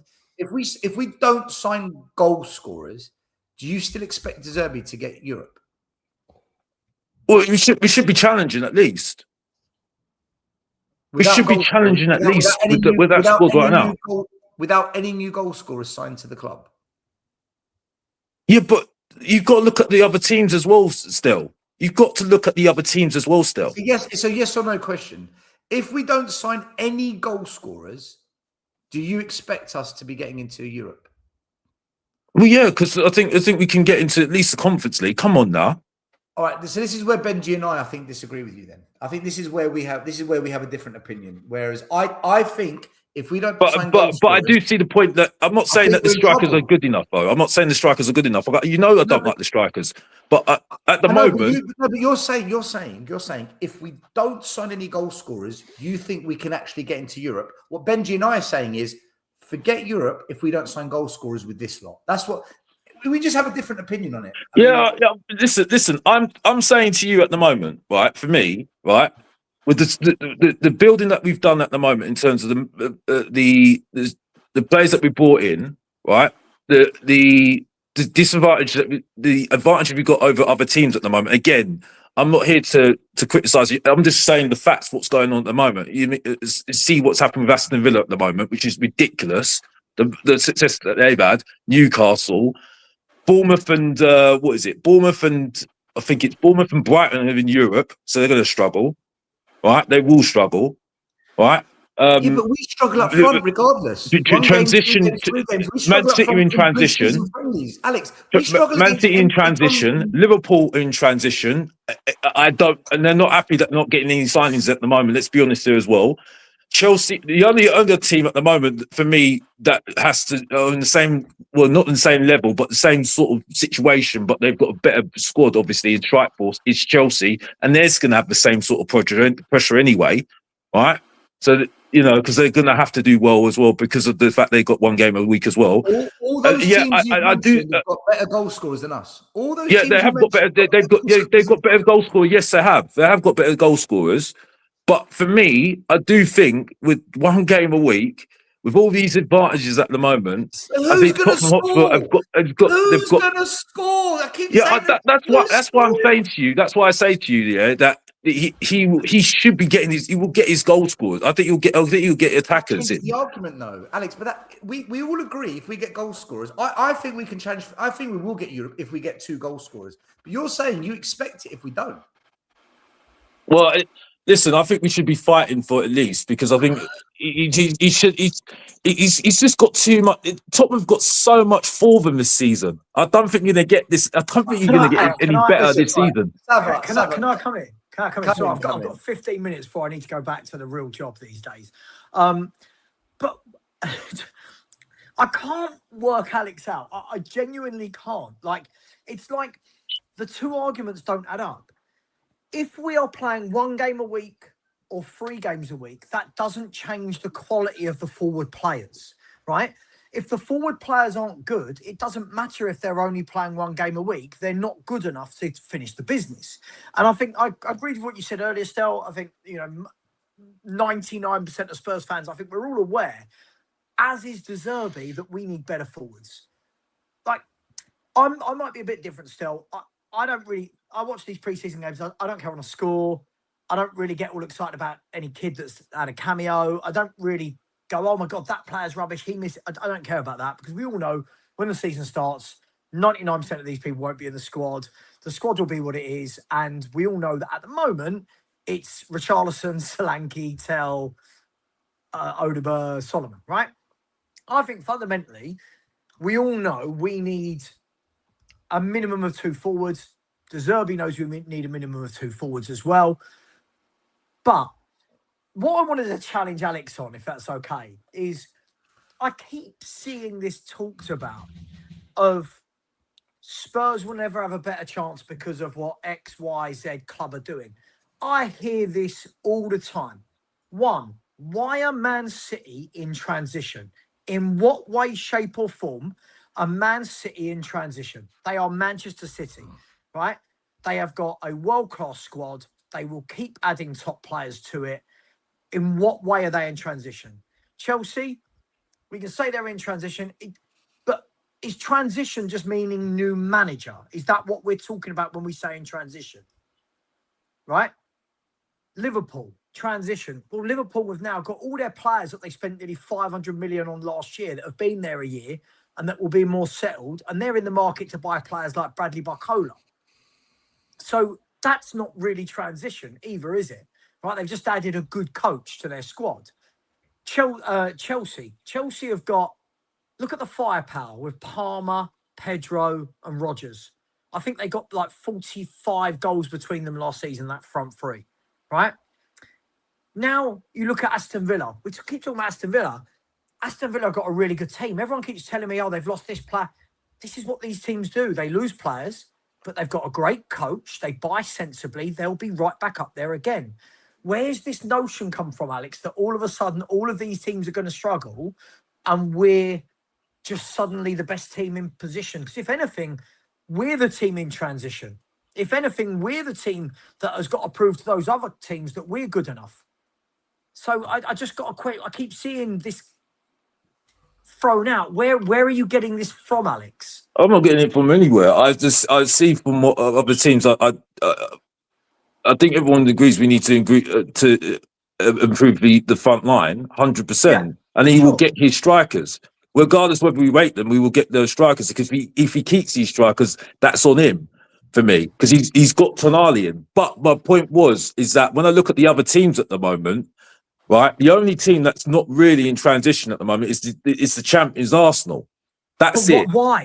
Because they've lost their manager and they're going to add to the squad that they're adding to the squad that they've got. So I'm not talking about why are Manchester City and Liverpool because they've changed their manager from Pep Guardiola to Enzo Maresca. Now, for me, but look at that squad. Look at that. Regardless of their squad, it's a change. It's a change where you've got somebody that's won multiple trophies and now you're bringing in a manager. Yes, he's won trophies at Chelsea, but now you're at a club where the expectation now is much more there now to winning championships right now. So the pressure's on. What's that got to do with us? Well, no, I'm saying that there is going to be that sort of pressure on them with that, as well as trying to compete with Arsenal at the moment. So that's what I'm saying. That's why I'm saying that they're going to have their problems next season is there as no well. pressure on Tottenham, Alex? Are we not in transition then? This is why I'm saying what I'm saying to you with one game a week. I'm saying as well, and with these teams have got Europe as well. So then I go on to about Liverpool. Right, Liverpool, who didn't have a great season. That's all I want to know. Who's no. I'm saying what I'm trying to explain because people say I waffle. I'm trying to explain what I mean by what I'm saying. Other teams, we've got advantage of other teams at the moment. I'm saying that they've got 2 games a week next season. Right, he's got to figure out a way to play. A way to play as well. Right, his way of playing as well. Right. He hasn't got his defenders because one defender's already gone to Real Madrid, right? Okay, well, I can't remember his name now. He's gone to Real Madrid now. Who didn't sign a new contract? Which club are we talking about? Liverpool. That's what I'm talking about. Liverpool. Right. Okay. Thank you. The main. So I was talking about Liverpool, right? So his main defender's just left. Right. Salah's just left. right? So they've got to sort out all these things, right? They've only just gotten one in signing at the moment as well, and they've got two games a week in Europe, and he's not done that before Areola, so we don't know, right? Who else is there? Chelsea. But aren't the clubs used to it, Alex? Like, sorry, before you, like, for me, I feel like we're confusing. I feel like we're conflating two situations here. I feel like we're conflating new manager with transition, right? So, for example, Iriola's coming into. Let's make no bones about it, right?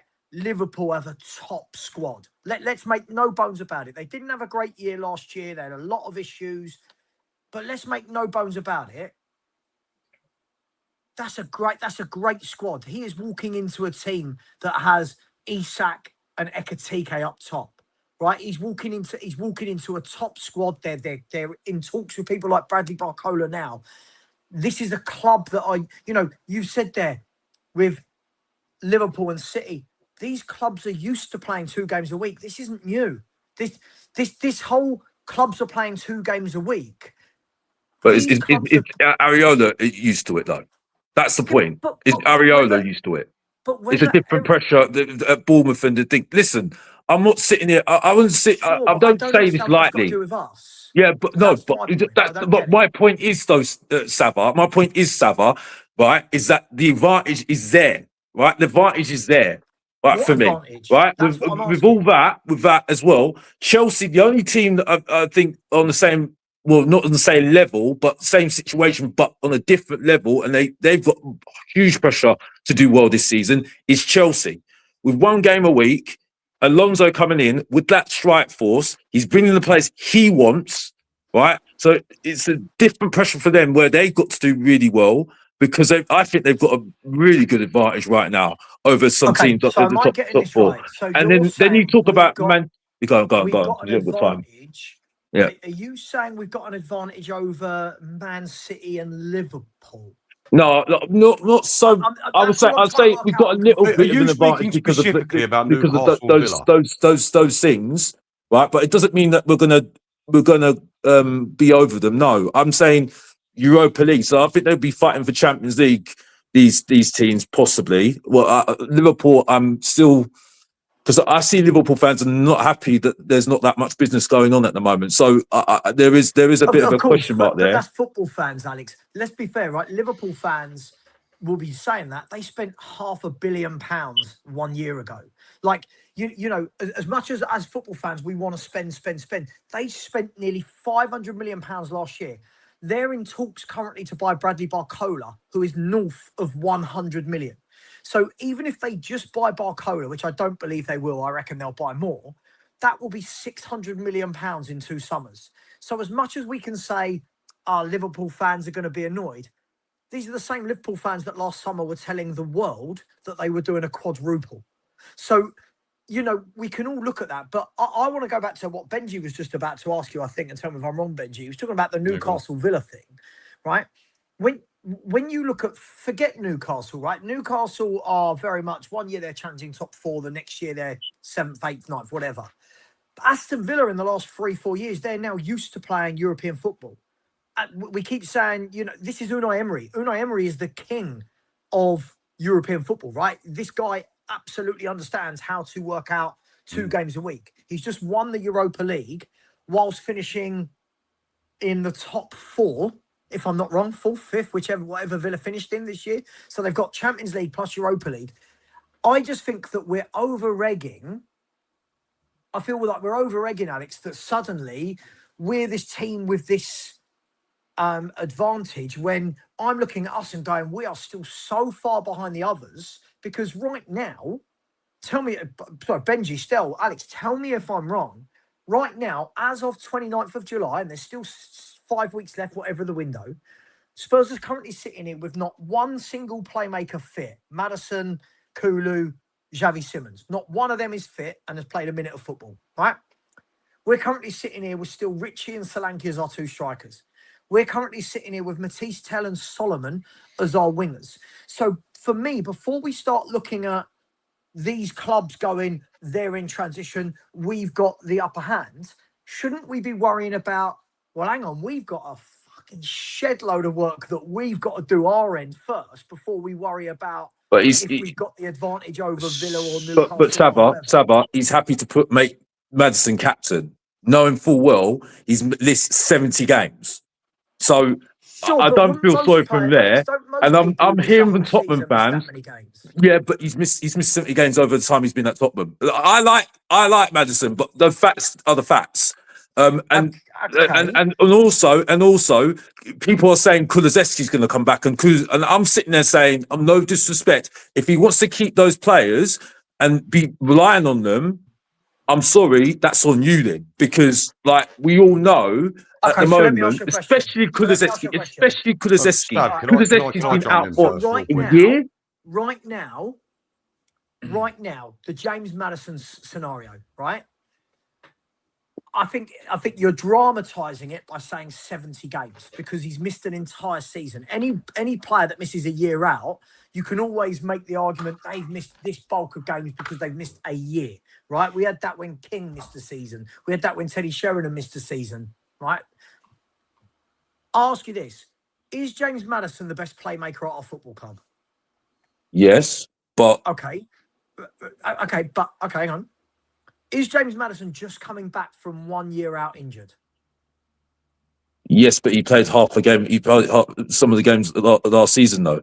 Okay, but that's not what I'm asking, right? So my question is now, if Spurs put James Maddison on the transfer market, how much money are you getting for him and who's buying him? I don't know, but I'm just saying at the moment that if you're going to rely on Maddison, I don't know still, Saba, but the point I'm making is, though, because I know that's coming to you to make your argument better. My argument is that he's not fit enough. And if we're going to have the argument, because what the argument was last season, that he was not fit, that's why we're not creative enough. So if that's the same situation this season, you knew that he'd missed 70 games over the time he's been here. Let Benji come in a minute. Let Benji go on, Benji. I know you've been wanting to say. I just wanted to say I don't want to get too far away from the subject now, especially going on to Maddison. But look, listen, Alex, I kind of get what you're trying to say because, at least in my mind, I do believe that clubs like Newcastle and Sav's right about Newcastle, they are up and down, but there's still a threat. Right? I do believe Newcastle and Aston Villa are in some sort of transition. I personally think they are weaker, clearly, than what they were last season. So I do think there's an opportunity there. Sure. However, for me, if you don't think, and this again is your personal opinion, if you don't think Tottenham are one of the biggest clubs under transition right now, then I don't know what to tell you. And the only problem I've got with your previous argument with De Zerbi is you're saying he wants to keep such and such at the club, Solanke, Richarlison, You've got no evidence of that. It's not a football manager. You no disrespect. It doesn't mean let he him wants finish. to keep Alex, them let him here. finish a minute. Go on. No, I was just going to say it doesn't mean he wants to keep them here, but you talk about opportunity. Fine, I see where you're going with it, but Spurs are in the same boat, so I don't see how that gives us the advantage. And like Sav said, look at our front line; it's not good. That doesn't give any. Yeah, but if it was that important, he would have done it first time.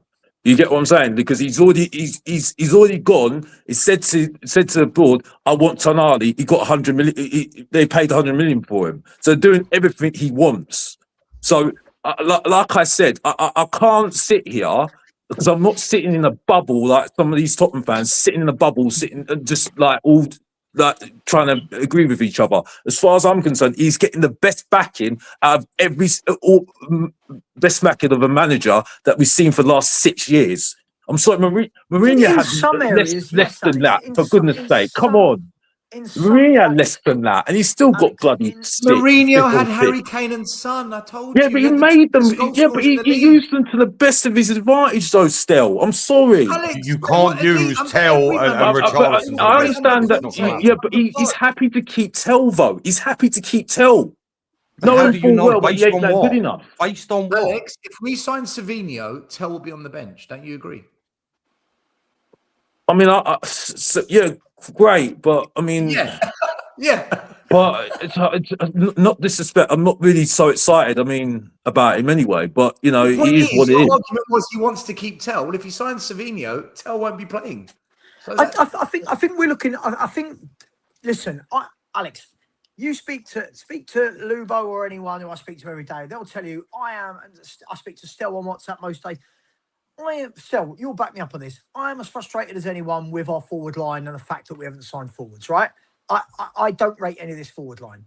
However, I do think it's very black or white to just say, he's not gone, De Zerbi must want to keep him. I think there's a lot that goes with it, i.e., do you truly believe, Alex, that if we could find a home for Richarlison, do you truly believe that De Zerbi is going to say, stop that transfer, Got to keep him. want him, right? You've also got to remember the number of foreign players you're allowed in a squad, right, as well. The number of homegrown players you've got to have. These are things that the club have to work out as they're going through, as they're going through the recruitment process.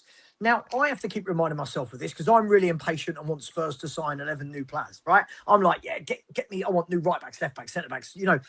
But you're making a lot of assertions as to what De Zerbi wants based on nothing other than the fact that the player's not left yet. So, i.e., right, look what he said, for example, about Bergvall. Now, you know I don't rate Bergvall at all. Look what he said today about Bergvall. He said, yeah, I like Bergvall. But Bergvall wants to play in a double pivot. I can't guarantee him the minutes in a double pivot in midfield. If he wants to go, he can go. Now, obviously, I've paraphrased that. There's not verbatim what he said. But so that doesn't mean, oh, my God, he loves Bergvall. He would be happy to let Bergvall go and reinvest the money into the squad. But you've got to find homes for these people. And if Richarlison doesn't want to go, yeah, there's things you can do. You can leave him out of the training camp. You can tell him he's not playing. But it's a really risky strategy when we don't really have any forwards anyway. Right? So I think we've got to be a bit mindful that it is summer one under De Zerbi. It's transfer window number one. But I just think we've got to stop this whole notion that if a player doesn't leave, it 100% means De Zerbi said, no, I want to keep him 100%, versus can we find said player, like Romero. If Romero doesn't leave, we've clearly seen De Zerbi's happy for him too, because his club were in talks with Inter. So does that mean that De Zerbi wanted to keep Romero, or that Spurs couldn't find him a home if he stays? Like, listen, I can't change what I've said here because I just think it's too many good things. I don't think we're going to get it better than what we're getting at the moment. I'm aware of the squad rules. I've been banging on about it for so many years now because Alistair Gold said it, and I've said it on certain channels, and now they're running with it now 6 years later. So I know the rules. I'm bored of talking about it now. I'm just saying at the moment that if they've got to be creative and try and get these players out then, because I've got no, agree. and especially now we're bigging up this Rafa Mawson guy who's getting deals done quickly. So if this Rafa Mawson guy is so good, we can get deals done very quickly to get these players out. Because that's the problem. I need to leave by 2 because I've got a meeting at 2 p.m. Right? Yeah, Alex, I agree with you, but first and foremost, we agree for a transfer to happen, you've got to have 3 things, right? 1, the player's got to want to leave. 2, the club's got to want to let the player go. And 3, you've got to have a buyer, right? All of those 3 things have got to line up. And all the noises that have come out from Richarlison for years are that this guy's happy to see out his contract.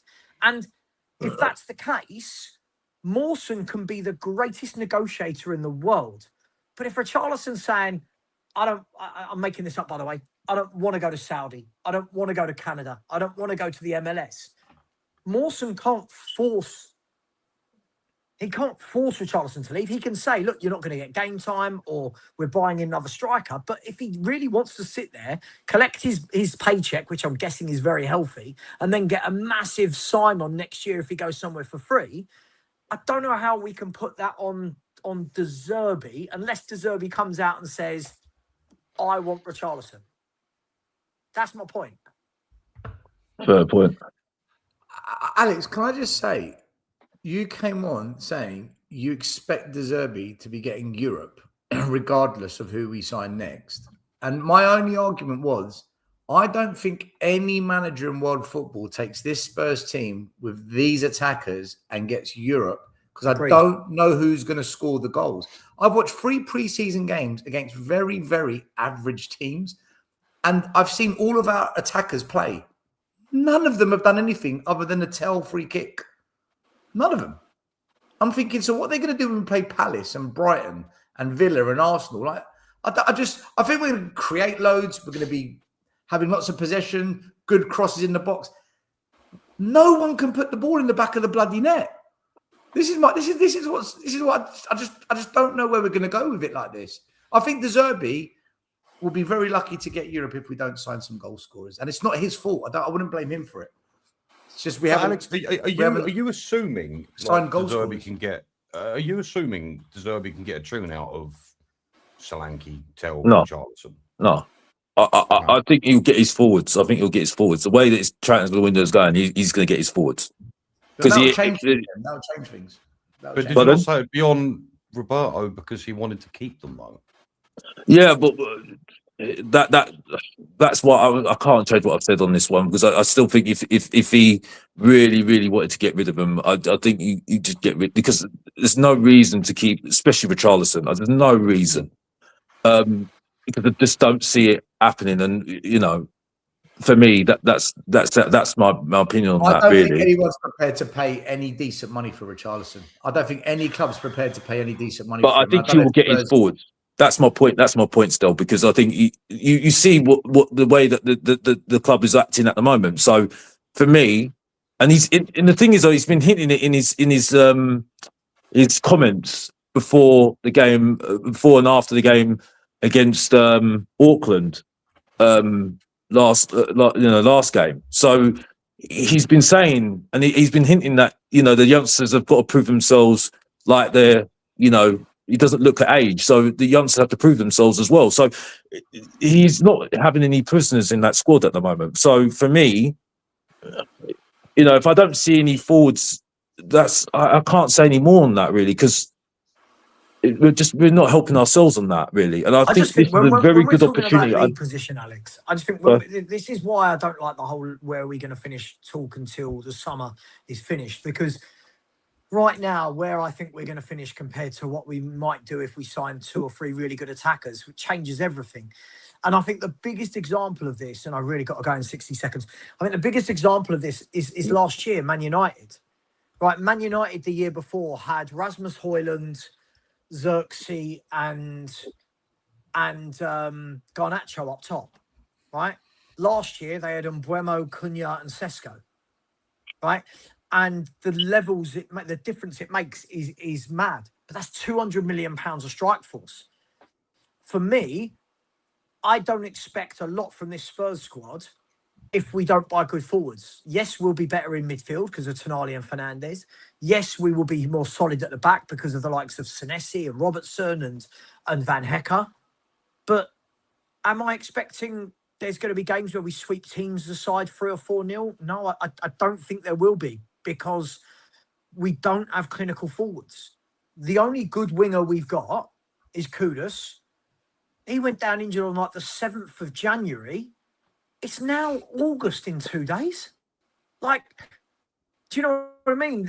He's been out for that long. So you think in this summer, we have seen now you've got no Kudus, no Maddison, no Kulu, no Simmons. You've got nothing. Without those 4, you've got nothing. There's no creativity.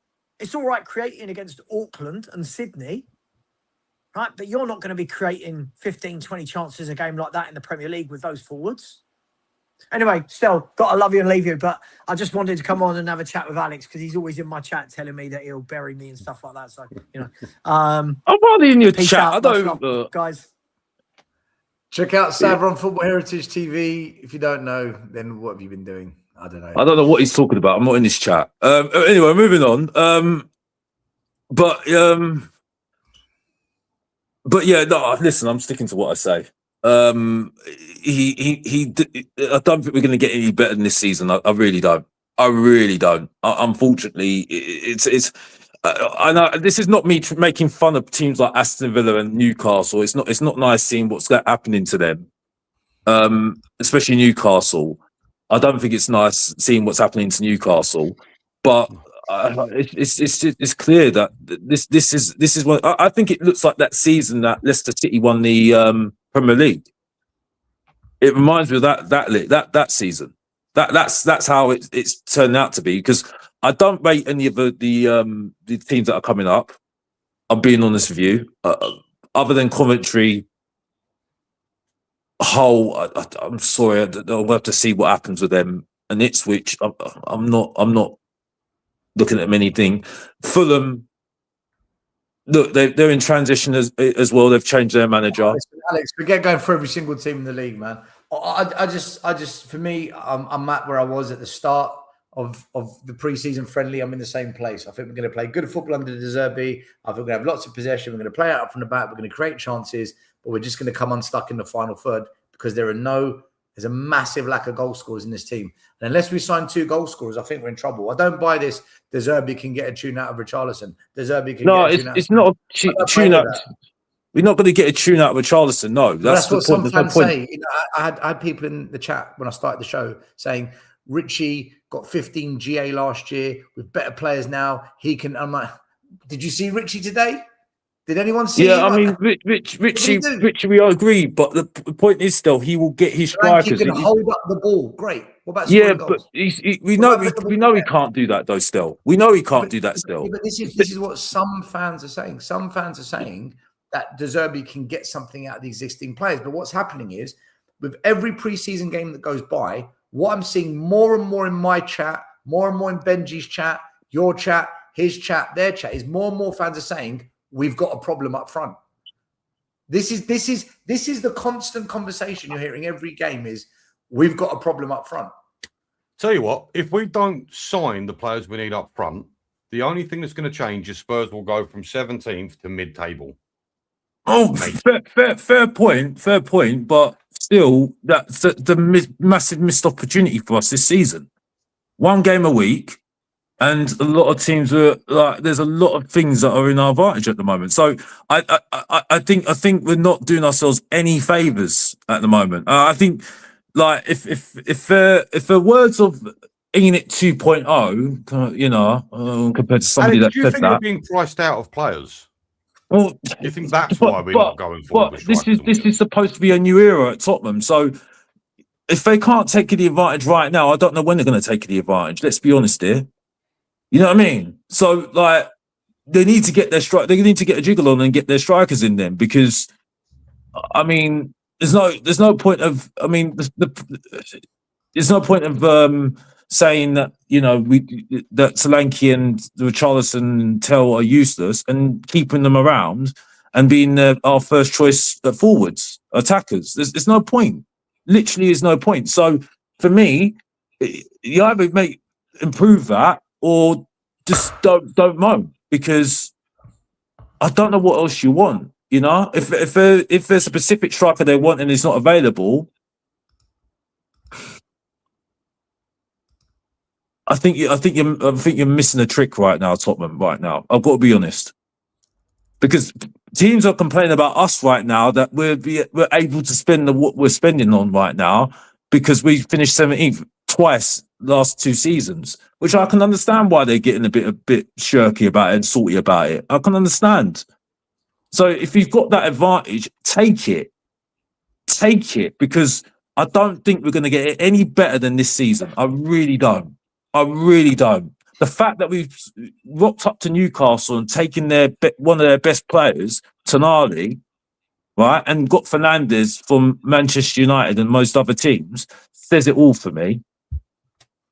So, I mean, we can all sit here in our little bubble and just like, you know, just make excuses for ourselves right now. But I don't know what else people want, what they want. You know what I mean? So I want us to sign some goal scorers. Well, but still, I've said to you that they know what sort of attackers they need to get. Go and get them, then, mate. Well, this is the argument. This is what we're all saying. Because if they're gonna base it on like doing well on the attackers, well, make your choice right now because we ain't got time anymore.